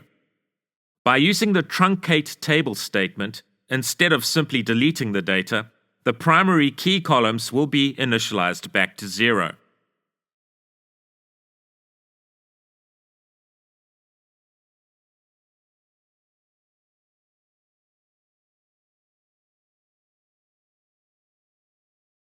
So let's try again.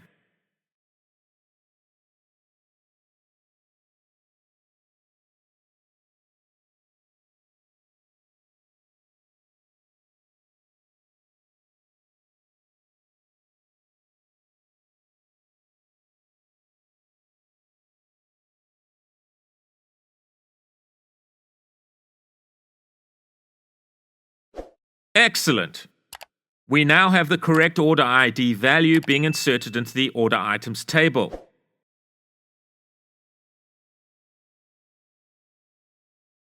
However, the date for the order datetime column is not correct. So let's truncate the orders and the order items table again.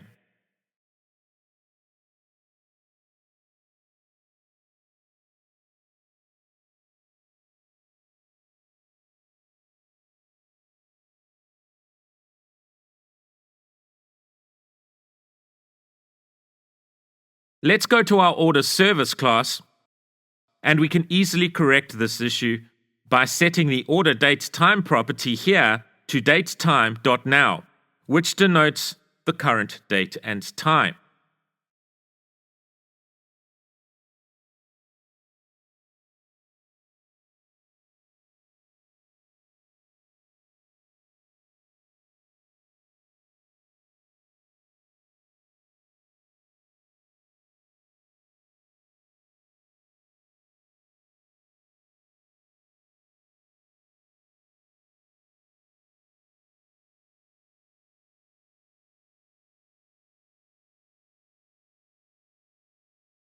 So that's great.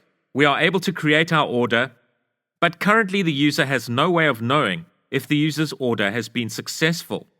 So we need a way to notify the user as to whether the user's order has been successful or unsuccessful.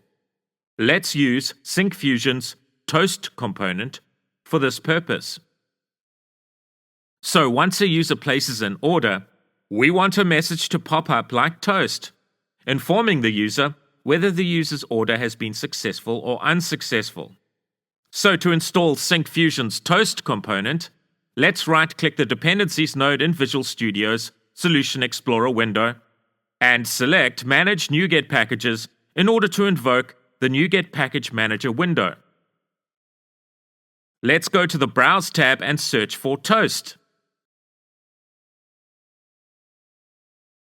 and the Syncfusion.blazor.notifications NuGet package appears in our list, and this is the package we want to install.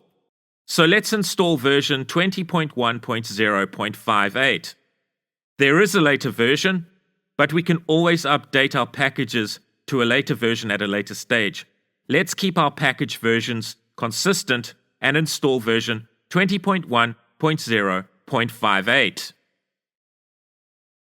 Let's add a using directive that references the Syncfusion.blazor.notifications namespace to our product catalog Razor file. So, in the Syncfusion demo documentation at this location, I've found the functionality that I want to incorporate into our application.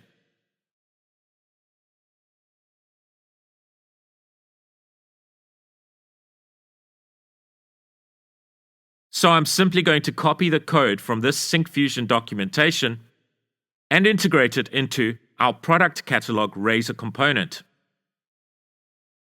Let's copy the code for the SF Toast component from the Syncfusion demo code here and paste it into our code here. Let's include this code that has a variable that we'll use to reference our SF Toast component and a variable used for positioning our toast object on the screen.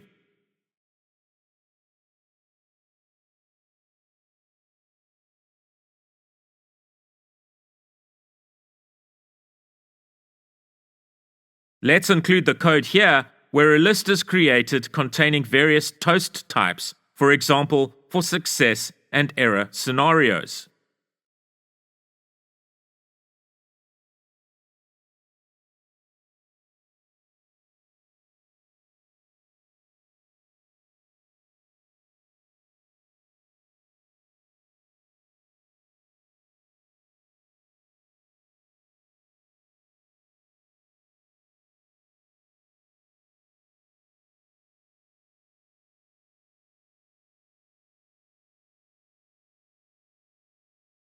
Let's grab all of this code used for the styling of our toast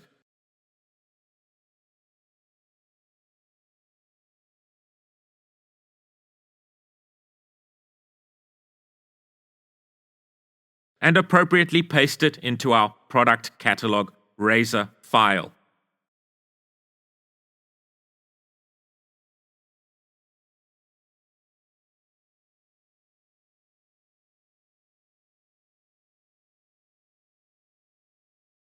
Then we can create the code for showing our toast within our create order method like this. So if our code reaches this line here, it means the order has been processed successfully, so let's write code to pop up the toast that represents success. Note that off-screen I have changed the success message to a message more appropriate for our requirement. So this message now reads, "Your order has been created successfully." Let's test the code.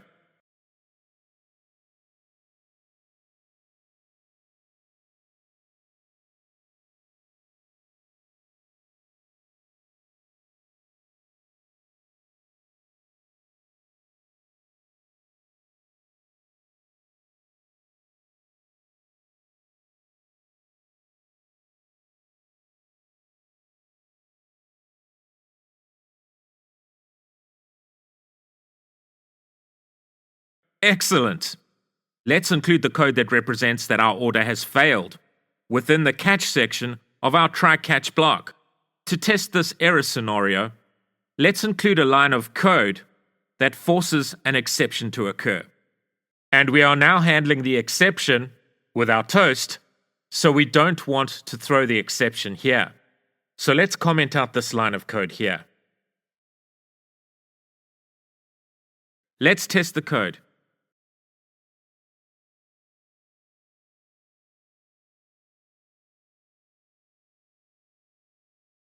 Excellent! Let's remove the line of code that we have included to force an exception to occur. The last piece of functionality I'd like to add for our product catalog Razor component is so that the user is able to filter the products in the catalog while typing in text within a text box above the ListView component. So let's include a Syncfusion text box in a row just below our Syncfusion combo box here in our code like this.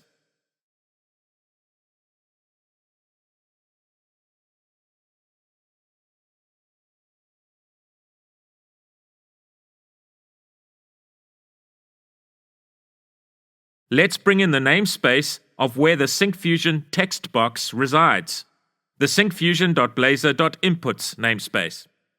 To filter our list view by product name, as the user types text within our Syncfusion text box, we can use the input property in the SF text box element and wire it up to an event handler method that we'll create in just a bit.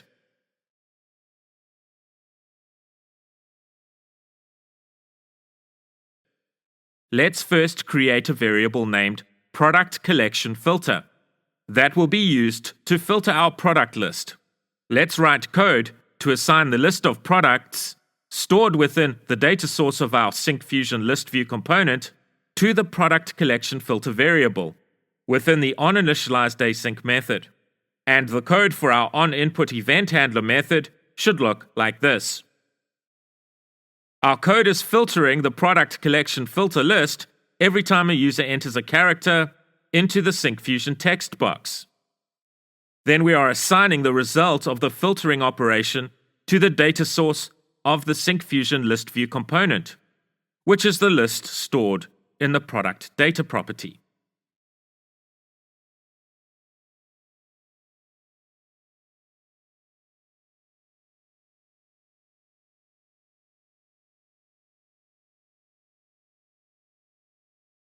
And that's great. All works as expected, but there are certain layout and styling concerns that need attention. So let's address these issues. Just a reminder, the full code is available on GitHub. A link to the relevant repository is available below in the description of this video.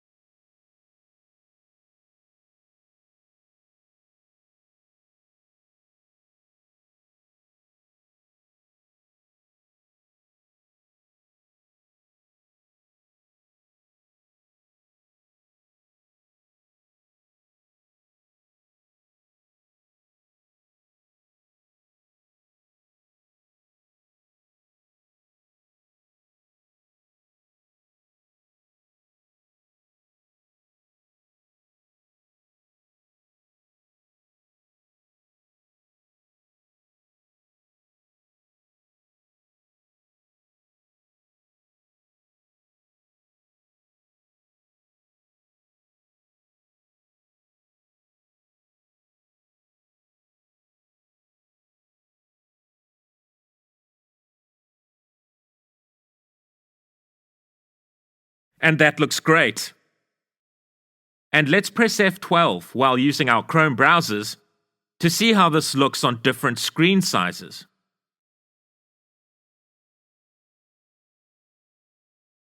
Great, our front-end code is fully responsive. Excellent.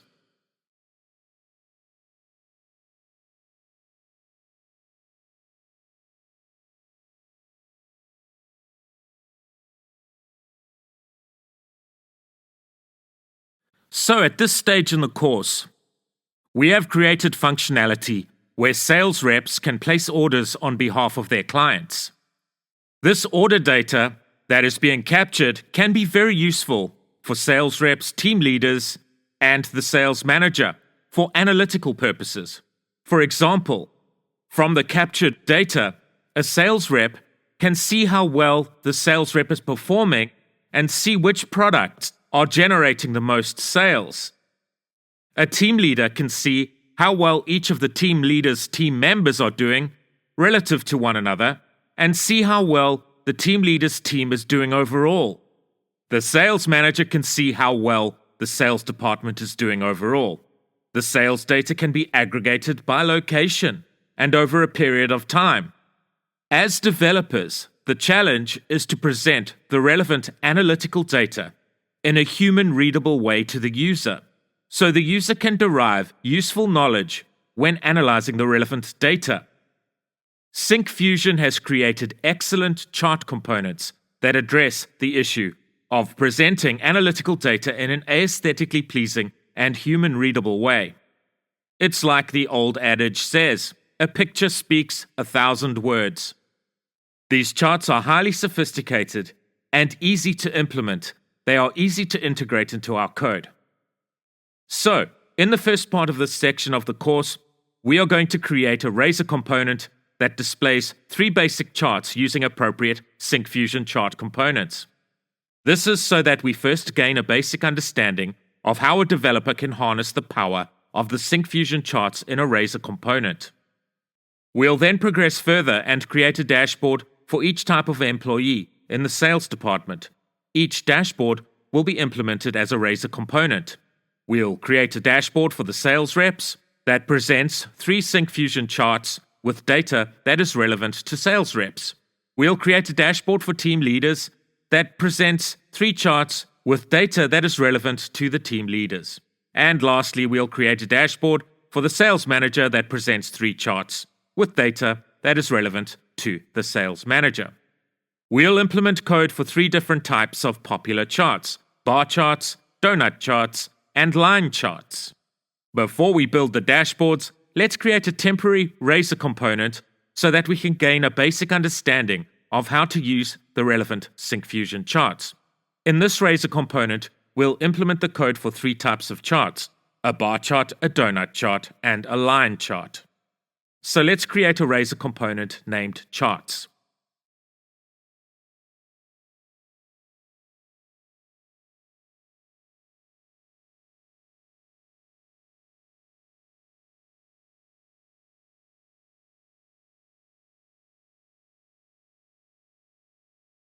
Let's create an appropriate link within the nav menu Razor component.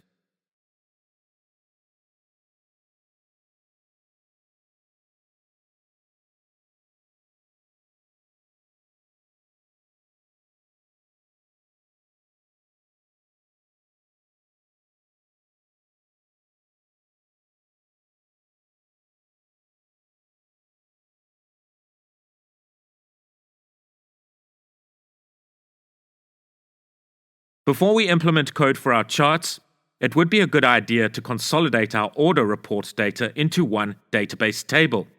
So we are going to create a denormalized table in our database to store our analytical data, i.e. the data we are going to wire up to our charts. Let's see what Wikipedia says about denormalization. Denormalization is a strategy used on a previously normalized database to increase performance. In computing, denormalization is the process of trying to improve the read performance of a database at the expense of losing some write performance.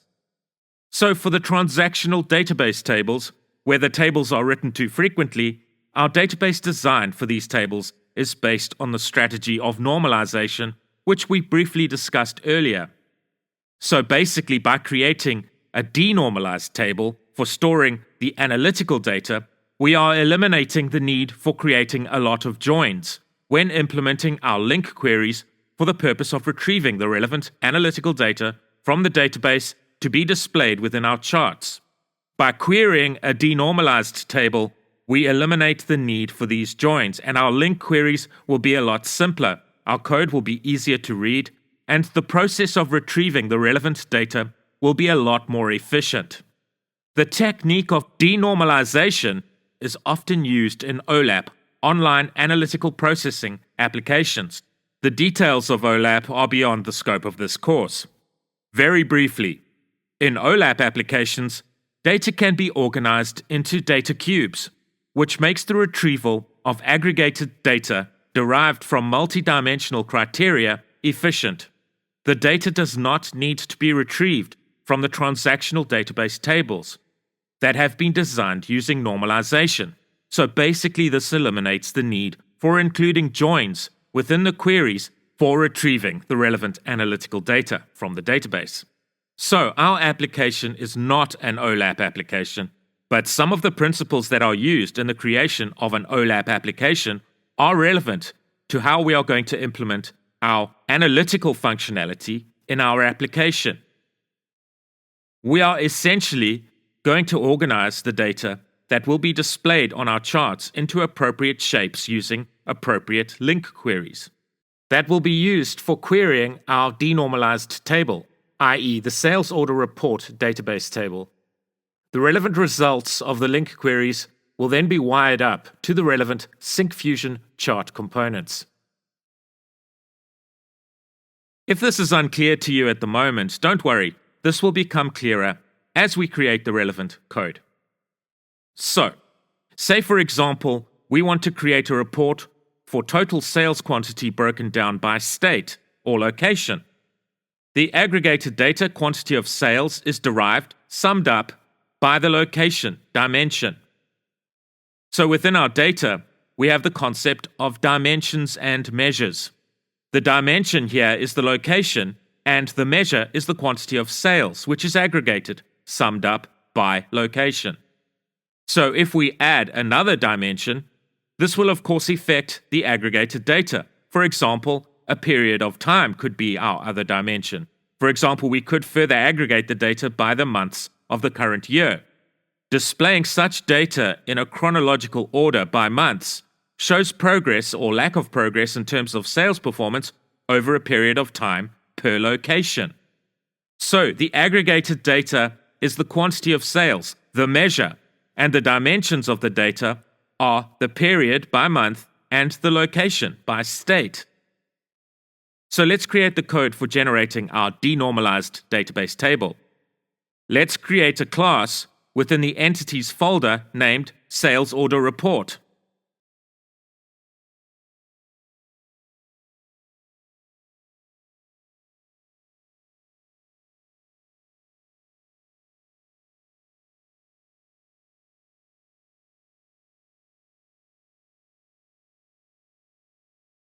This model is going to have quite a few properties. So just a reminder, you can copy the relevant code from GitHub if you'd prefer, rather than follow along with me as I create the properties for this class. And you can see that we are including fields from the relevant transactional database tables. Each row in the table we are about to create will denote an order item.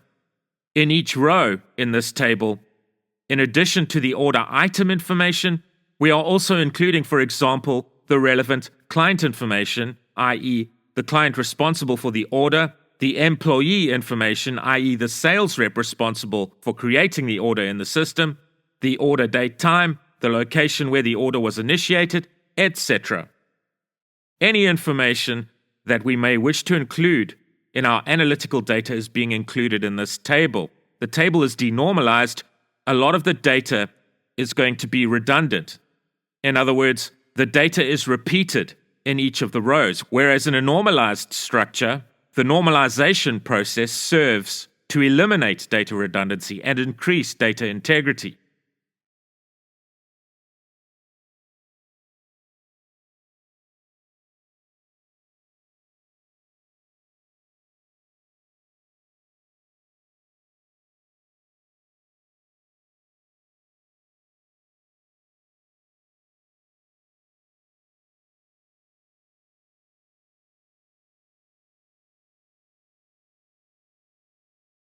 Great. So we have created our class that represents the sales order report entity.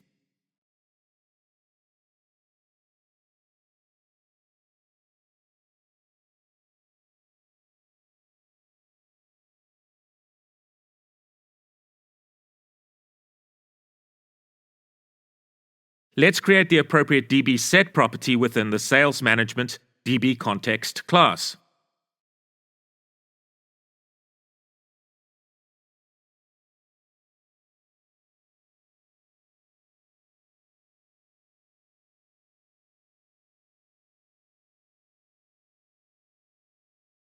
Let's generate a migration.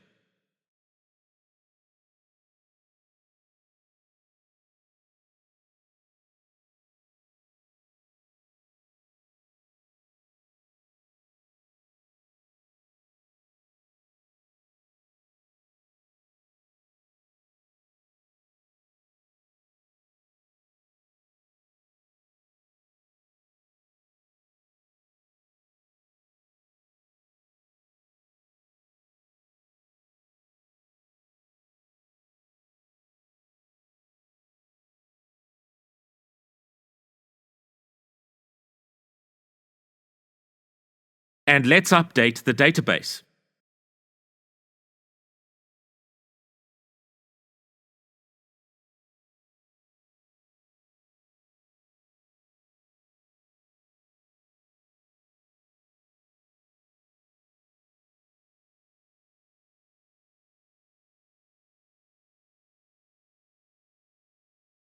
The next step is to appropriately include code to add relevant order information to our sales order reports table when an order is created. Note that in an OLAP application, relevant analytical data wouldn't necessarily be captured in the database in real time, i.e., as the order is created.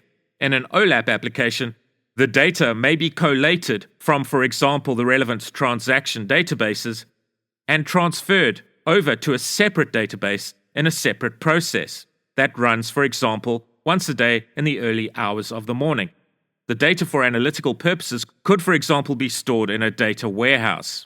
For the sake of simplicity, in our example, we are simply going to capture the data into our sales order reports table at the time at which the order is processed.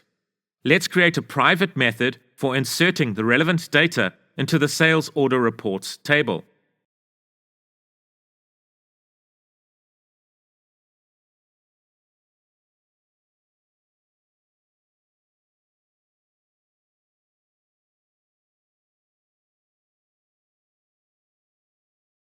In the interests of time, I'm going to paste the relevant code that I've prepared offline into our private method. Please feel free to copy the code for this method from the relevant GitHub webpage.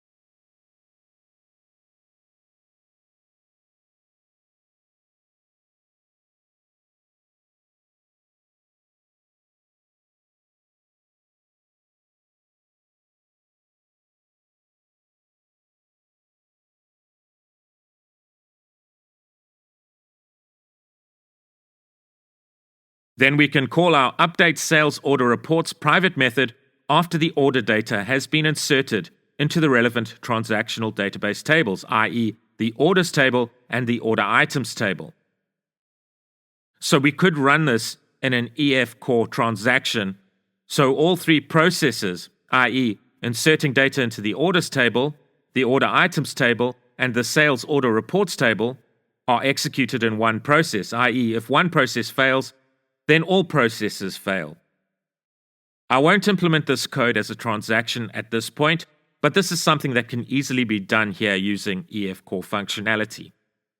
I have, however, included the relevant transaction code in the version of the code that resides in the GitHub repository that stores the code for this application. Please see a link to this repository below in the description. So let's run the code to see if our order data is being captured in our sales order reports table.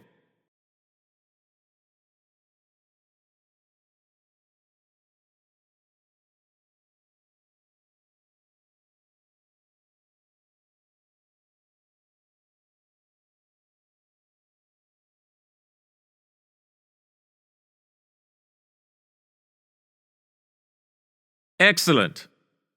Before we create the code for our charts in our Razor component, let's remove the data from the sales order reports table, the order items table, and the orders table.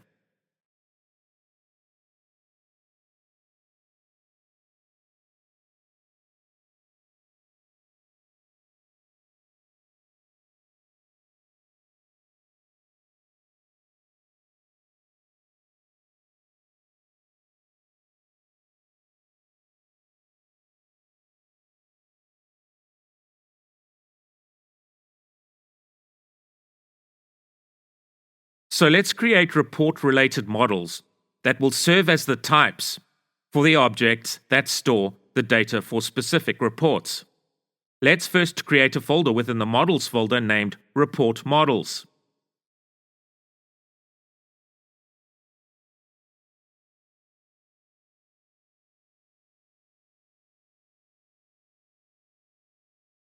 Within the Report Models folder, let's create a class named Grouped Field Price Model. This model represents the type for an object that stores aggregated price data for a particular grouped field that will be specified in the relevant link queries used for querying and shaping the returned analytical data.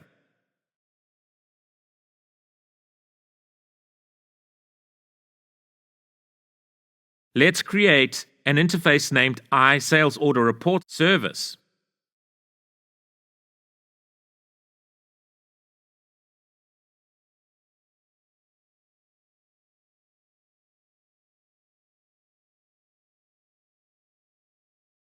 Let's create a method definition for a method named getEmployeePricePerMonth that is responsible for returning analytical data for a particular sales rep and show the employee's gross sales broken down by month for the current year.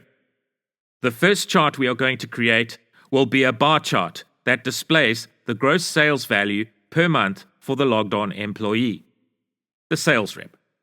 We are only going to create the relevant login functionality toward the end of this course. So for now, we are going to hard code the relevant employee ID to 9, which is the ID for the sales rep named Benjamin Lucas in our employees database table. Let's implement the code logic for our iSalesOrderReport service interface in a class named SalesOrderReport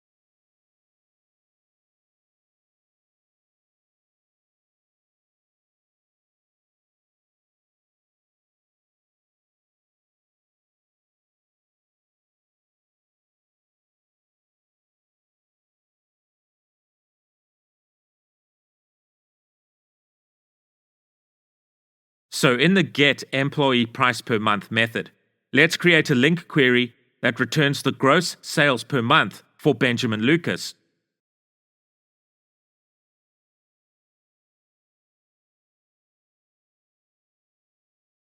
Note that I haven't specified the year in this query. We are going to assume that the data in our database only applies to the current year.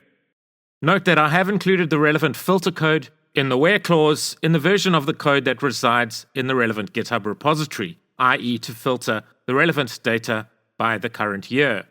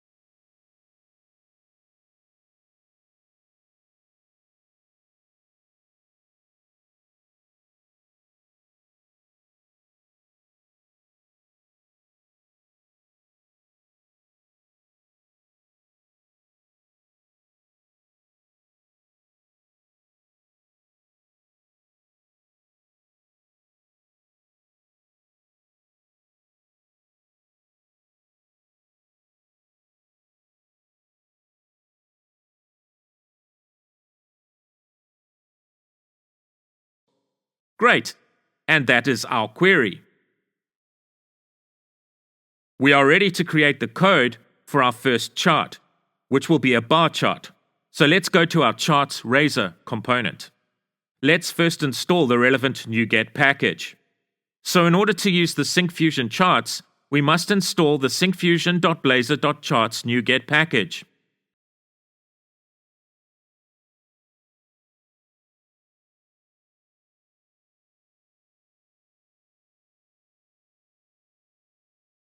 Let's choose version 20.1.0.58 to keep consistent with the versions of the other Syncfusion components. We can always update our components to the latest version at a later stage. Let's include an appropriate using directive at the top of our code to reference the syncfusion.blazor.charts namespace. Let's create a div container element where our Syncfusion chart will reside.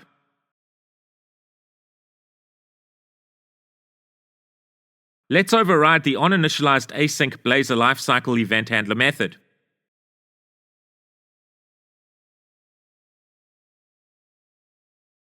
Let's create a list property that stores objects of type grouped field price model. The grouped field price model type resides in the sales management app.models.report models namespace. Many of the types that we'll create within the sales management app.models.report models namespace will be used across other Razor components. So let's create an appropriate using directive that references the sales management app.models.report models namespace within the _imports.razor file.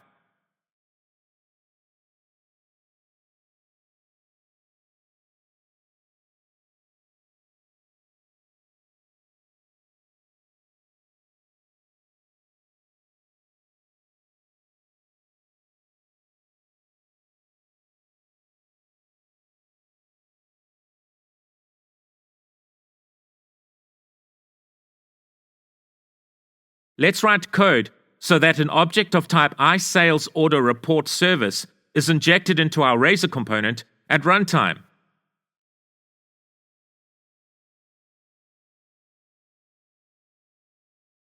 Let's appropriately call the getEmployeePricePerMonthData method on the SalesOrderReportService object and assign the returned data to the appropriate property.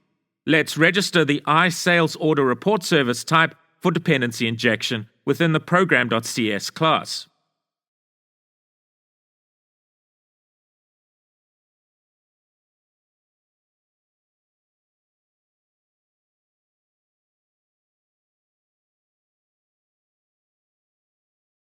Let's create the code for our first Syncfusion chart.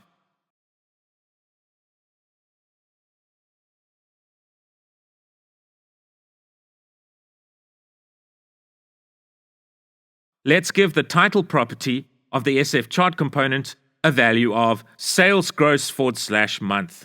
Let's include the chart primary x-axis element within the SF chart element. Let's set its value type property to syncfusion.blazor.charts.valuetype.category. Let's include the chart series collection element within the SF chart element.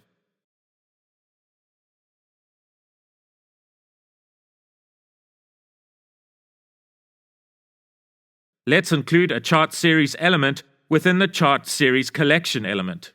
We are about to set the data source property for the chart series element, but before we proceed with this, let's rename the property that stores the data source data to a more appropriate name. Right, let's set the data source property of the chart series element to our grouped field price data property. Let's set the xName property to the grouped key field property name of the group field price model type. Let's set the yname property to the price property name of the grouped field price model type.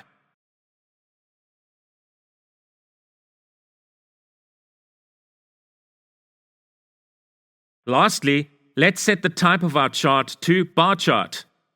We can do this by setting the relevant type property like this.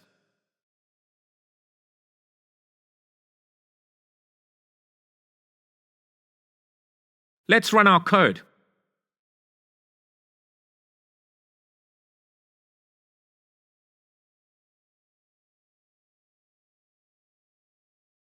And that is what I would expect, seeing as we don't yet have any data in the sales order report database table. So we are now able to insert data into the sales order report database table through our application.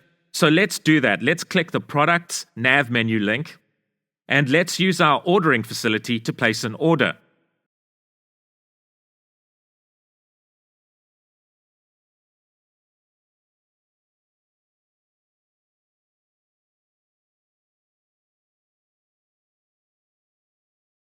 Great.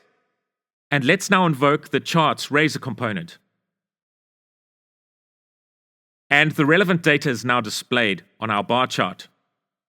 We don't have a lot of data yet, so our chart is not displaying a lot of information. Let's create a few more orders to generate more report-related data in our database.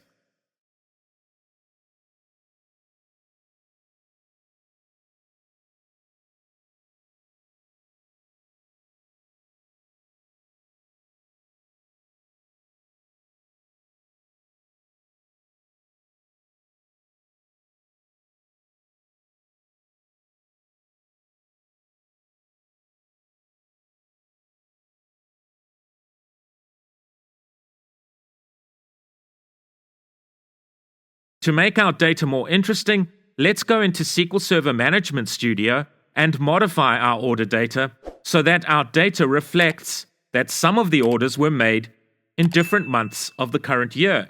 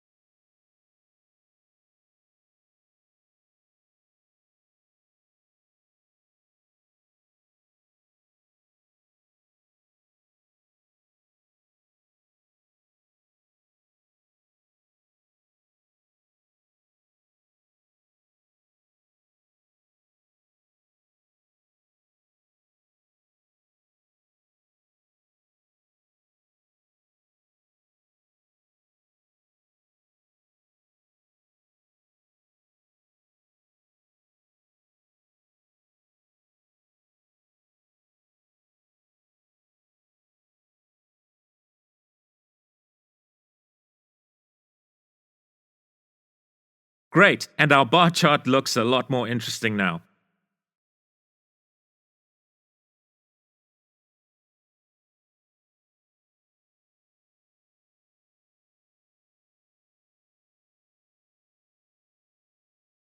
Great, so we have created our first chart, which is a bar chart. Let's create a donut chart. I love these charts, but in particular, I love donut charts. Let's first create a model in our Report Models folder. Let's name this model Grouped Field QTY Model.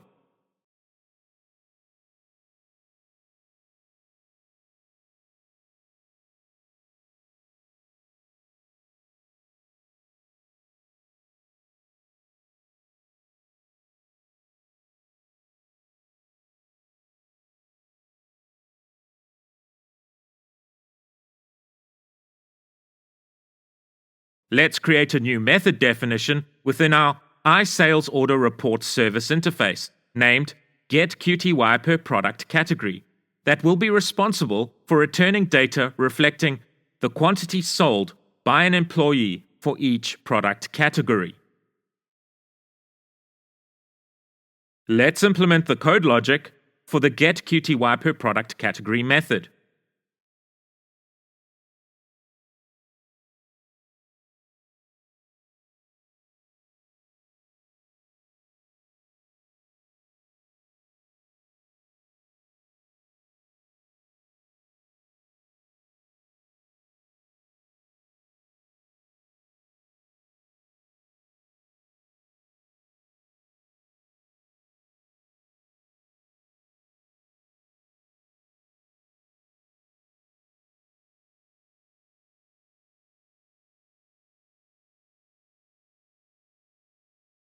As you can see, we are grouping the data by product category here in our link query.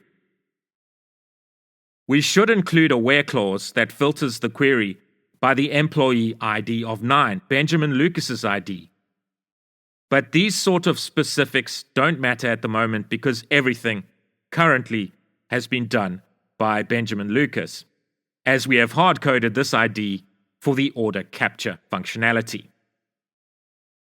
So we are assuming Benjamin Lucas has logged onto the system and is viewing data pertaining to his sales.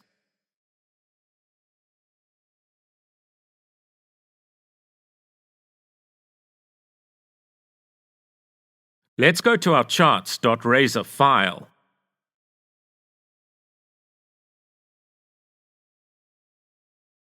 Let's create a property that will be the data source for our donut chart.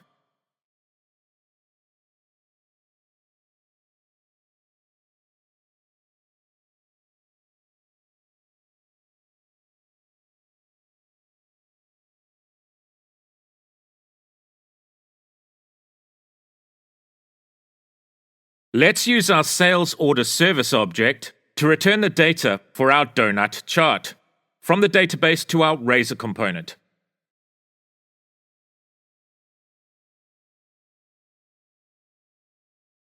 So let's create the code for our donut chart.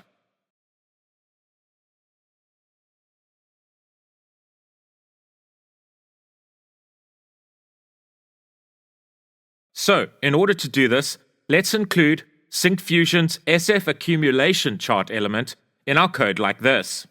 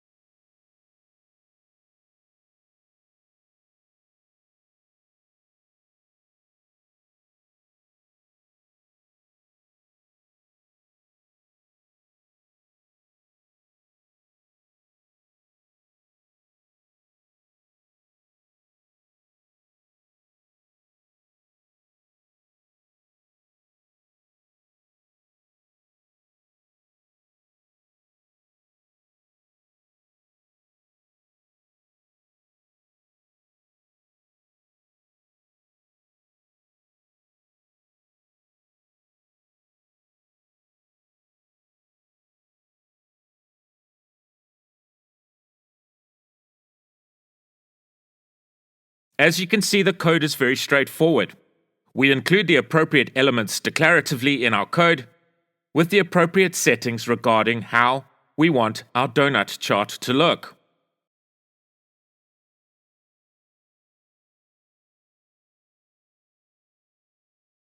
Let's set the data source property to our grouped field QTY data property.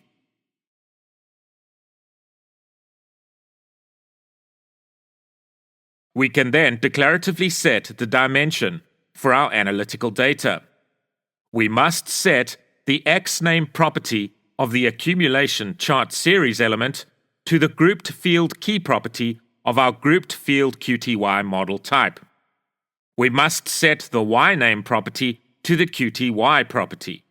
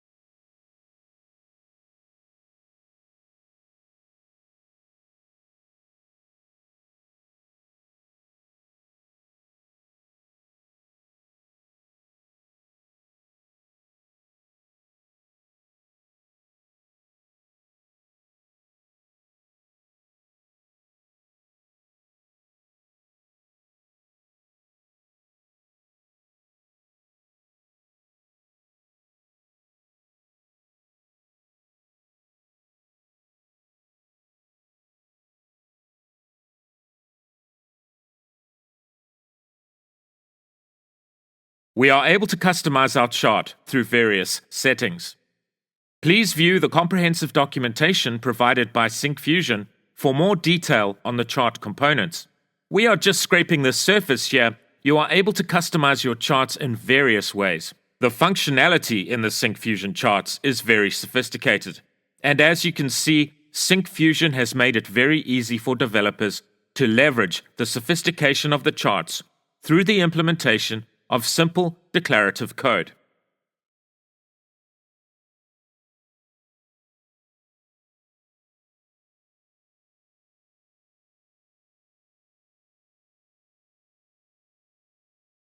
Let's run the code and see what our donut chart looks like.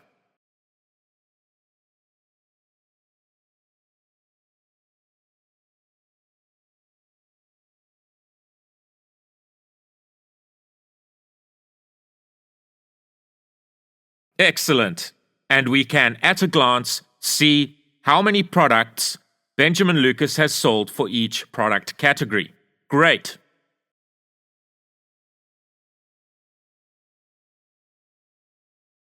Let's create another type of chart, a line chart. So let's first create the functionality to retrieve the data for our line chart. Let's create a definition for a method named getQTYPerMonthData, which will be responsible for retrieving data representing the quantity of products ordered through Benjamin Lucas, and the data is broken down by months of the current year. We can reuse our grouped field QTY model type for the objects in the list returned by this method. Let's implement the logic for our new method.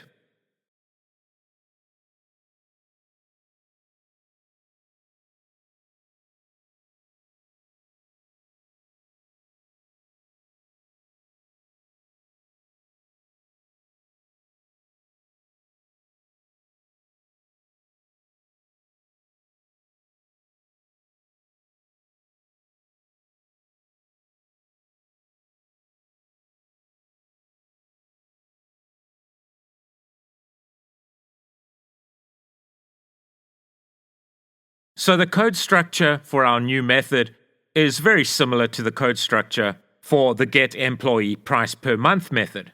So let's start by copying the code in the getEmployeePricePerMonth method and pasting it into our new method.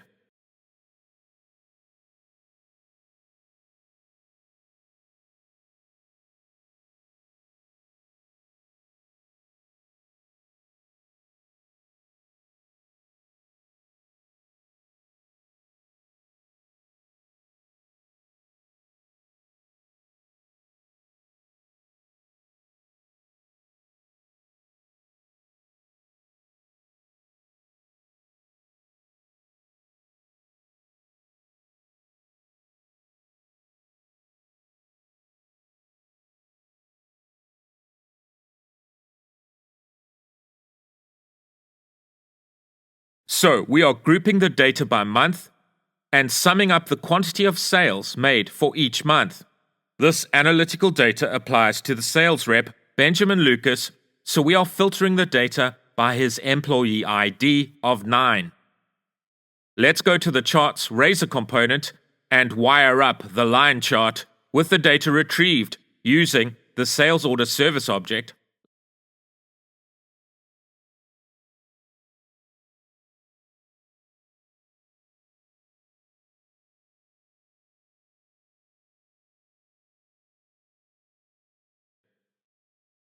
Let's rename the data source for our donut chart to a name that is more descriptive.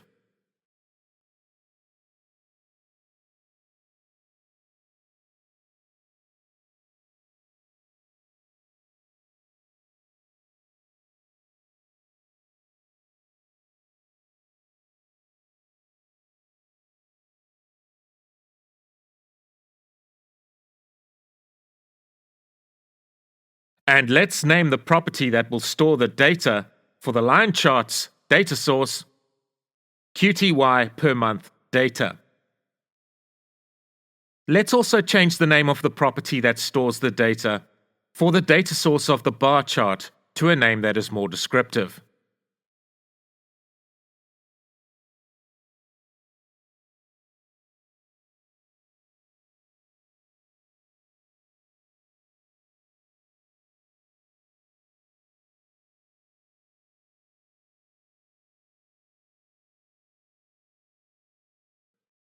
Okay, so let's write the code that retrieves the data for the line chart and assign it to our new property, QTY per month data.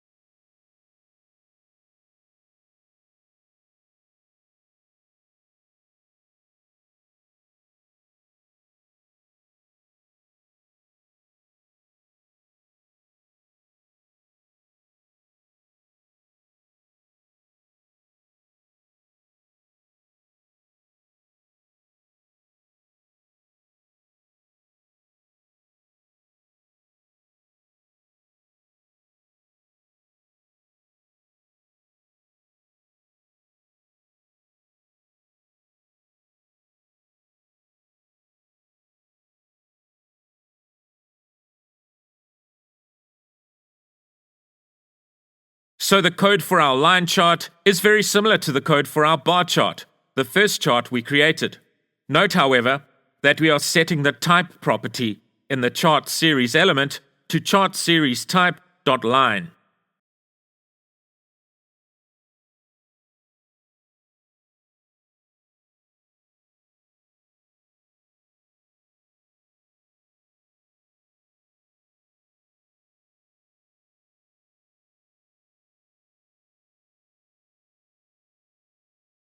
To make our data more interesting, let's place a few more orders.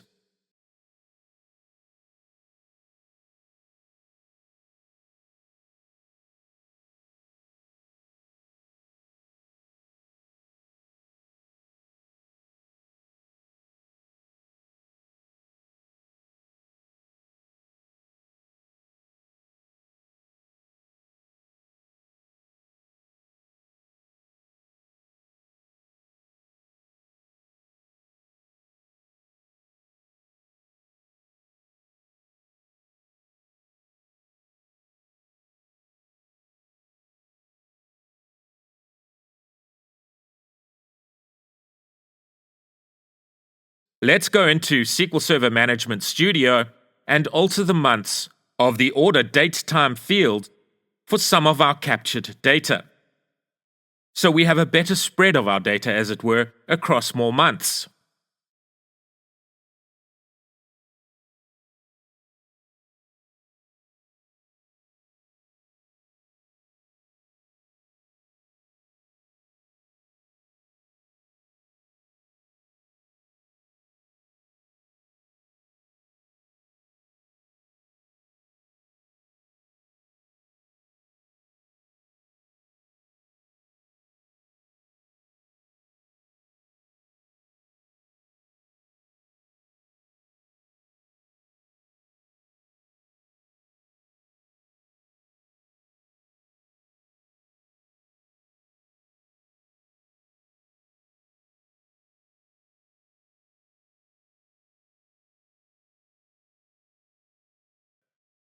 Let's look at our charts.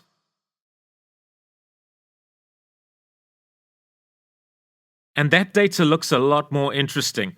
Let's look at our line chart. Excellent! Our line chart looks great. You can see the quantity of sales made by Benjamin Lucas broken down by the months of the current year. Excellent! So these charts look great, but our layout for the charts could use some attention.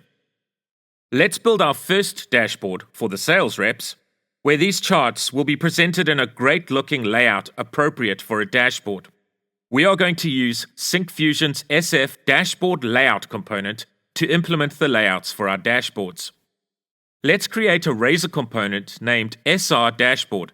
The SR stands for Sales Rep.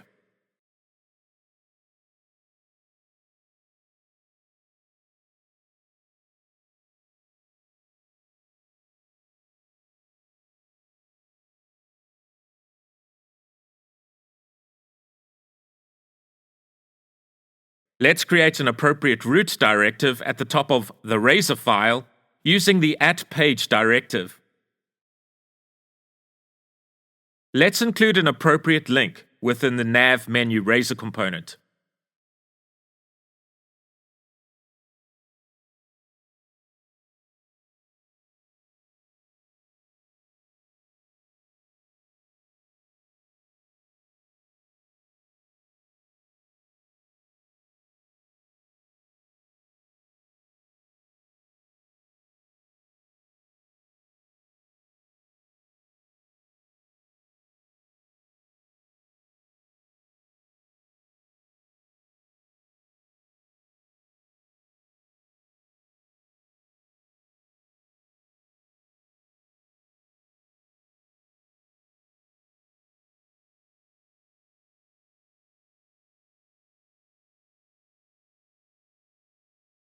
If we navigate to this Syncfusion webpage that can be found at this location, a link to this location has been included below in the description, we have the source code for a layout that would be appropriate for our requirement. So if we click the Source tab here,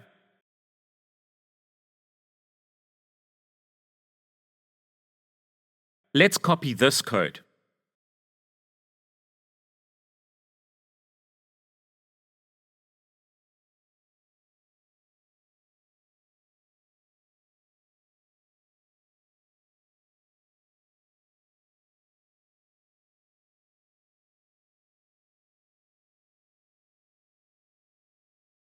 And paste it into our SR dashboard Razor file.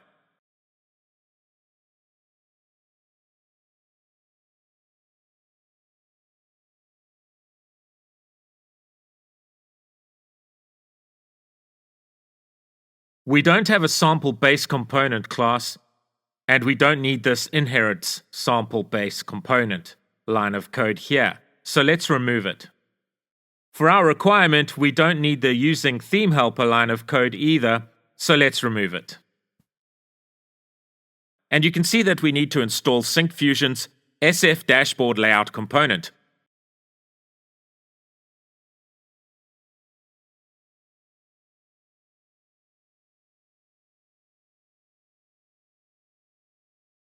So let's invoke the NuGet Package Manager window from within Visual Studio.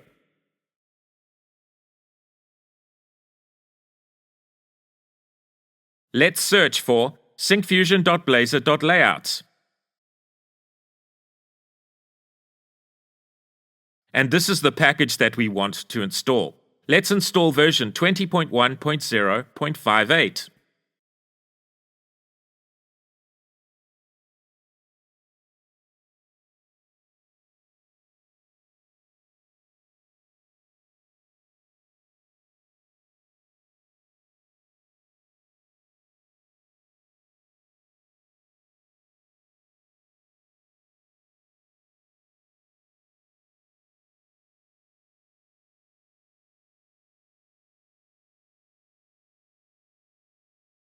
Let's run the code.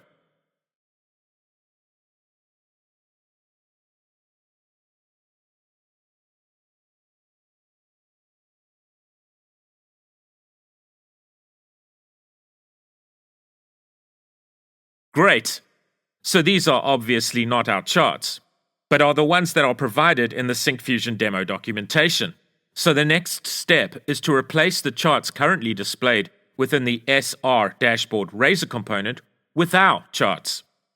So let's appropriately copy the chart-related code from our charts Razor component over to the SR dashboard Razor component.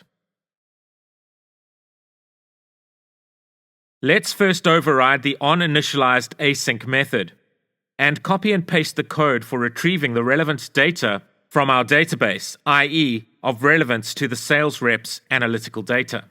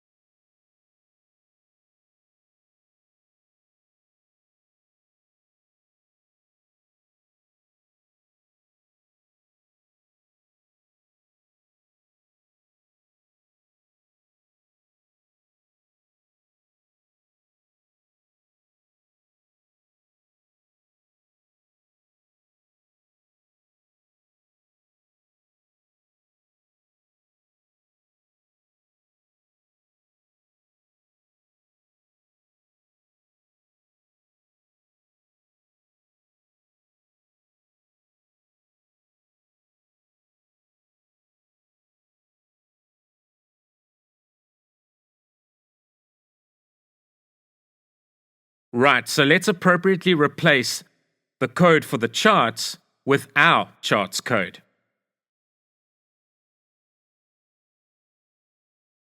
Let's start with the bar chart.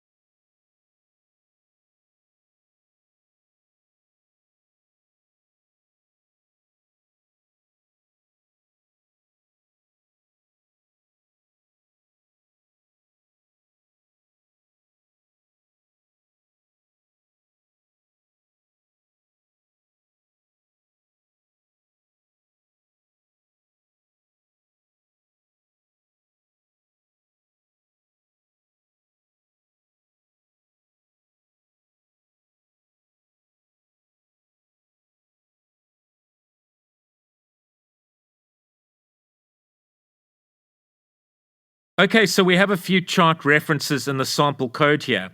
Let's include a reference to chart 1 within our bar chart component to fix this issue.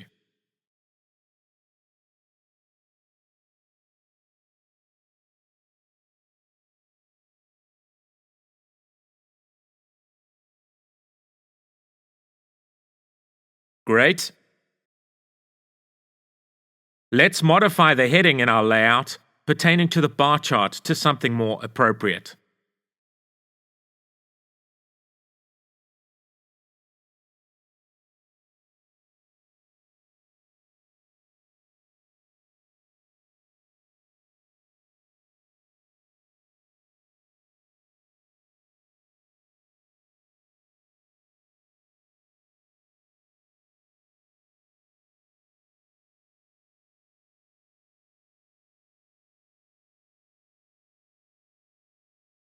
Let's copy and appropriately paste the code for the donut chart into our SR dashboard Razor file.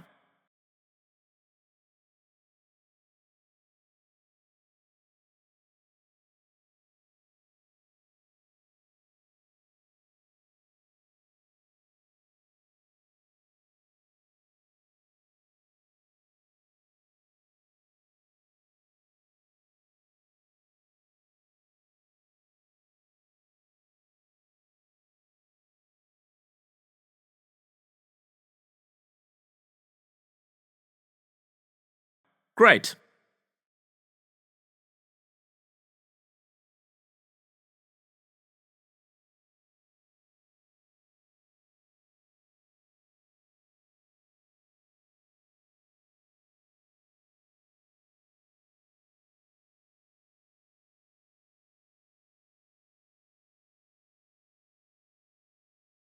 And lastly, the line chart.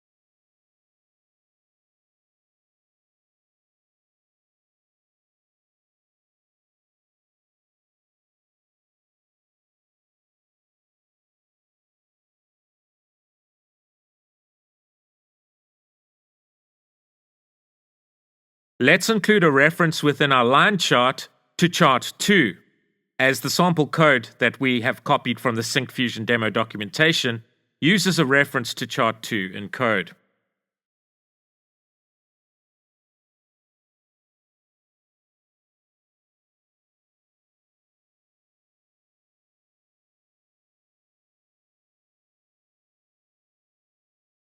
Excellent. If you have missed a step during this section of the course, and something isn't working as expected, please refer to the code in the relevant GitHub repository. And look at how easy it has been to generate a sophisticated dashboard using the appropriate Syncfusion components. And we can now watch our charts change appropriately as we place more orders through the system.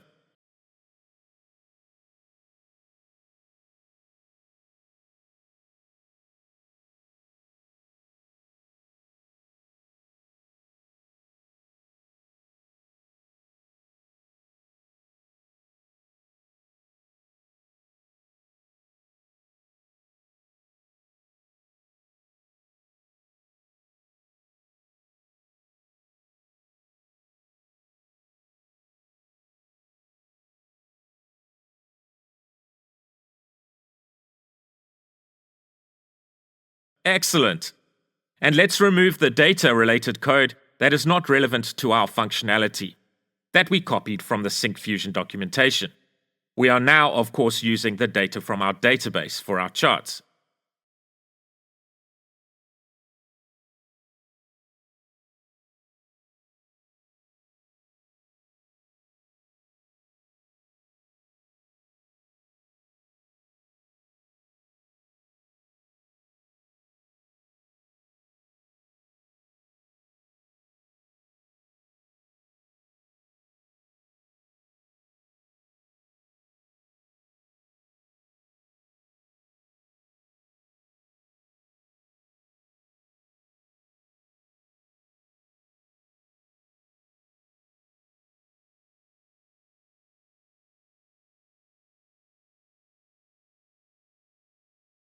We have effectively created the dashboard functionality for our sales reps, and we can now delete the charts Razor component from our project.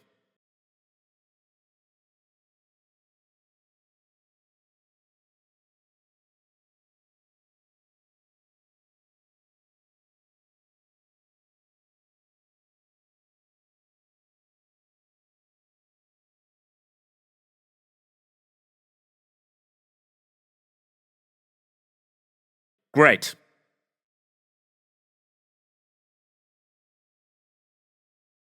So we have removed the chart.razor component.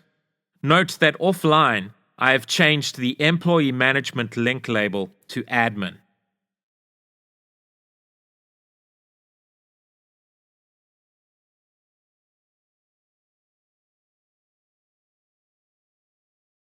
So we have just created a dashboard for our sales reps. Let's create a dashboard for team leaders. All of our dashboards will have the same layout, but of course the charts will be different, depending on whether the logged on user is a sales rep, team leader, or sales manager. So each employee will only see one dashboard when the employee logs on to the system. When a sales rep logs onto the system, the sales rep will see a link presented within the main menu of the sales management application that points to the SR dashboard component. When a team leader logs on to the system, they'll see one dashboard link in the main menu, but when their dashboard link is clicked, the TL dashboard Razor component will be invoked. We are going to create the code for the TL dashboard Razor component in this section of the course. We'll then create the SM dashboard, which will only be made available to the sales manager. So let's first create the data retrieval functionality for the reports relevant to team leaders. Let's open the iSales Order Reports interface and create a definition for a method named getGrossSalesPerTeam member data, which will be responsible for returning data containing the gross sales value for each team member. The data retrieved by the relevant method will be displayed on a bar chart. Let's implement the code logic for this method definition.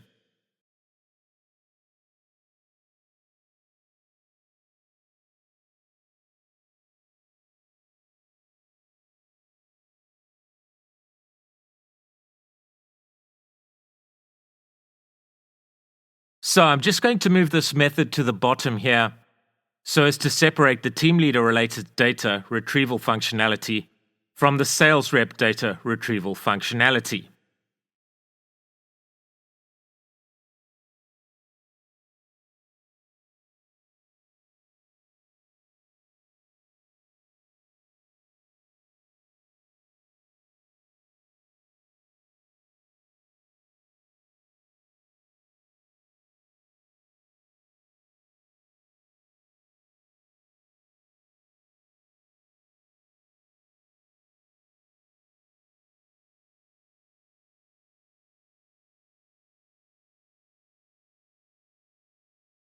So the reports pertaining to team leaders will relate to data related to their team members. So let's firstly create a private method that returns a collection of employee IDs pertaining to each team member that is a member of the logged on team leaders team. Let's name our method getTeamMemberIDs.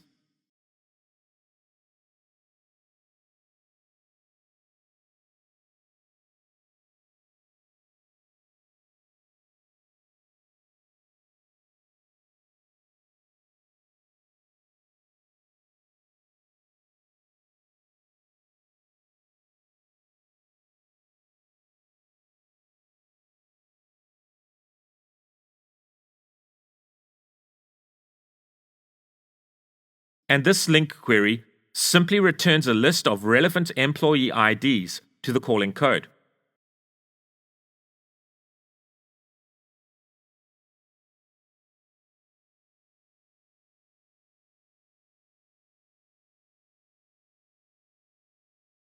So let's call our getTeamMemberIDs method from within our getGrossSalesPerTeamMemberData method.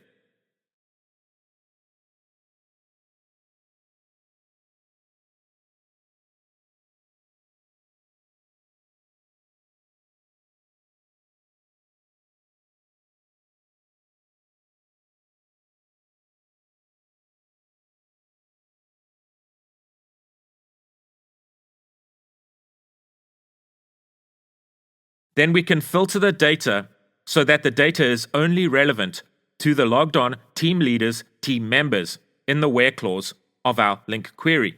For now, we are hard coding the team leader's ID to 3, which pertains to the employee, Henry Andrews. So for now, data will only pertain to the team members that belong to Henry's team. Note that Benjamin Lucas is part of Henry's team. So when we create orders under Benjamin Lucas, Henry Andrews will, as it were, be able to see the relevant changes to his analytical data. Let's group the team members by their first names. I know that this is not ideal because you may have special cases where 2 or more team members have the same first name. For the sake of the example, we are going to assume that team members have unique first names.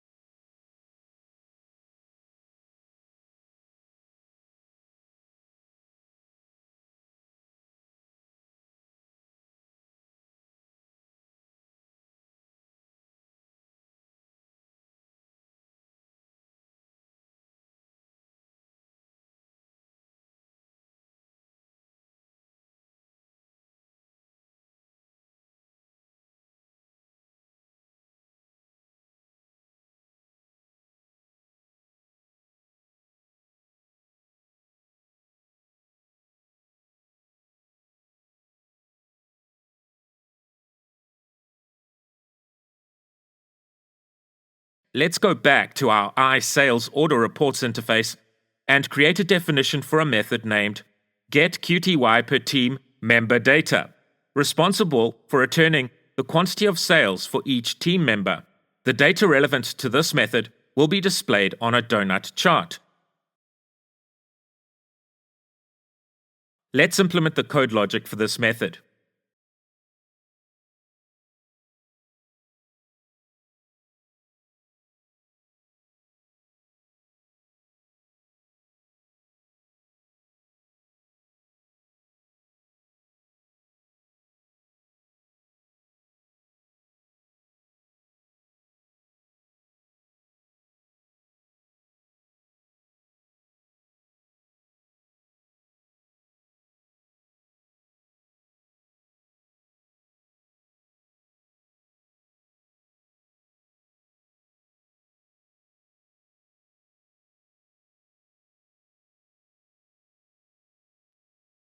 In the interests of clarity, I'm going to copy the code for our new method just below the other team leader related method.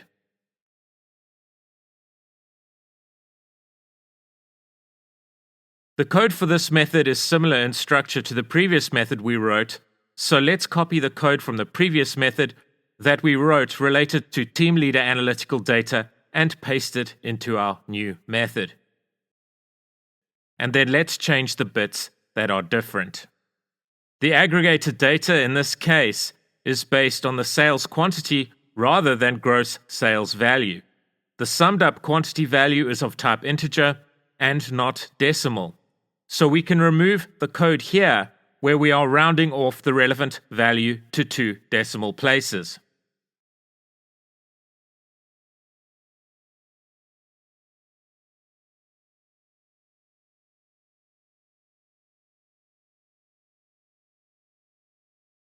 Lastly, let's create a definition for a method named getTeamQTY_per_month_data. This method will be responsible for retrieving the quantity of sales pertaining to the team itself overall, and the data will be broken down by the months of the current year. The data for this will be displayed on a line chart.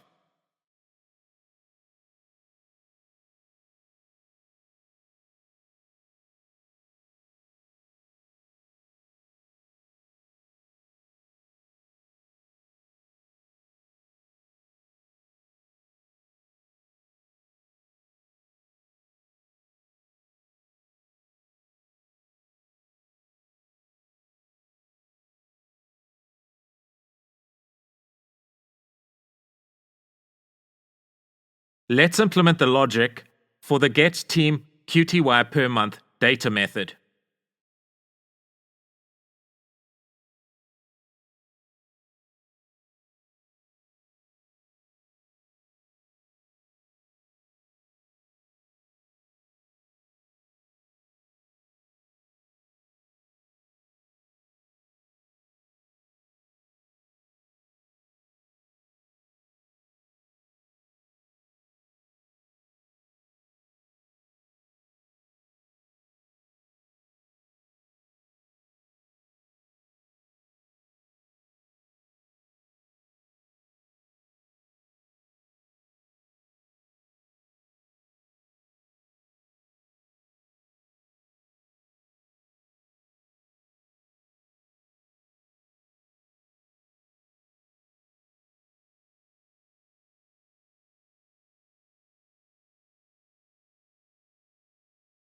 Let's create a Razor component named TL Dashboard.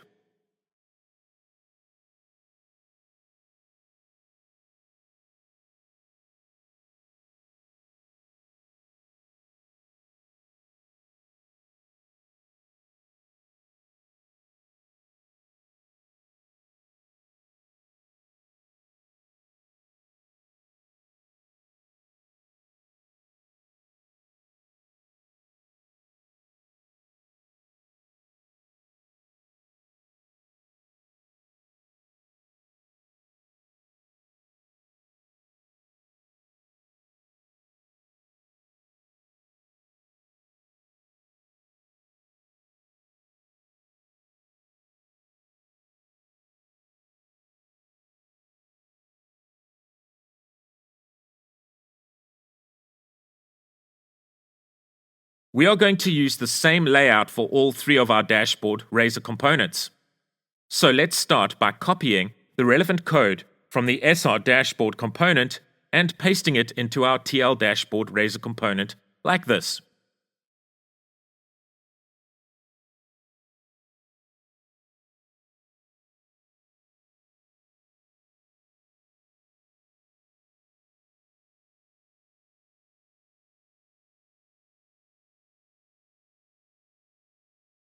Then let's change the code so that the data for the team leader related report data is retrieved using the sales order report service object.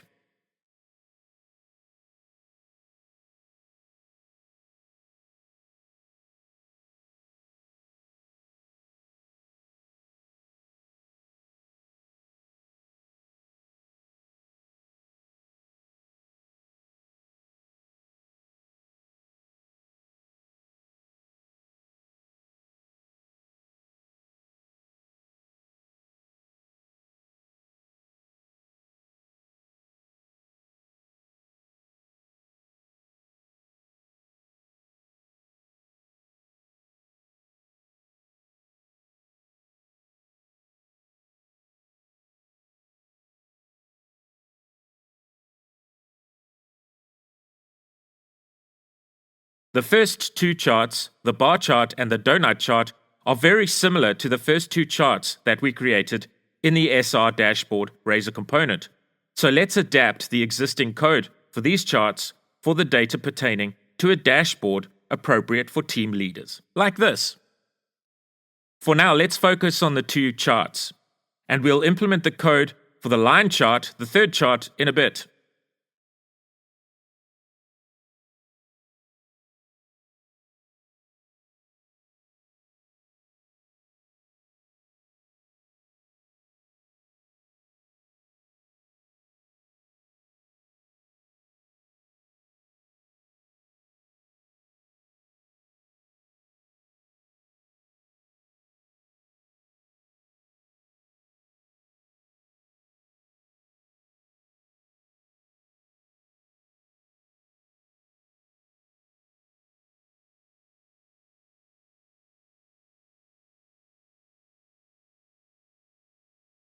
So before we run the code, so as to look at the bar chart and the donut chart for team leaders, let's delete the line chart. We'll deal with the line chart appropriately in a bit. Right, let's run the code.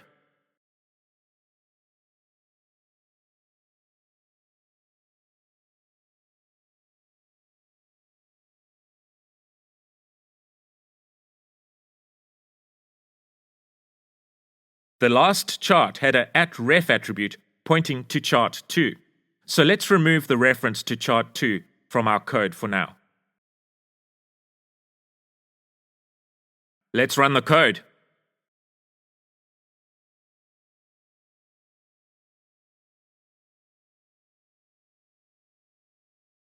Great! The charts are displaying data for only one sales rep at the moment because the data is reflecting the fact that only Benjamin Lucas has created orders in the system for the team leader, Henry Andrews. Let's modify the data a bit within SQL Server Management Studio to reflect that other members of the team, led by Henry Andrews, have also created orders in the system. So to do this, let's go to SQL Server Management Studio and modify the data in the Sales Order Reports database table accordingly.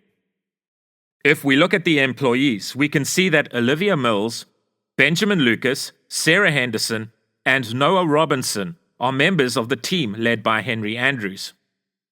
The Report to EmpID field contains the value of 3 for these employees, which is the ID value pertaining to the employee record for Henry Andrews. So let's open the Sales Order Reports database table within SQL Server Management Studio and update the data so that it looks like the other team members have also created orders within the system.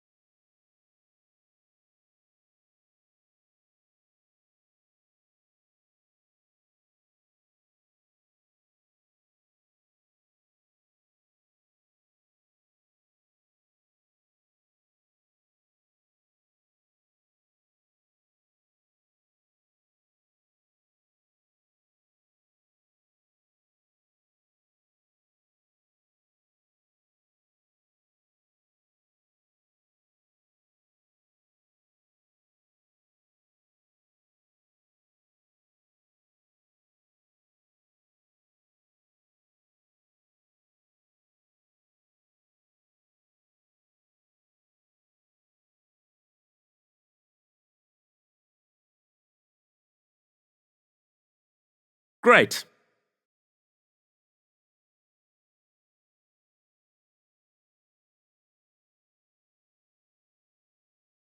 Let's implement the code for the line chart here, like this.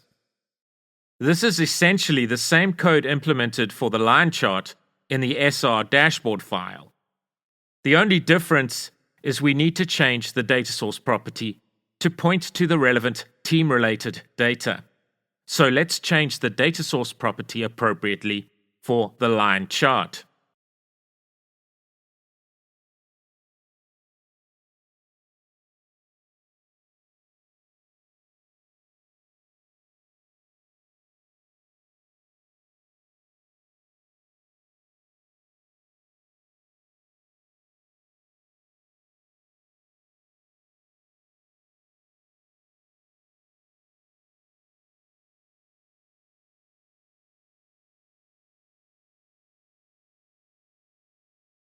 Let's run the code.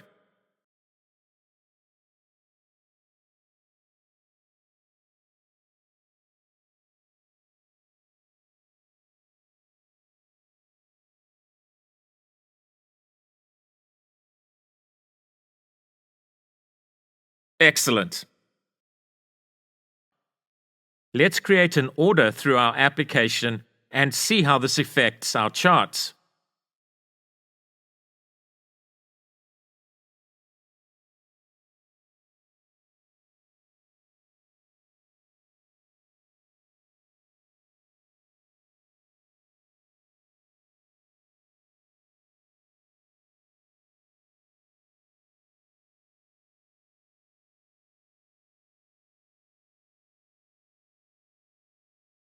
Excellent.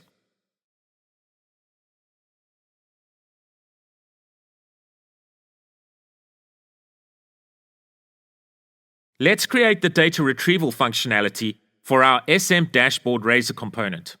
So we are creating the dashboard functionality for the sales manager. So the bar chart and the line chart are going to be more complex for the sales manager's dashboard.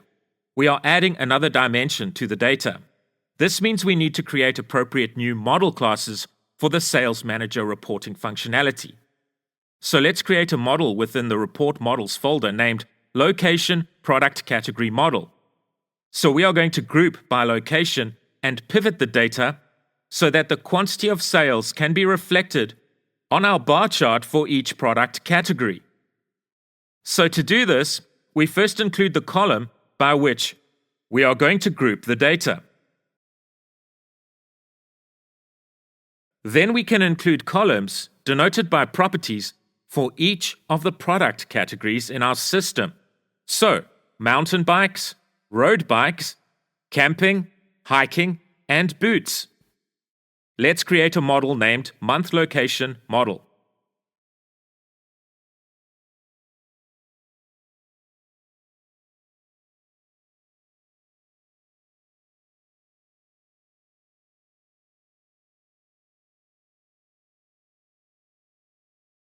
So with this model, we are shaping the data where the relevant collection of data is grouped by month of the date when the relevant orders were made, and, as it were, pivoting on the location of where the orders were made.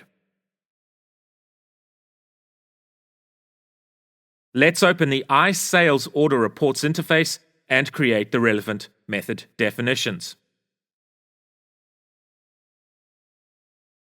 Let's create a definition for a method named getQTYLocationProductCatData. This method will be responsible for retrieving the summed up sales order quantities by location and product category. A bar chart will be used to display this data. Let's create a definition for a method named getQTYPerLocationData. This method will be responsible for retrieving quantity of sales data grouped by location. A donut chart will be used to display this data. Let's create a definition for a method named getQTYPerMonthLocationData. This method will be responsible for retrieving quantity of sales data grouped by month and location. Great, let's implement the logic for each of these methods.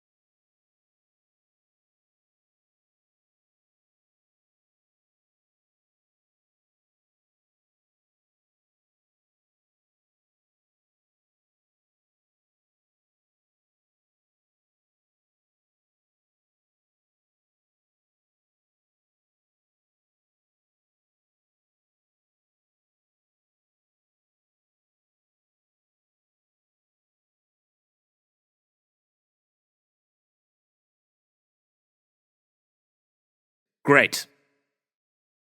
Let's create a Razor component named SM Dashboard.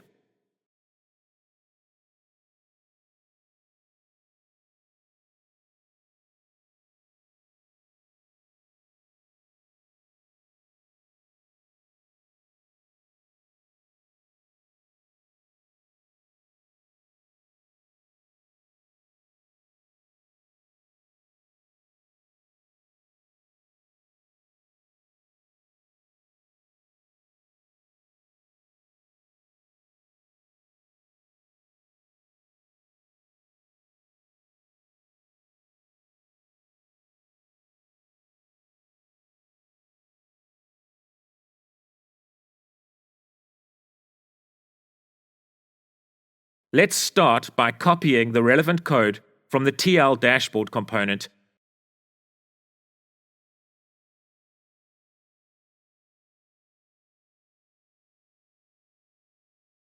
and pasting the code into our SM dashboard component like this. Let's remove the current chart-related code from our smdashboard.razor file.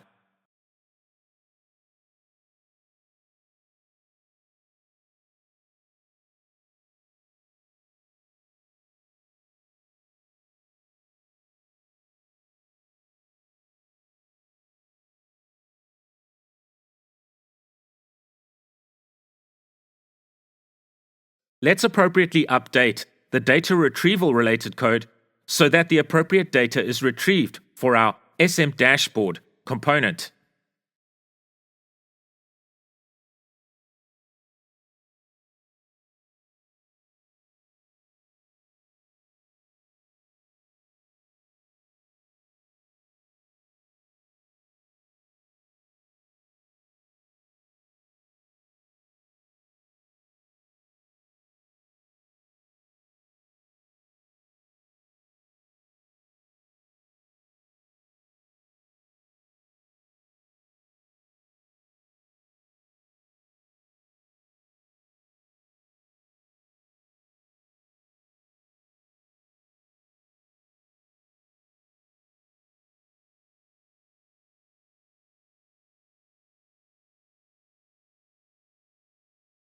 So you can access the code for the SM dashboard Razor file on GitHub at this location.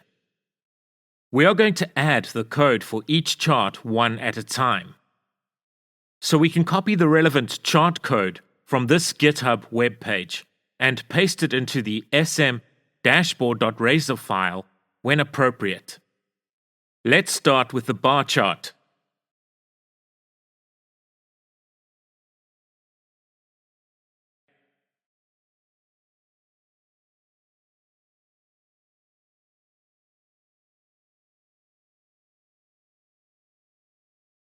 So let's paste what we have copied from the relevant GitHub webpage here. Please feel free to copy the code from the relevant GitHub webpage. A link to the webpage has been included below in the description. Let's include a width property for our bar chart.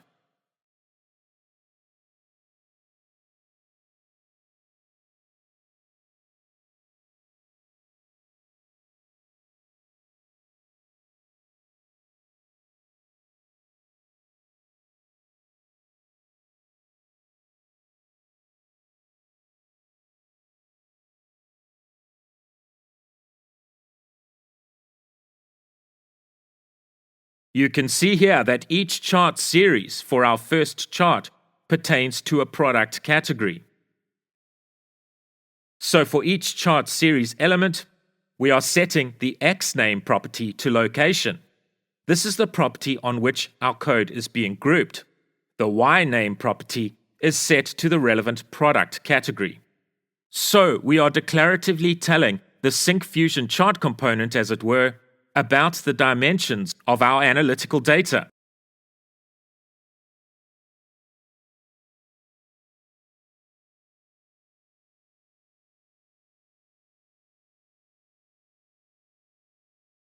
We can adjust the maximum property so that it suits the sales quantity values that we currently have saved to our system. We could bind this property to a calculated value so that the chart adjusts appropriately in response to greater quantities of sales saved to the system. Then we are also able to set the interval for the y-axis here. Again, this property could be set to a property value that is calculated on the fly, so that the chart automatically adapts appropriately in response to the values saved to the database.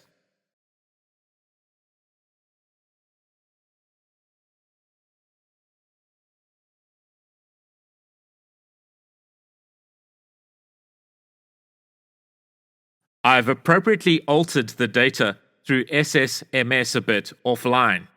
Don't be afraid to play around with the data in the sales order report table to see how the data affects the charts.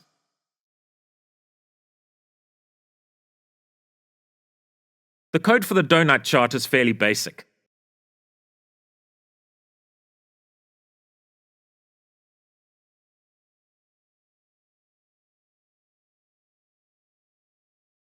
The code for the donut chart is structurally the same as the other donut charts that we have implemented in this course.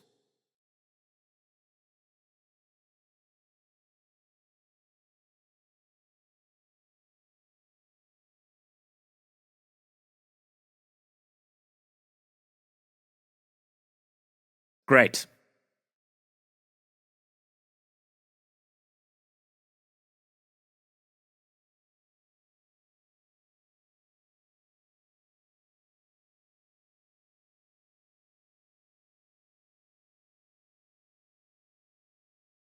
So I'm just going to paste the code in here for the line chart. Please feel free to copy the code from the relevant GitHub webpage for the implementation of the line chart.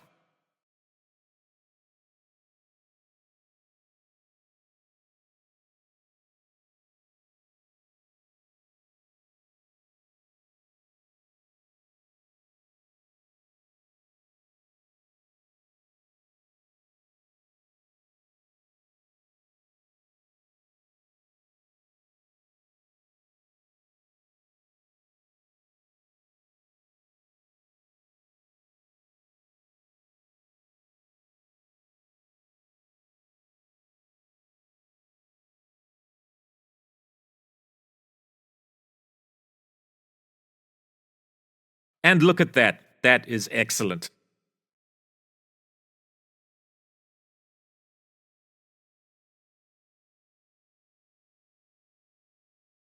Let's alter the data a little bit so that the relevant order data pertains to more months of the year.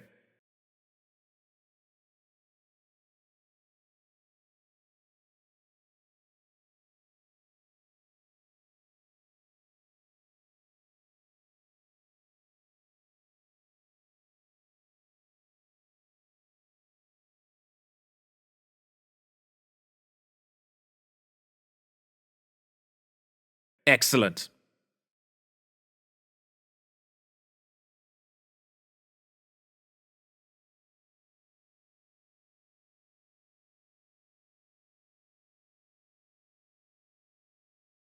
Please consult the Syncfusion documentation for more details about the charts. We are only scraping the surface here. These charts are fantastic and can be customized in many ways to suit your requirements. Syncfusion has provided excellent comprehensive documentation on how to customize the charts. There are also many other types of charts that can be used in your applications, so please dive into the Syncfusion documentation. I think you'll be amazed, as I am, as to what can be accomplished using the Syncfusion chart components. And you can see that the Syncfusion layout component and the chart components are fully responsive on smaller screens.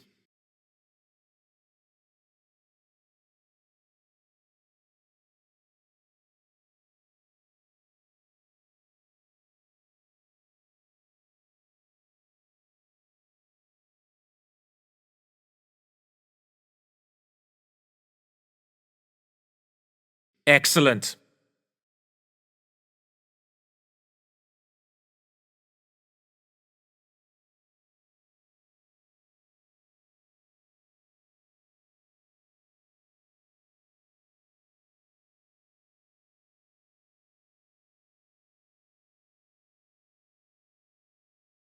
In this section of the course, we are going to integrate Syncfusion's diagram component into our application.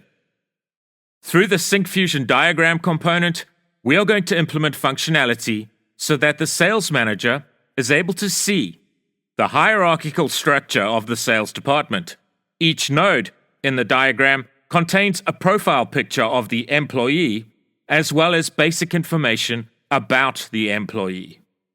To create this functionality, we'll integrate the Syncfusion diagram component into a Razor component.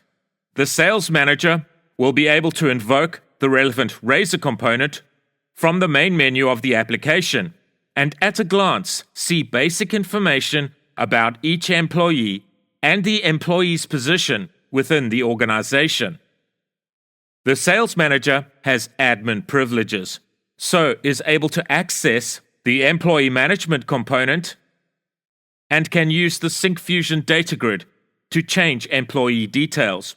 So the sales manager can use the DataGrid to shuffle around team members. For example, change who a particular sales rep reports to, i.e. change the team member's team leader.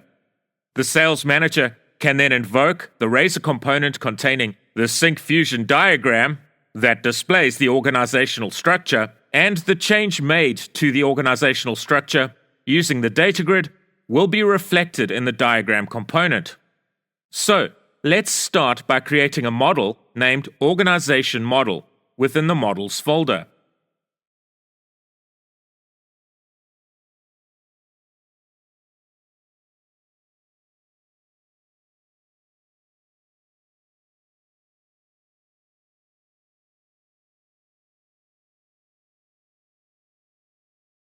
This model supports data for relevant employee details and provides a way for each object in a list of objects derived from this class to appropriately reference other objects of the same type in a way that a list of objects of this type can represent a hierarchical structure. For example, the reports to ID property will either store an empty string or an employee ID. If the reports to ID property stores an empty string, this means that the employee that the relevant object represents is the head of the organization and doesn't report to anyone. When the reports to ID property for an object stores an employee ID, this means that the relevant employee that this object represents reports to the employee whose employee ID is referenced by the reports to property of the relevant object. So, in this way, each object of type organization model stored in a list of objects of this type can be appropriately related to one another to form a hierarchical structure. In a bit, you'll see how we are able to wire up a list containing appropriate objects of the organization model type to the Syncfusion diagram component, and the Syncfusion diagram component does all the heavy lifting, as it were, to display an aesthetically pleasing hierarchical structure containing all the employees of the organization to the screen. Let's create an interface in the contracts folder named iOrganization Service.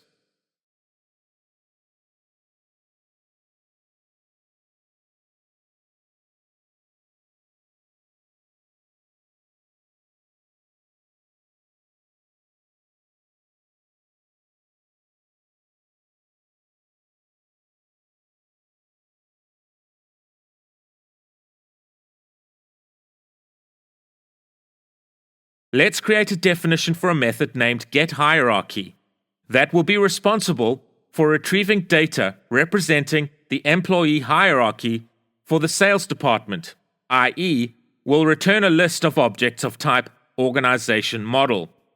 Let's implement the code for the getHierarchy method.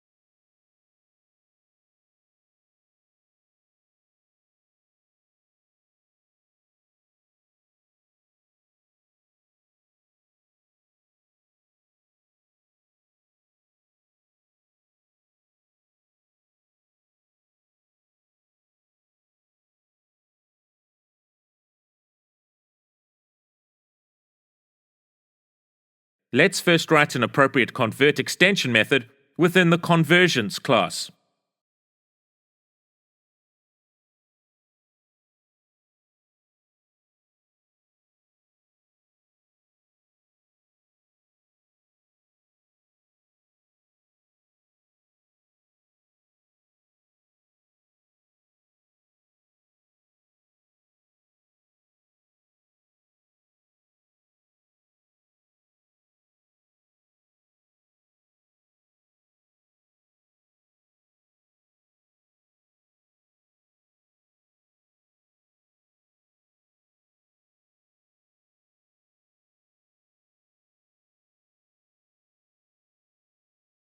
So to be explicit, I'm going to name our extension method convert to hierarchy.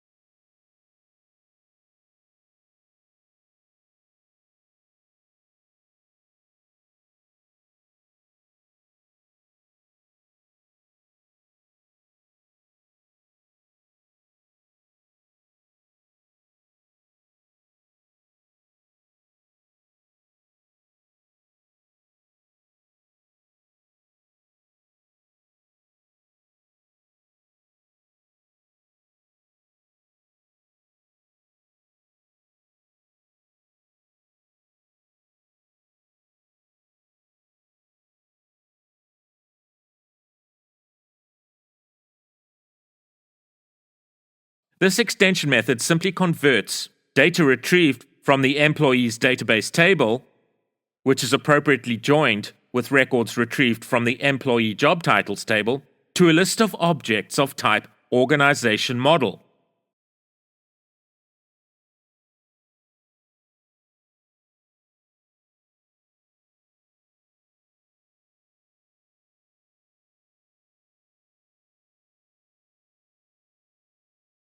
Then the implementation for the getHierarchy method is this simple code here.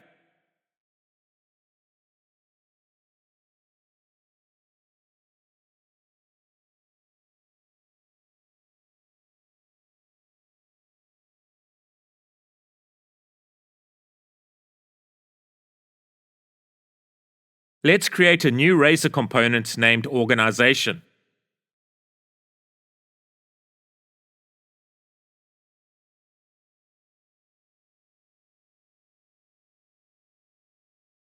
Let's provide the appropriate routing information at the top of the Razor file, and an appropriate link within the navmenu.razor file.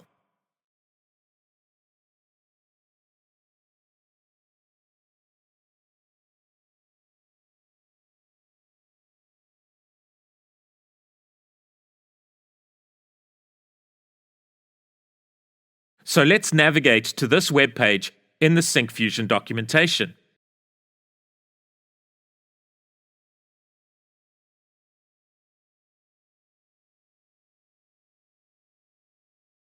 Here we have the organizational tree structure that we want to implement within our application. So let's go to the source code for this demonstration and let's copy the relevant code to our clipboards.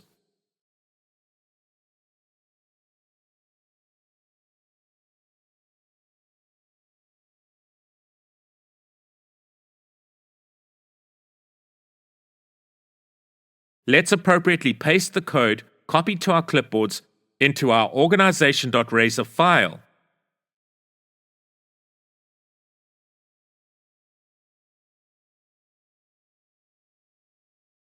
So we can see lots of squiggly lines.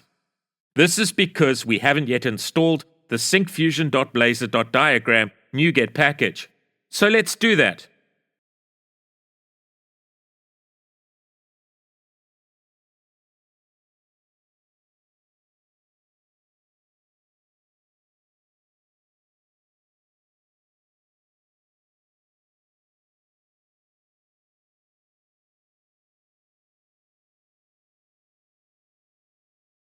Let's install version 20.0.1.58 so as to be consistent with the versions of the Syncfusion components that we have currently installed. Excellent.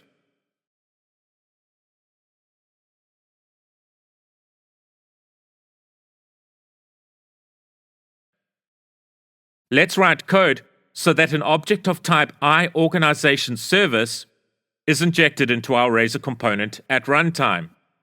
Let's make sure that we register the relevant iOrganizationService type for dependency injection.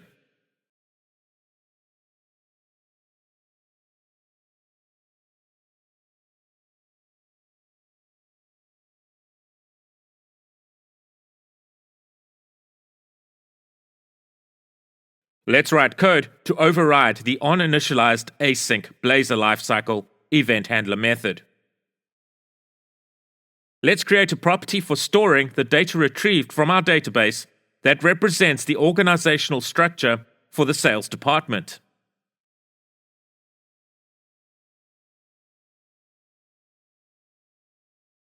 Then let's write code within the oninitialized async method using our organization service object to retrieve the relevant data from our database.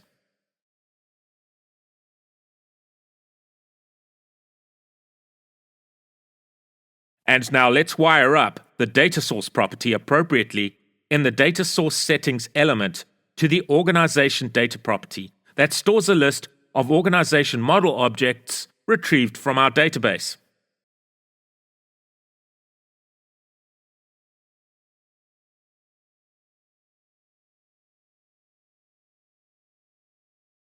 Let's let the SF diagram component know, as it were, which property in the data source contains the ID value and which property in the data source contains the parent ID value. The parent ID represents the ID of the employee that the relevant employee reports to. The ID of the relevant employee in the data source is set to the employee ID property. So, this is how the Syncfusion diagram knows, as it were, about the parent-child relationship that represents the employees in the organizational structure, which is of course essential information for displaying the relevant data structure as a hierarchical structure. The next step is to define what information about the employee will be presented in each node on the hierarchical tree structure.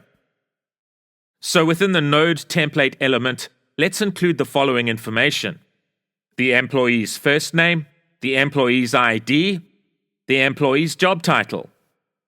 We want each node to contain the employee's profile image.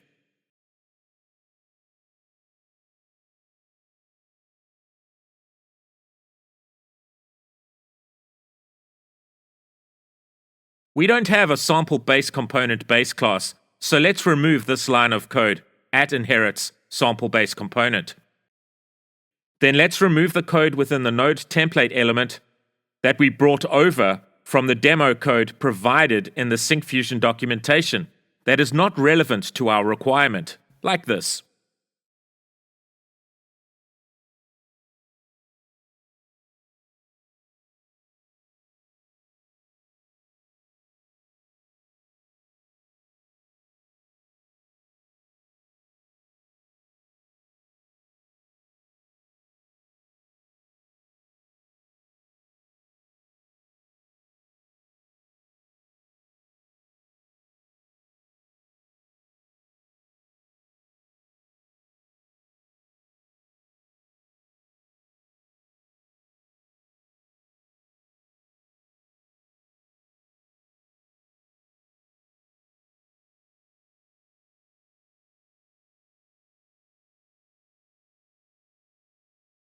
Let's run the code.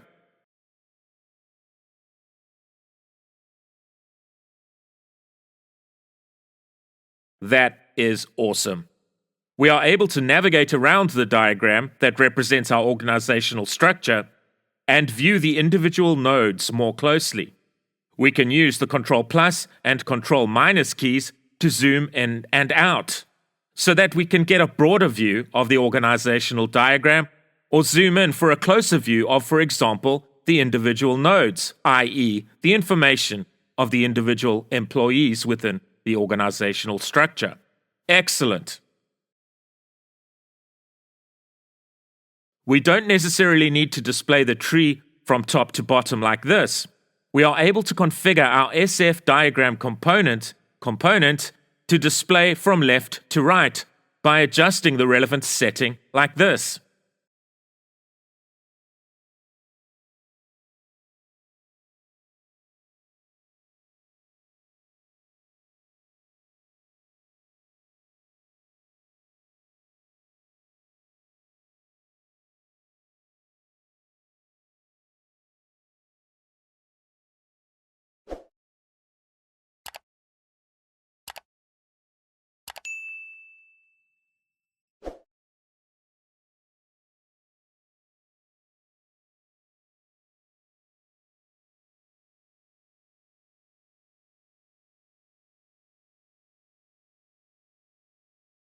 And we can go over to the Employee Management Razor component and pretend we're the sales manager and use the Syncfusion DataGrid to change the hierarchical structure of our organization.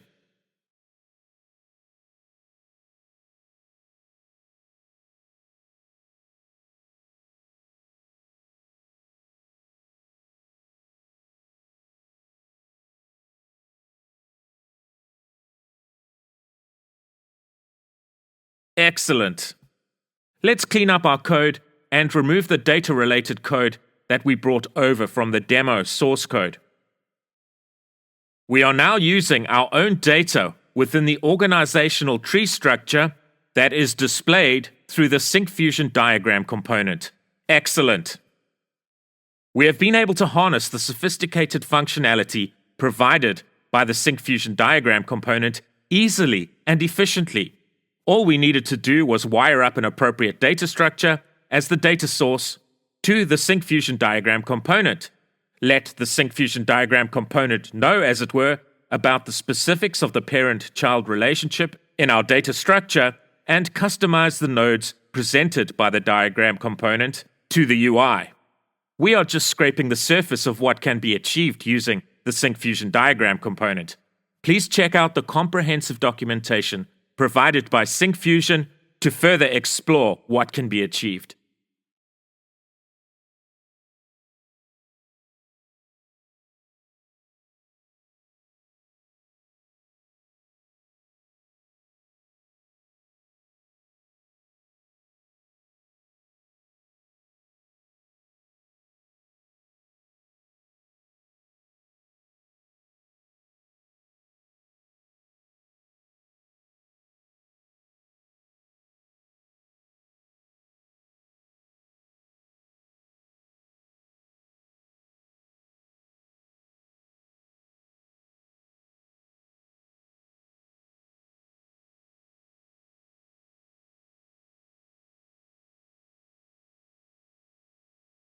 So let's say we want to integrate functionality for the employees of the sales department so that they can, for example, schedule appointments with other employees or, for example, schedule client meetings. To implement this functionality, we are going to integrate Syncfusion's scheduler component into our application. Let's start by creating a Razor component named Appointments.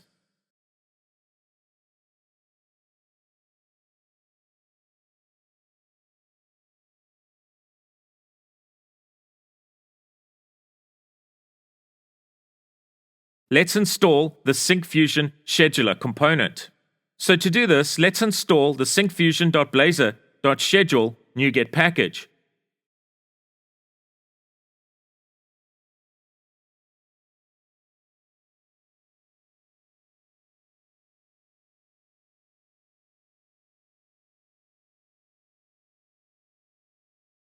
Let's install version 20.1.0.58 so that it is consistent with the versions of the other NuGet packages that we have installed.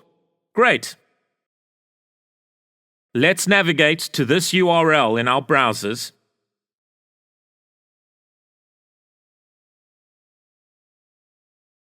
Here you can see we have demo source code provided by Syncfusion that demonstrates some of the core functionality that we can leverage using the Syncfusion scheduler component. Let's go to the source code of the demo and copy the relevant code like this into our clipboards.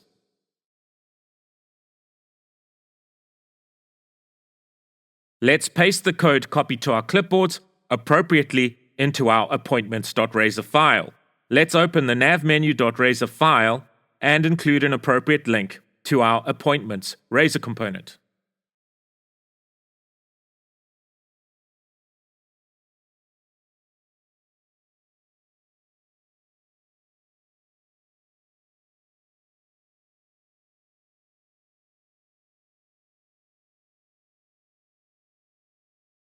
And when we run our code and navigate to our Appointments Razor component, we can see that right out of the box, we have sophisticated functionality already operational.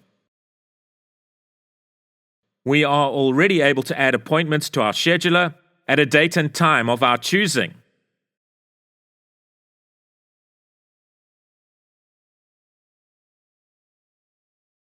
We can, of course, edit and delete the appointments too.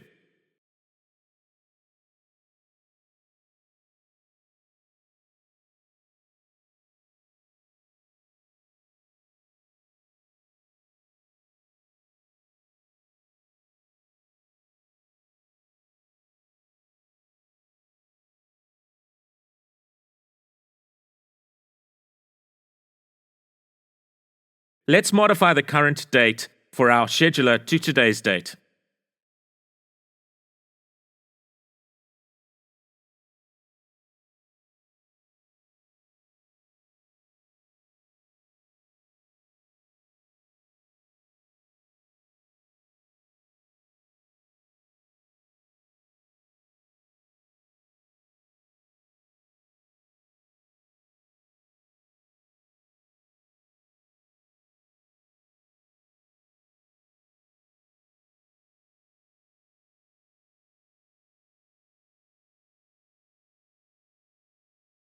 So you are able to add an appointment to the scheduler by invoking the most basic dialog by clicking an appropriate cell representing a date and time, i.e. a date and time at which you wish to schedule an appointment. You are able to double-click a cell to invoke a dialog where you are able to enter more detailed information about the relevant appointment. You are able to easily change the view of the scheduler. For example, you may wish to see all your appointments for the week. You may wish to view your appointments in an agenda format. You may wish to view only appointments for the work week, Monday to Friday, or for the month. So, right out of the box, we can harness some very useful functionality. At the moment, however, we are only able to save our appointments to the scheduler component, where the data only exists in memory.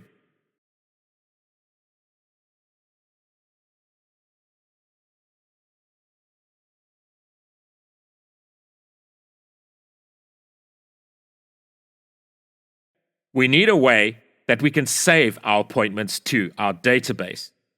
Through the functionality provided to us by the Syncfusion Scheduler component, we are able to apply our own custom code that will execute when certain events are fired based on user actions performed by the user using the Syncfusion Scheduler component.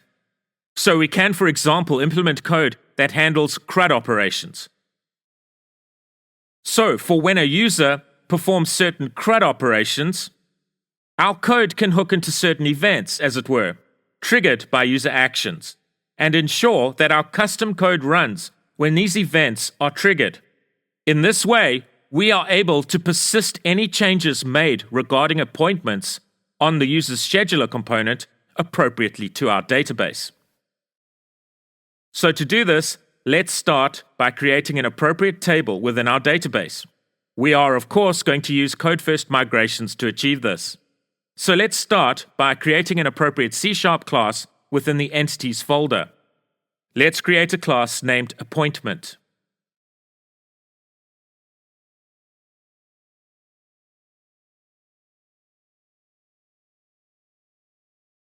Let's create the relevant properties for our appointment class. These properties are appropriately included for our appointment database table based on the structure that is used by the Syncfusion Scheduler component to represent an appointment in the scheduler component.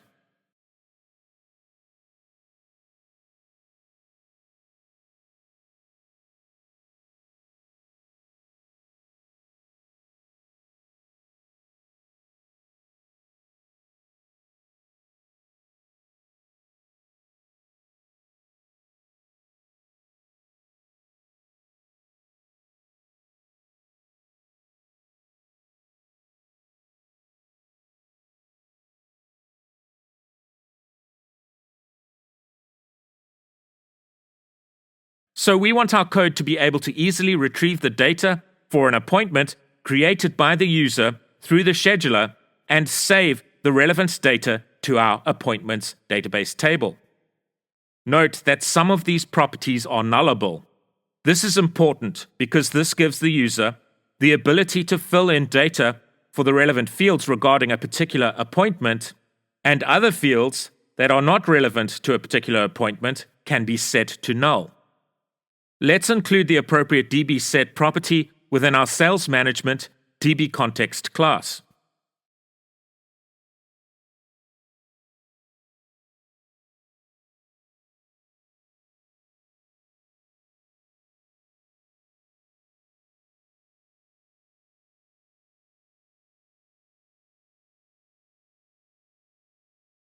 Let's create a migration.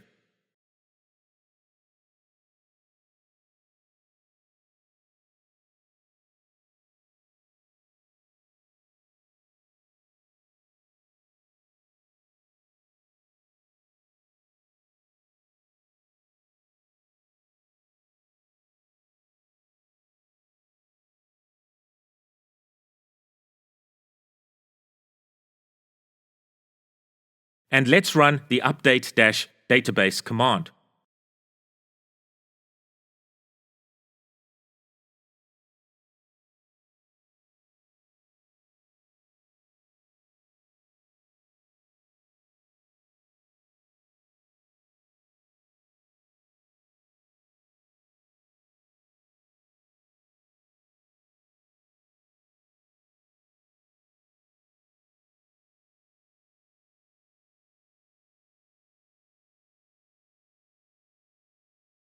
Great.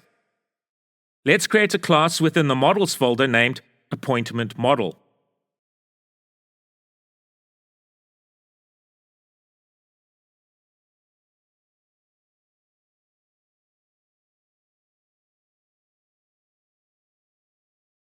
We can simply copy the properties from the appointment entity to our appointment model class.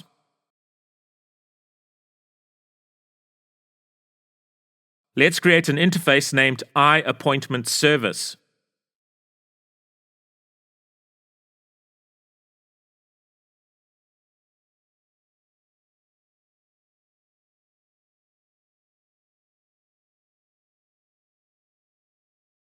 Let's create a definition for a method named getAppointments, responsible for retrieving all of the appointments for the logged on employee.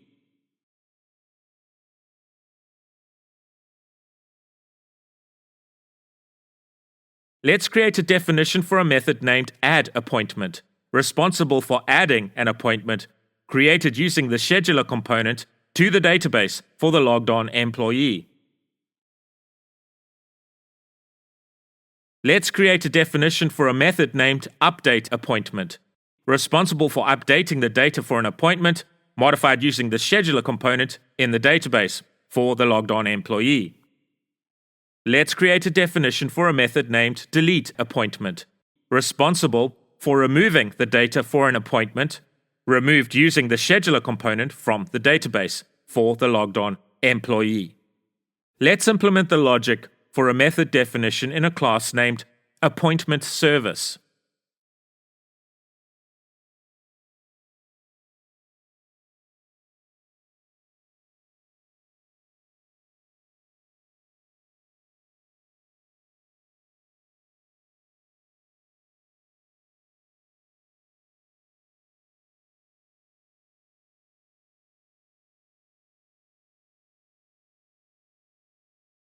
Let's include a constructor in the AppointmentService class and ensure that our constructor includes a parameter of type SalesManagementDBContext, so that an object of this type is injected into our constructor at runtime.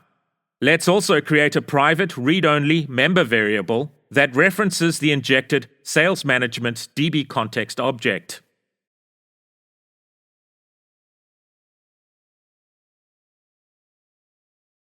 Oops, we have a typo here. Let's remove the extra E from delete appointment, first from our iAppointmentService interface, and then from the AppointmentService class. Let's first implement code for the addAppointment method.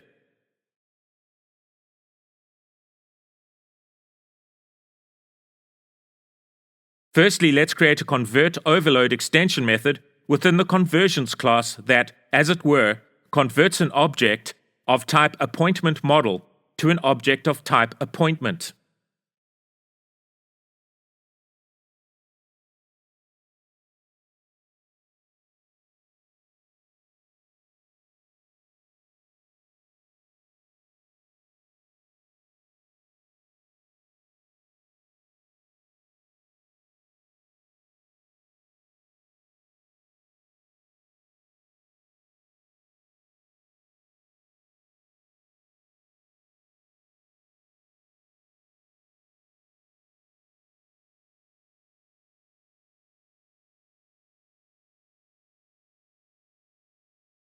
Then let's write code within the addAppointment method to first convert an argument passed into this method of type appointment model to type appointment.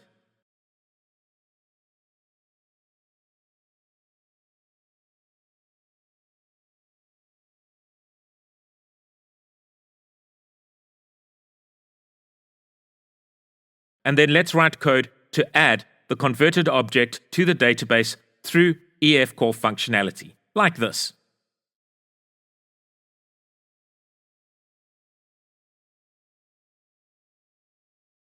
Before we create the code for the getAppointments method, let's write a convertOverload extension method that, as it were, transforms a list of objects of type appointment to a list of objects of type appointment model.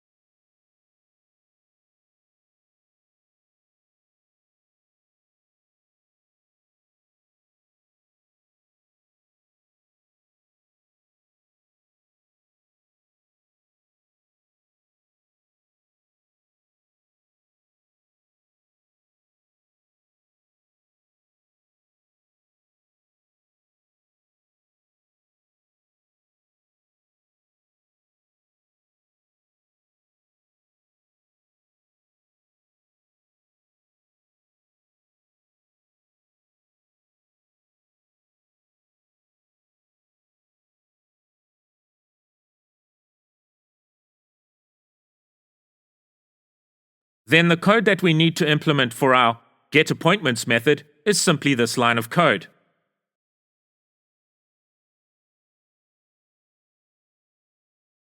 Then let's implement the following code for the updateAppointment method.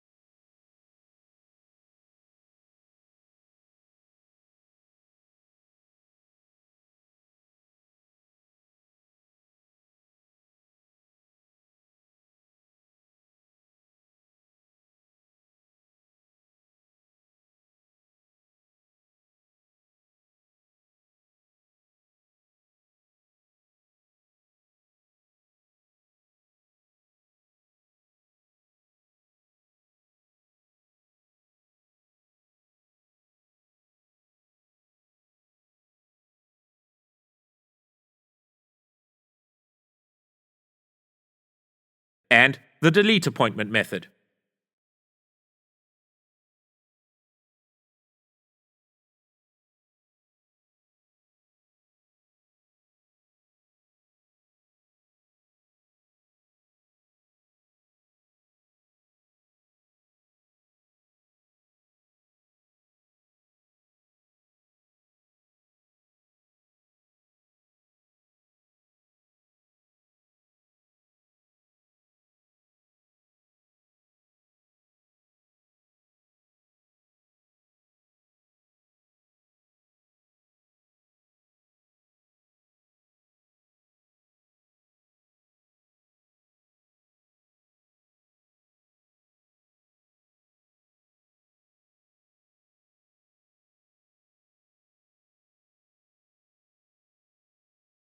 Note that we have not yet implemented the login functionality for our application. So for now, let's hardcode the employee ID to 9, which relates to the sales rep, Benjamin Lucas. To simulate that Benjamin Lucas is the current logged on user, we need to update the convert extension method that converts, as it were, an object of type appointment model to an object of type appointment. This will ensure that when an appointment is added to the system, that at the moment the appointment will, as it were, be made by Benjamin Lucas. We must also include a where filter like this within the getAppointments method to filter the retrieved appointments by the employee ID of Benjamin Lucas.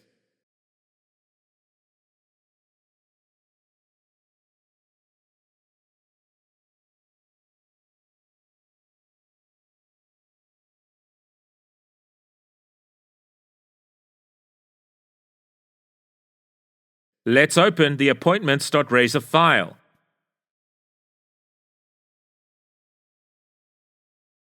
Let's write code to override the oninitialized async Blazor lifecycle event handler method.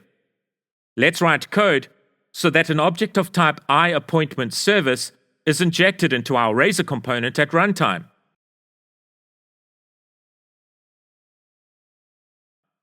Let's make sure that we appropriately register the appointment service type for dependency injection.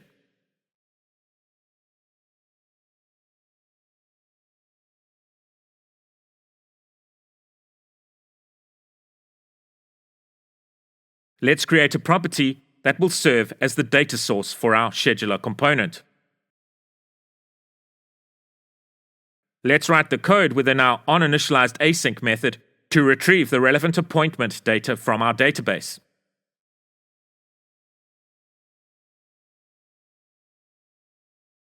Let's appropriately set the data source property for our scheduler component.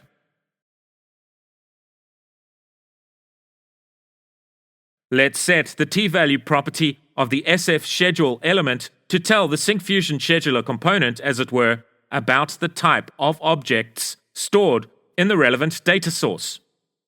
Let's also update the t-value property of the schedule events element to the appointment model type.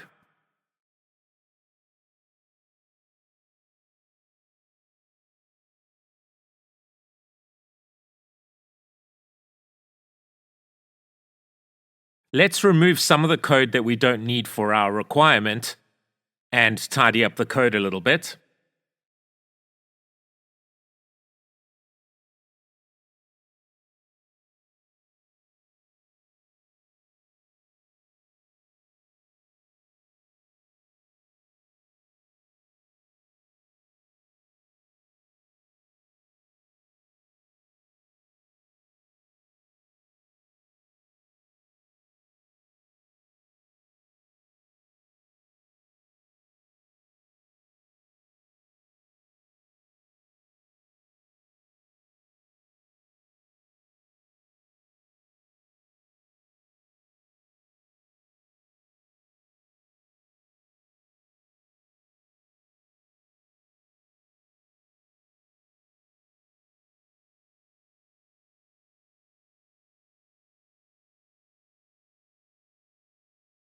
So now, how do we hook into an appropriate event so that our CRUD-related code fires when the relevant event is raised by the scheduler component?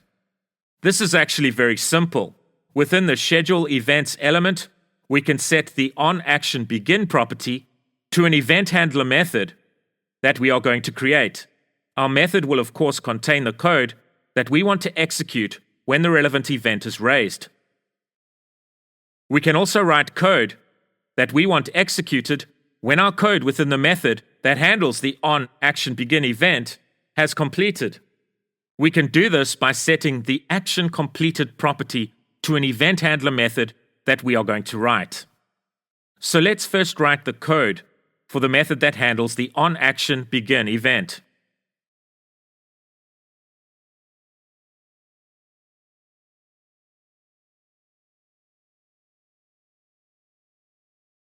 Firstly, let's write an if statement to check what type of action has been executed by the user of the Syncfusion scheduler component.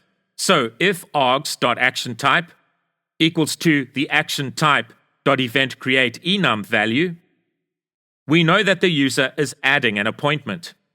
So we are able to retrieve the appointment data entered by the user with this line of code, and then we can add the relevant appointment data to the database using our appointment service object, like this. Then let's create the code for the method to handle the event that is fired when the code within the onActionBegin method completes.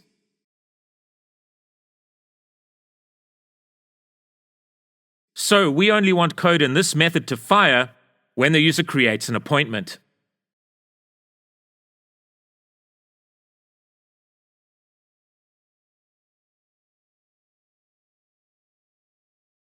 Let's set the @ref attribute to a property that we'll create so that we are able to reference the Syncfusion scheduler component in our code using the relevant property.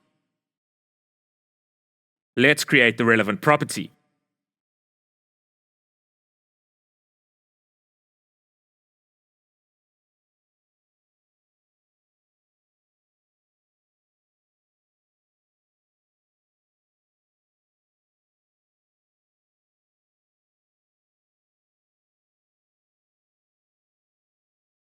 Then let's write code to retrieve all appointments for the logged on employee. And let's also write code to refresh the scheduler component.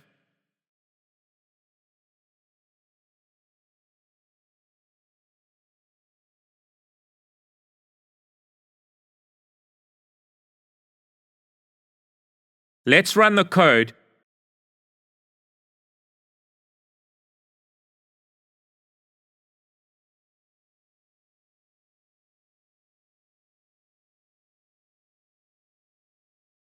and add an appointment firstly through the basic dialog. We can launch this basic dialog by clicking on one of the cells.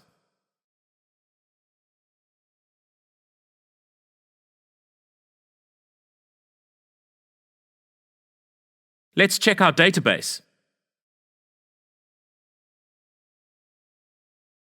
Excellent!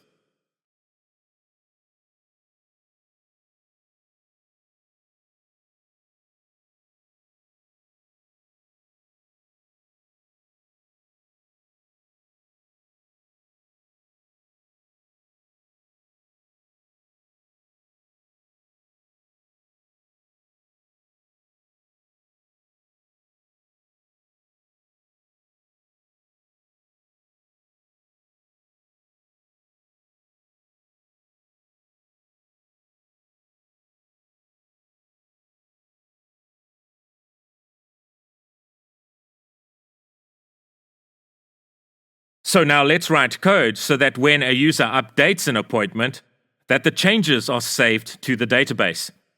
The code for this is really intuitive.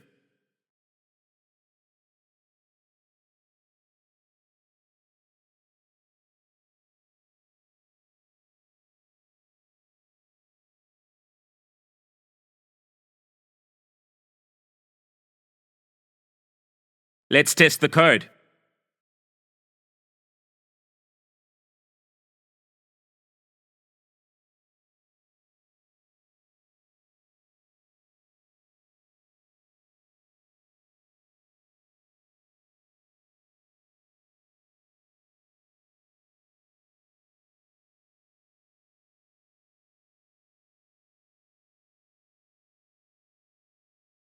Excellent.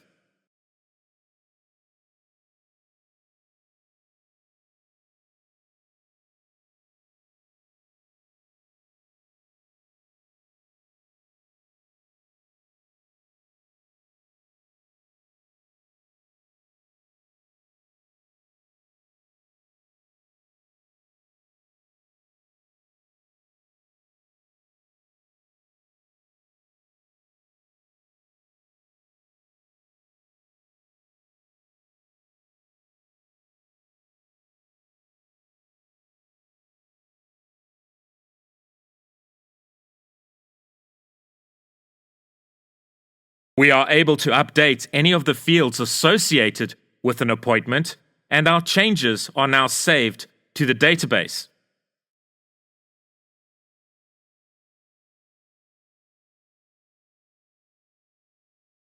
Let's implement code so that we are able to delete an appointment from the database using the scheduler component.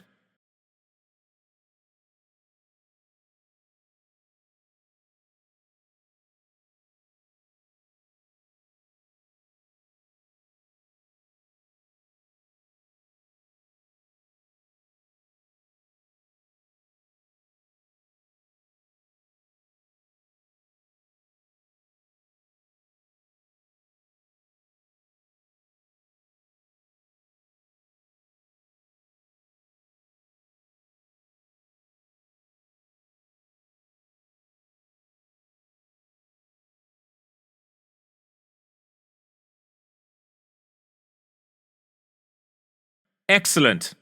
And you can see that we are now able to perform CRUD operations through our Syncfusion scheduler component, and any changes we make are persisted to our database.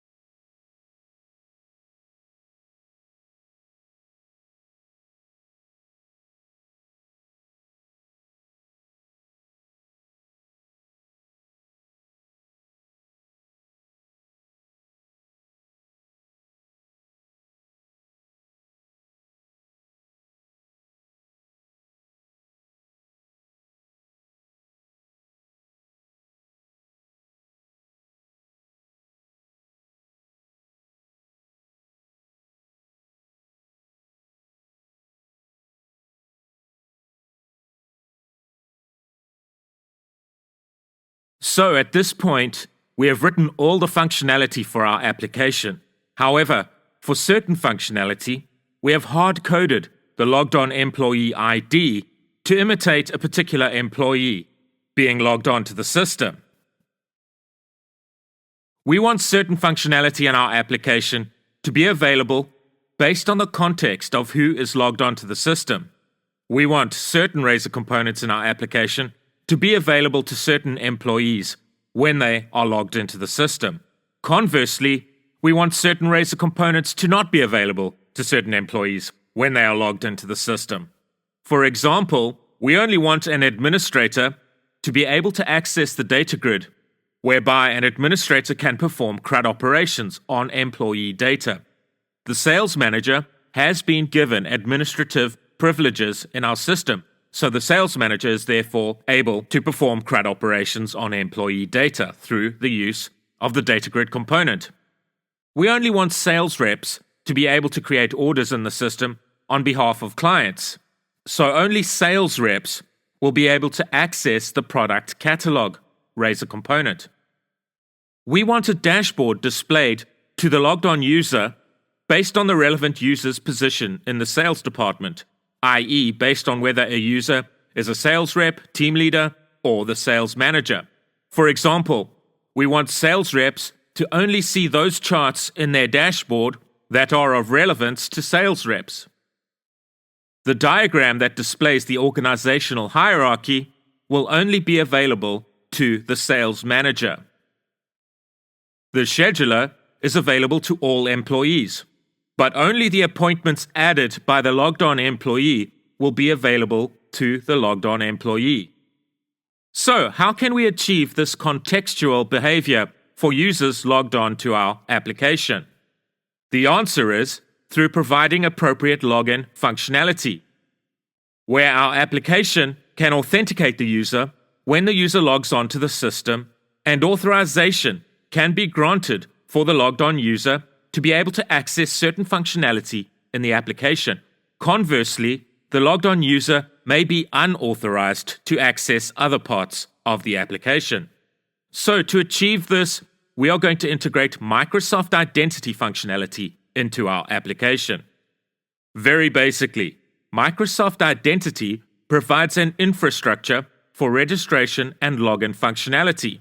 Using the Microsoft Identity technology will make it easy to add login and registration functionality to our application and provide the authentication and authorization functionality that we have just discussed. So, at the point at which we created our Blazor server project, we could have chosen to integrate Microsoft Identity into our application. We chose not to integrate Microsoft Identity into our application at that point, but we are still able to integrate Microsoft Identity into our application, even if we choose not to do so at the point of creating the initial project for our application. In this section of the course, that is exactly what we are going to do. We are going to go through each step that needs to be performed in order to integrate Microsoft Identity into an already existing Blazor server application that does not yet have the Microsoft Identity technology integrated for the performance of login, registration, authentication, and authorization functionality. Let's go through this step by step. So, the first step is to make our Sales Management DB Context class inherit from the generic Identity DB Context class, which accepts the identity user type as a type argument. We are doing this because we are going to house the Microsoft Identity database tables within the same database as where the database tables of our application reside. We could create an entirely new DB Context class for our Microsoft Identity functionality, but our application is self-contained and monolithic, so in the interests of simplicity, let's simply create the Microsoft Identity tables within the database we are already using for our application. As you can see, we have a red squiggly line here. If we position our mouse pointers appropriately and press Ctrl-, we can see that we are missing the installation for an essential NuGet package. Microsoft.ASP.NET Core.Identity.Entity Framework Core. We can install the latest version of this NuGet package at this point by clicking on the Find and Install Latest Version menu option presented to us through Visual Studio. So let's do that.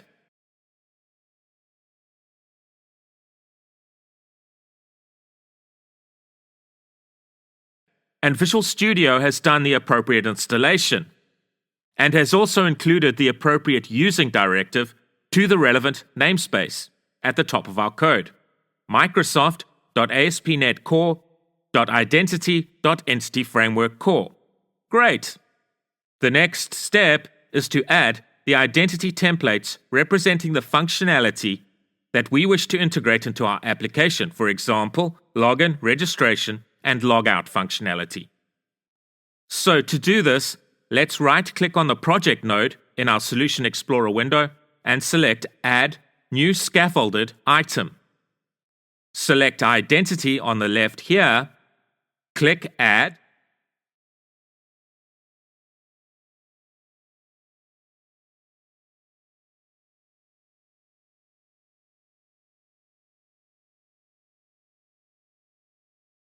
you can see that we are presented with a variety of files that we can integrate into our application.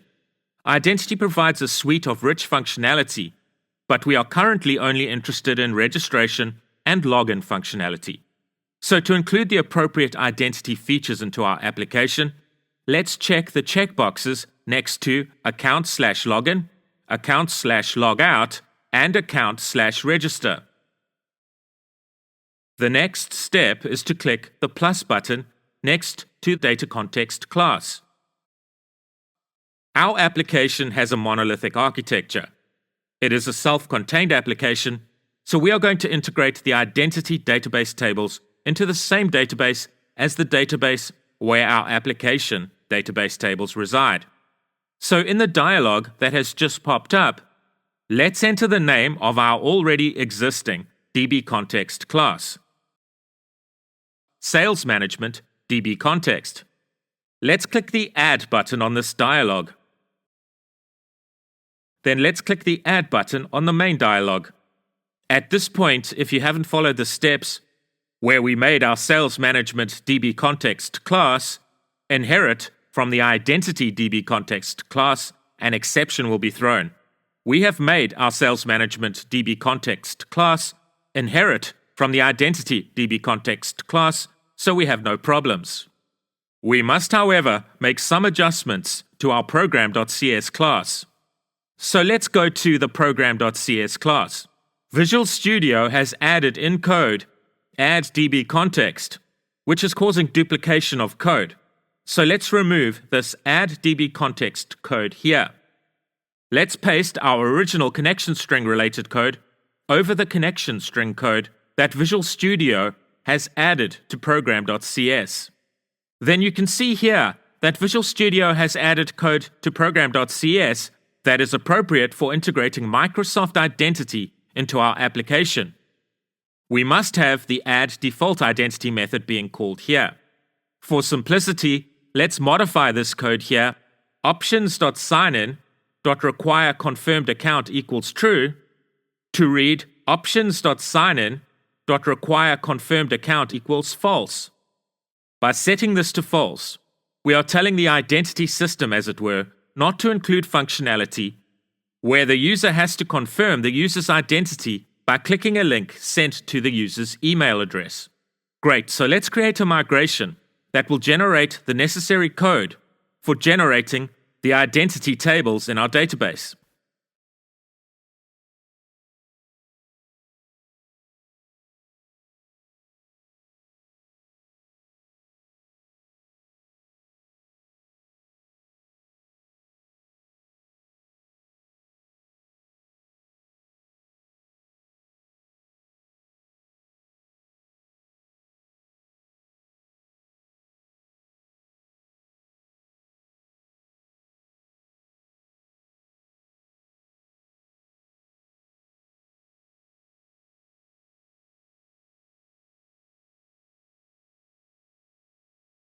Great. Let's run our migration code by running the update-database command.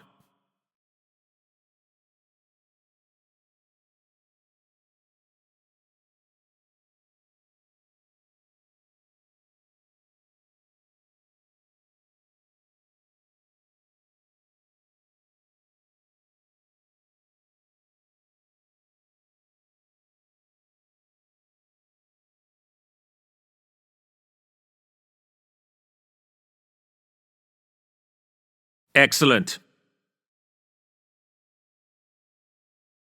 The next step is we are going to create code to register certain employees with the identity system whose records exist within the employees table.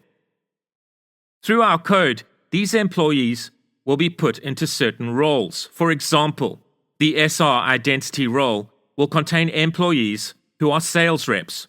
The TL role will contain employees who are team leaders. The SM role will contain the sales manager. The admin role will contain employees who are able to perform CRUD operations on employee details. The sales manager will be included in both the SM role and the admin role. So firstly, let's generate a migration.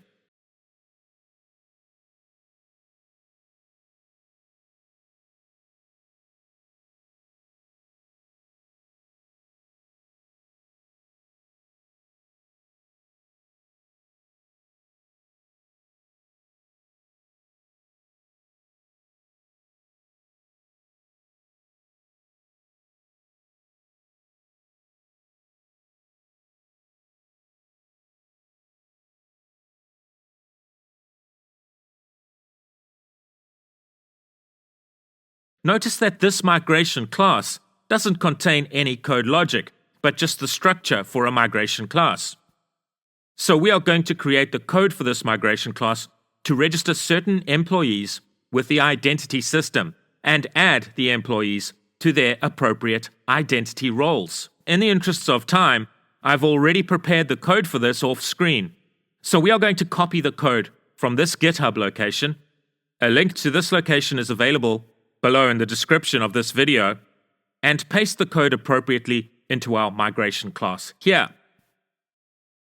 So each user and each role in the identity tables must be associated with a unique GUID, Global Unique Identifier. In the identity tables, GUIDs are used as primary key values.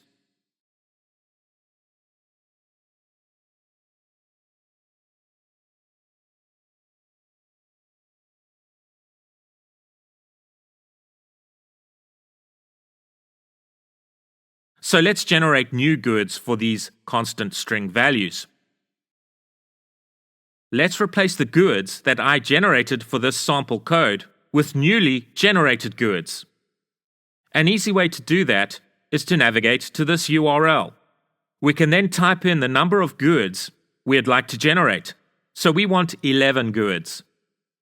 We can then generate the GUIDs and copy them to our clipboards. Let's paste the GUIDs into our code here and comment them out.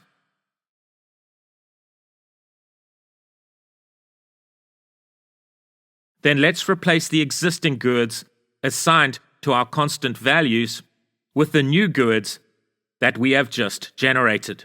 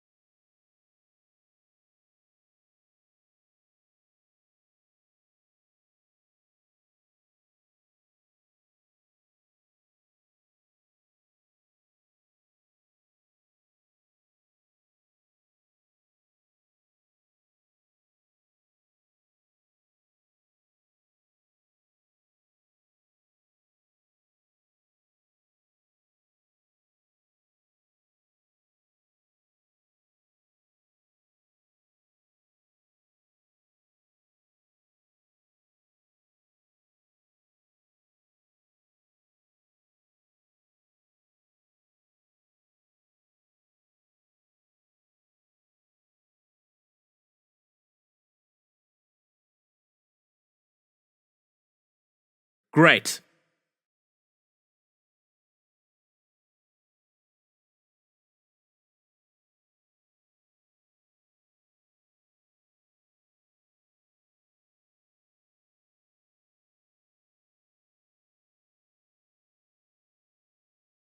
Let's paste the code in for the up method, like this.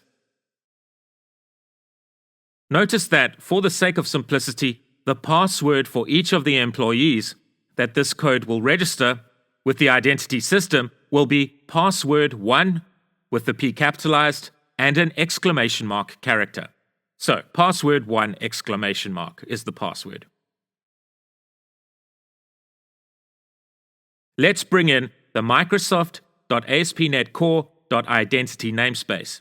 Let's copy the code for the private methods that are being called from within the up method and paste these private methods appropriately into our migration class.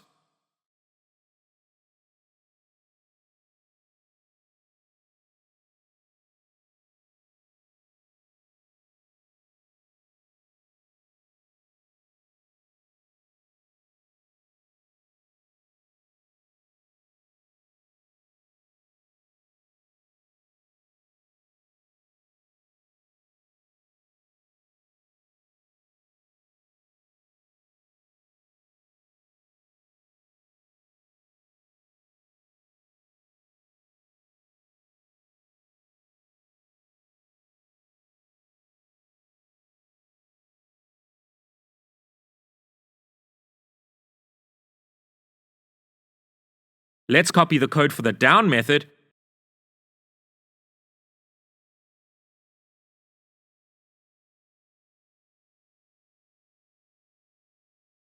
and appropriately paste the code into our down method here. Let's paste in the code for the private methods that are being called from within the down method.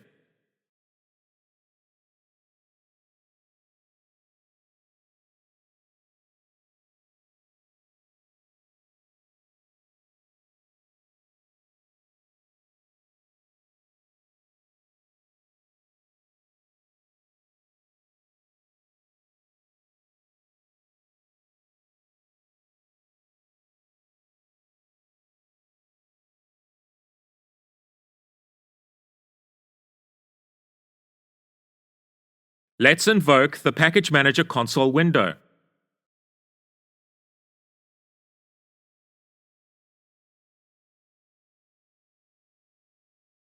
and run the update-database command.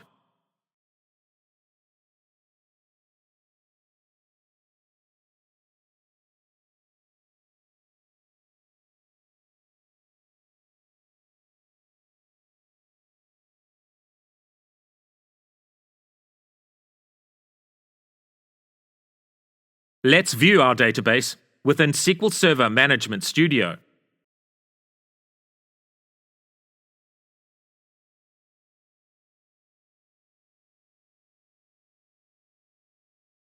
Excellent. So, in order to include identity role-based functionality in our application, we need to include the add roles method like this here within our registration functionality regarding identity.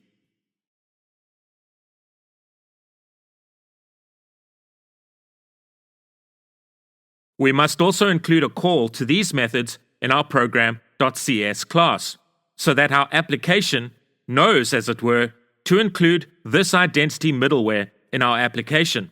So please appropriately include the following code: app.useAuthentication, app.useAuthorization.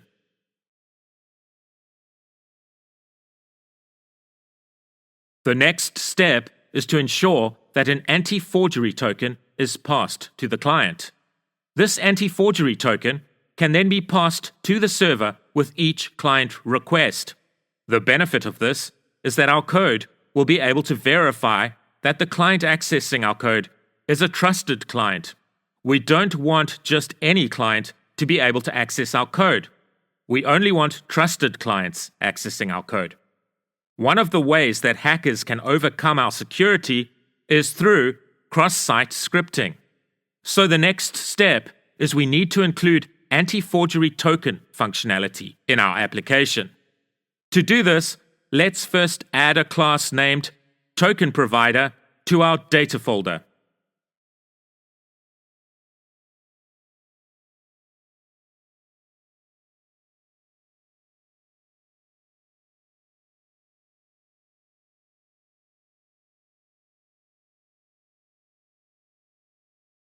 Let's include string properties within our Token Provider class, the XSRF string property, and the refresh token property.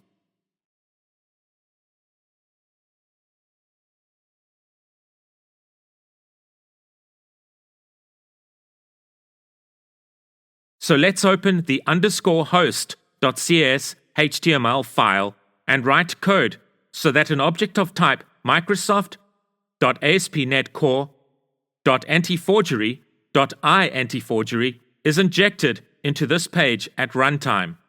This is where we are going to generate the token and pass the token into our application.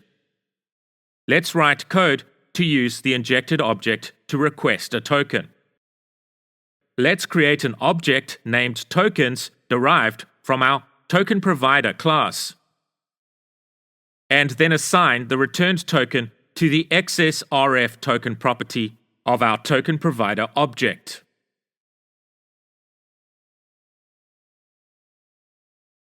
Within the component element, let's add a property named param-initial-state and set its value to the tokens object. This is how we are passing our token to our application.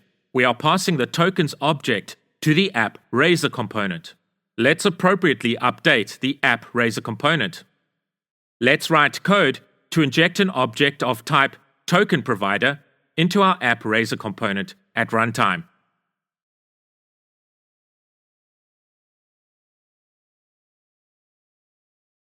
Let's include a using statement that references the namespace of where our Token Provider class resides within the _imports.razor file.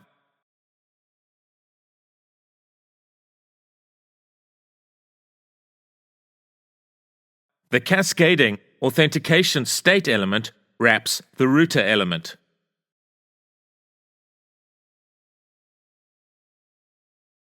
We need to change the root view element to an authorize root view element.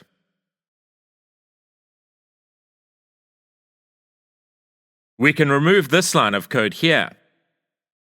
So when the app Razor component loads up, we want to assign the initial state parameter that we are passing down from the _host.cshtml page. And we are going to set the XSRF token property of the token provider object injected into this Razor component at runtime to the XSRF token property of the token provider object passed into the initial state parameter.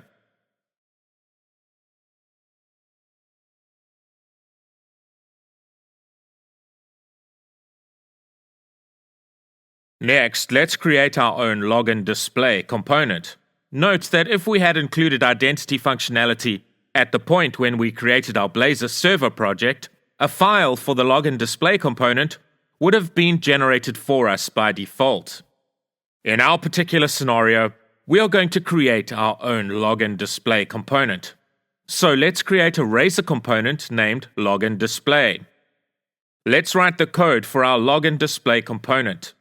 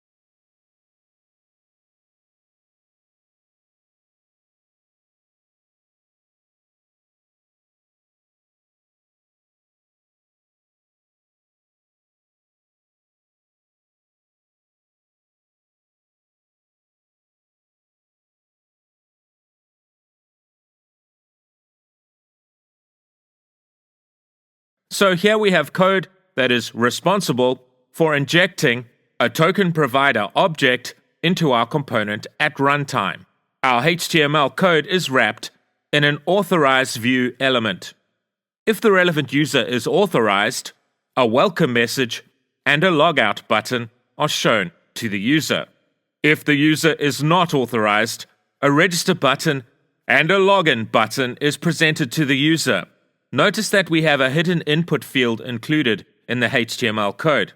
Our token provider object's XSRF token property is stored within the hidden text field. Then we need to reference the login display Razor component appropriately within the main layout Razor file.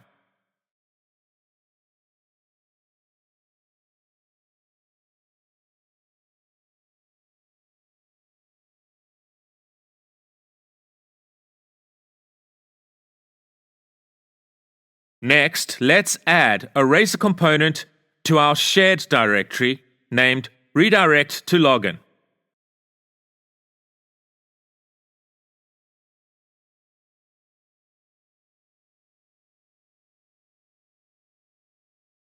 Let's include this code within the redirect to login Razor file.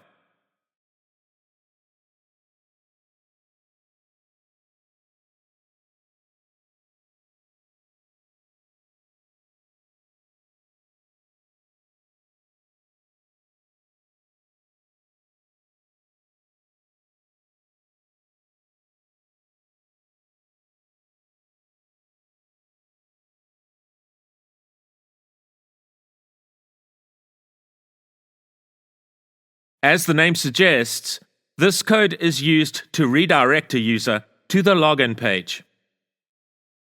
And that is basically it. Let's see if we can log into our application.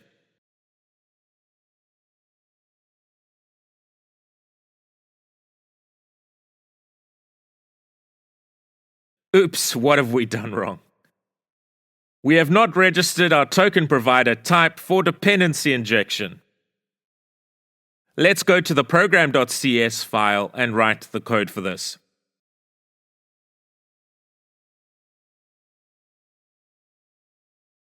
Let's run the code.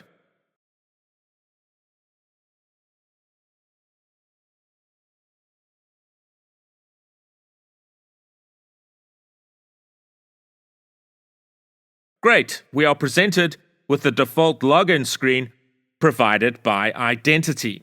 Let's log in as one of the employees, who is a team leader, Henry Andrews.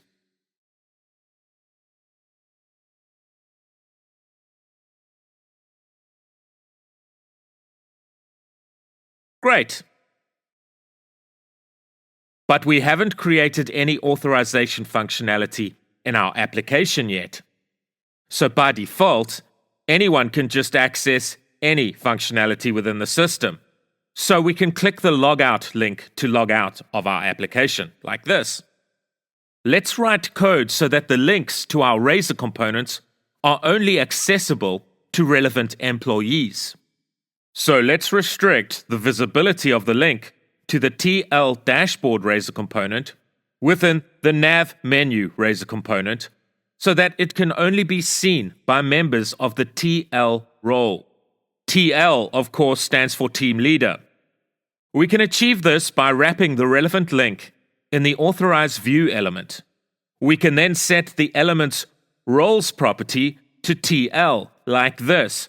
Note that if we wanted to include more than one role value within the roles property, all we would have to do is separate the relevant values by a comma. So we would provide a comma-delimited string containing the relevant roles. Let's run the code. You can see that the TL dashboard is not visible when we first launch the application. However, if we log in as Henry Andrews, who is a team leader and therefore a member of the TL role, we can now see the link to the TL dashboard Razor component in the main menu. Excellent. The moment we log out, the link to the TL dashboard Razor component is no longer available. If we log in as Benjamin Lucas, who is a sales rep and not a team leader,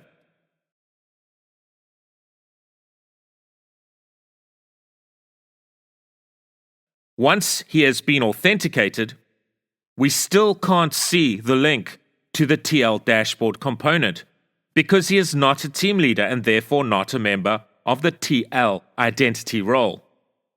Let's restrict the link to the SR dashboard Razor component so that only sales reps, i.e. members of the SR role, can see this link.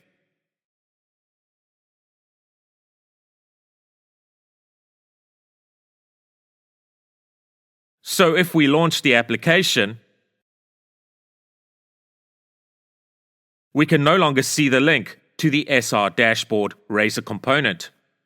If we log in as a sales rep,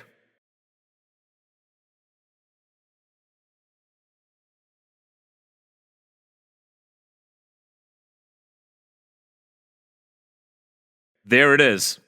Great. If we log in as Henry Andrews, a team leader, he is not able to see the link to the SR dashboard Razor component because he is not a sales rep and not a member of the SR identity role.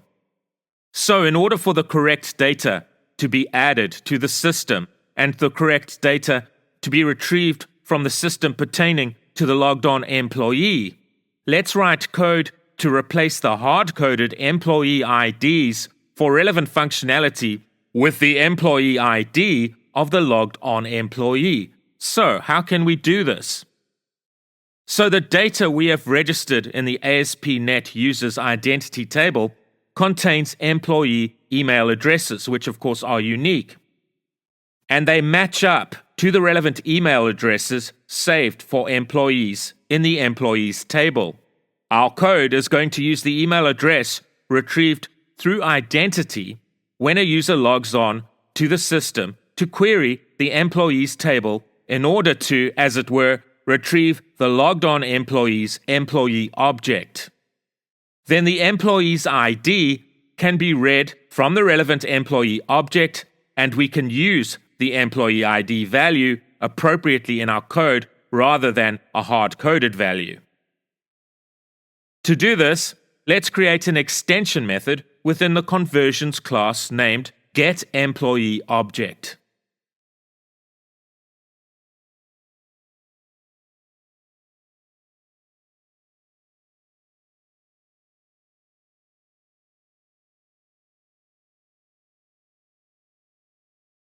This first parameter is of type system.security.claims.claimsPrincipal. This will allow our code to call the getEmployeeObject extension method on the user object of type system.security.claims.claimsPrincipal that will be available to our code once a user has been authenticated after the user logs onto the system.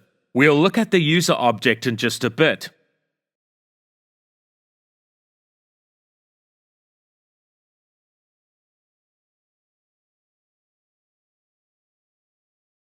So we can use the user object's identity.name property, which returns the email address registered in the ASP.NET user's identity table for the employees that we registered through running the relevant migration that we created earlier.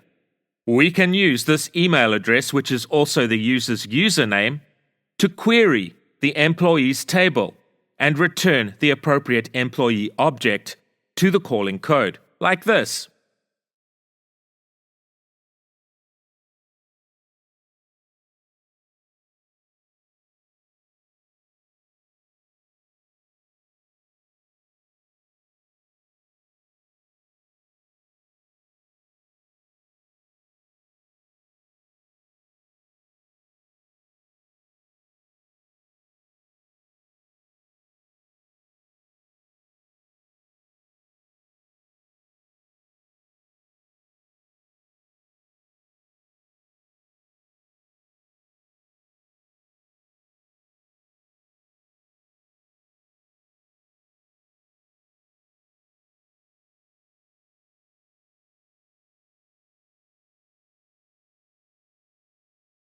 Great. So let's first change the code in the order service class so that the relevant employee ID is no longer hard-coded to the employee ID pertaining to Benjamin Lucas. So we need to be able to access the user object, which is an object that will be available once a user is authenticated. To gain access to the user object, let's first create a parameter within the constructor of the order service class of type authentication state provider.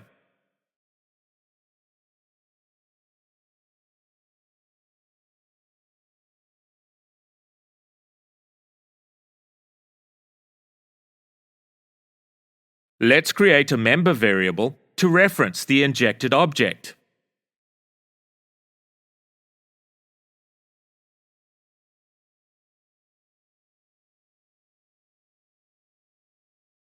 Let's create a private method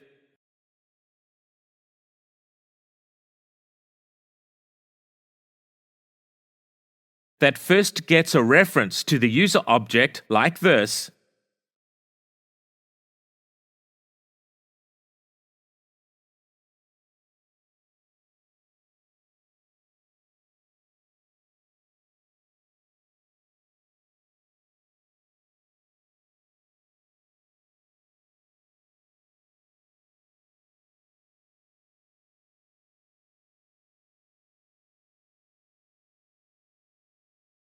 and then we can call our getEmployeeObject extension method on the user object and return the relevant employee object to the calling code, like this.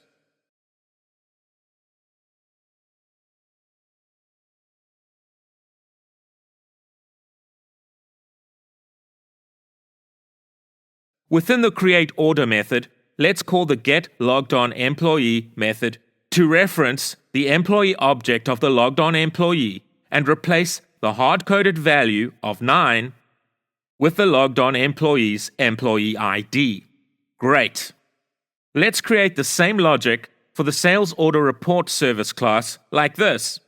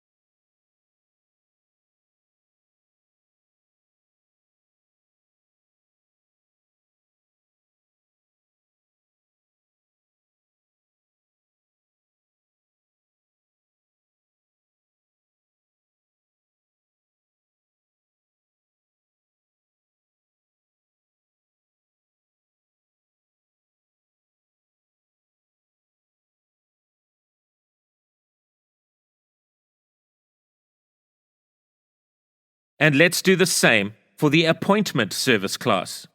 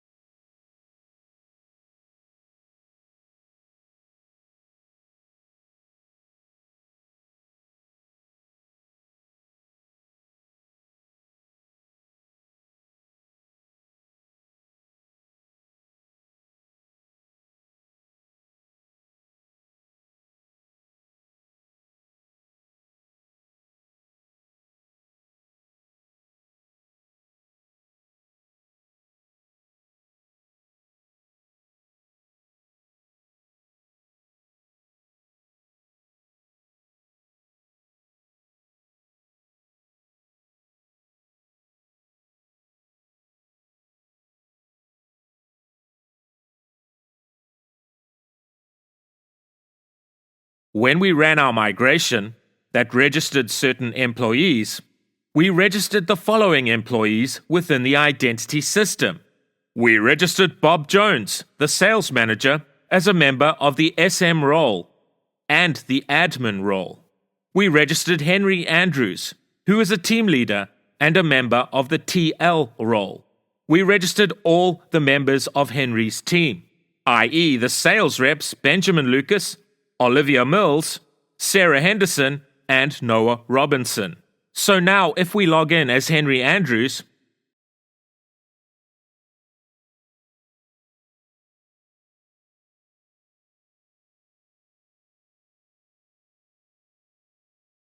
great, the hard-coded employee ID 3 is no longer used to retrieve the relevant data. The ID for the logged-on employee is instead used. Excellent. The same is true for Benjamin Lucas.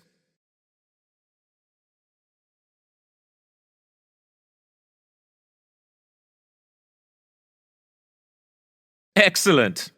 Let's log in as Olivia Mills.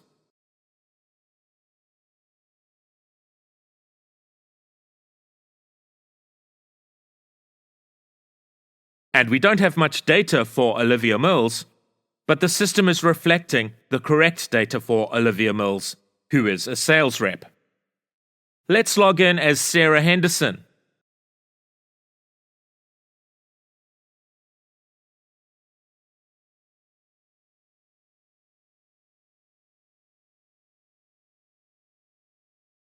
Great, and you can play around with the data in the Sales Order Reports table to create more interesting data for the sales reps. Let's go to the nav menu Razor component and appropriately write code so that only the functionality appropriate to the logged on user is available to the relevant user.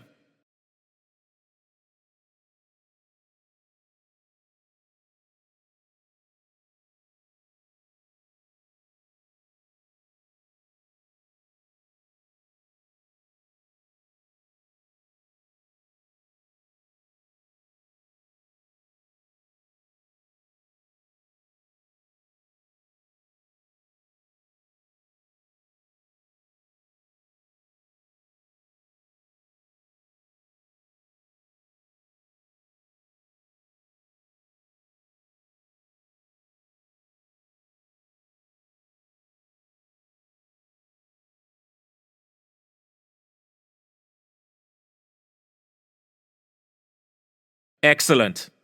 Let's log in as Bob Jones, the sales manager.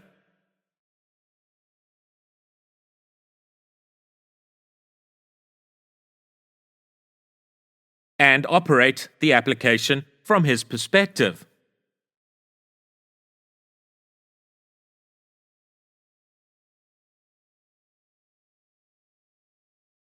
Excellent.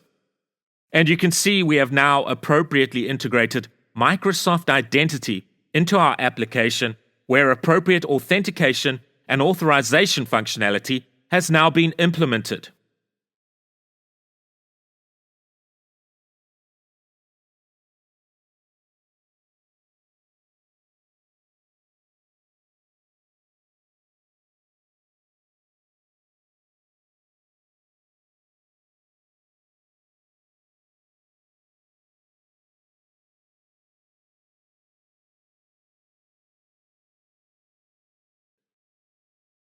We are currently appropriately making the relevant links in the main menu visible to logged-on users based on the roles to which they belong. At present, however, a user could currently still access any Razor component despite not having the appropriate privileges by simply typing in the URL of the relevant Razor component. So, to prevent this, we can also restrict access within the Razor components themselves. One way of doing this is by appropriately including the authorize attribute within the relevant Razor component, like this.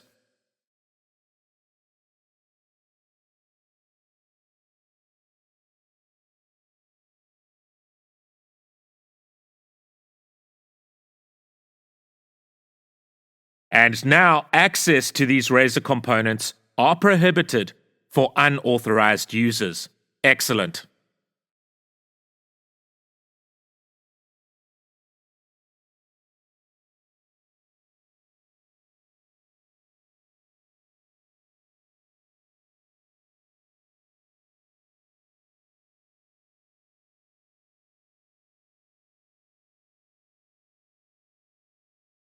Just to add an air of authenticity to our fictional company, I've created a basic logo very quickly in Photoshop for our fictional company, Outdoor Excellence, or OEXL for short. You can download the image from this location. Of course, you're welcome to create your own company and company logo for the application, but if you'd like, you can download the one I created from this location on GitHub. To present the logo to the user, when the user first launches the application, let's include this code within the index Razor component. Please feel free to copy the code from GitHub.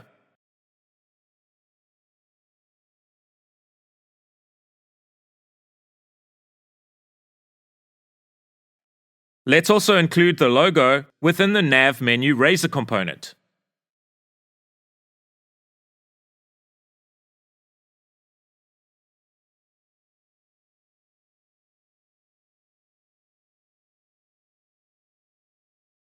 Let's open the Login Display Razor component and style the buttons for the login, logout, and registration functionality.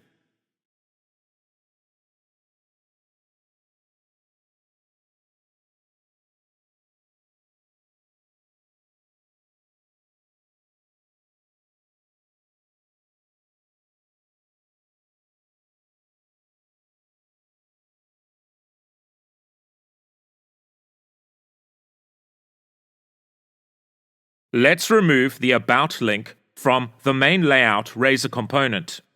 Let's include the login display element appropriately within the nav menu Razor component so that the login and registration related buttons are available on mobile screen sizes within the main menu. Note we are including the D-SM-None bootstrap class in the container element that contains the login display Razor component reference, so that the relevant buttons only show up in the nav menu Razor component when the app is running on mobile devices, i.e. when the app is only being presented on small screens.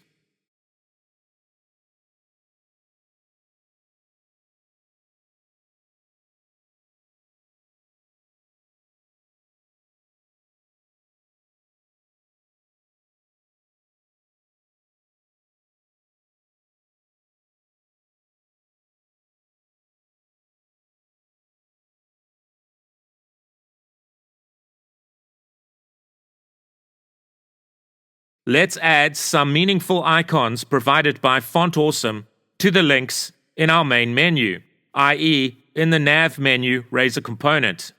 Let's include an appropriate Font Awesome link element within our font_layout.cs HTML page, which will give us access to the Font Awesome icons. Font Awesome CDN is the easiest way to get Font Awesome on our web application.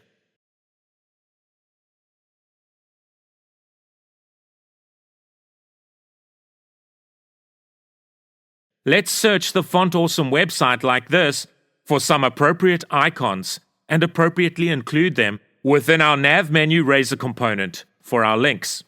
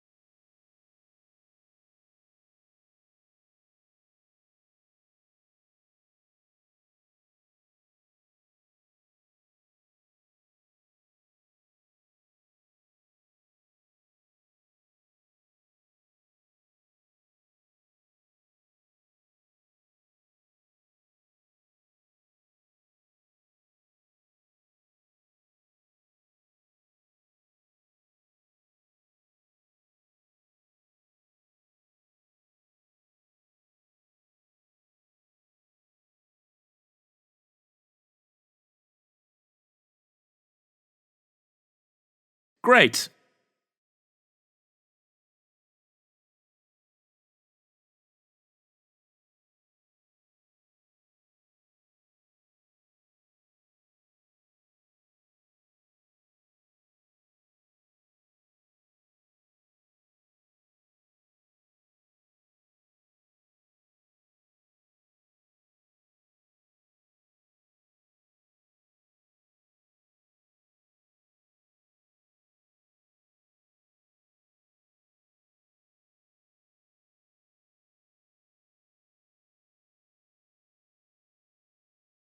And lastly, I want to import the Quicksand Google font from within the site.css file and reference this font in the font-family CSS property for our page's HTML and body elements. Excellent! And that's it. That is our application finished.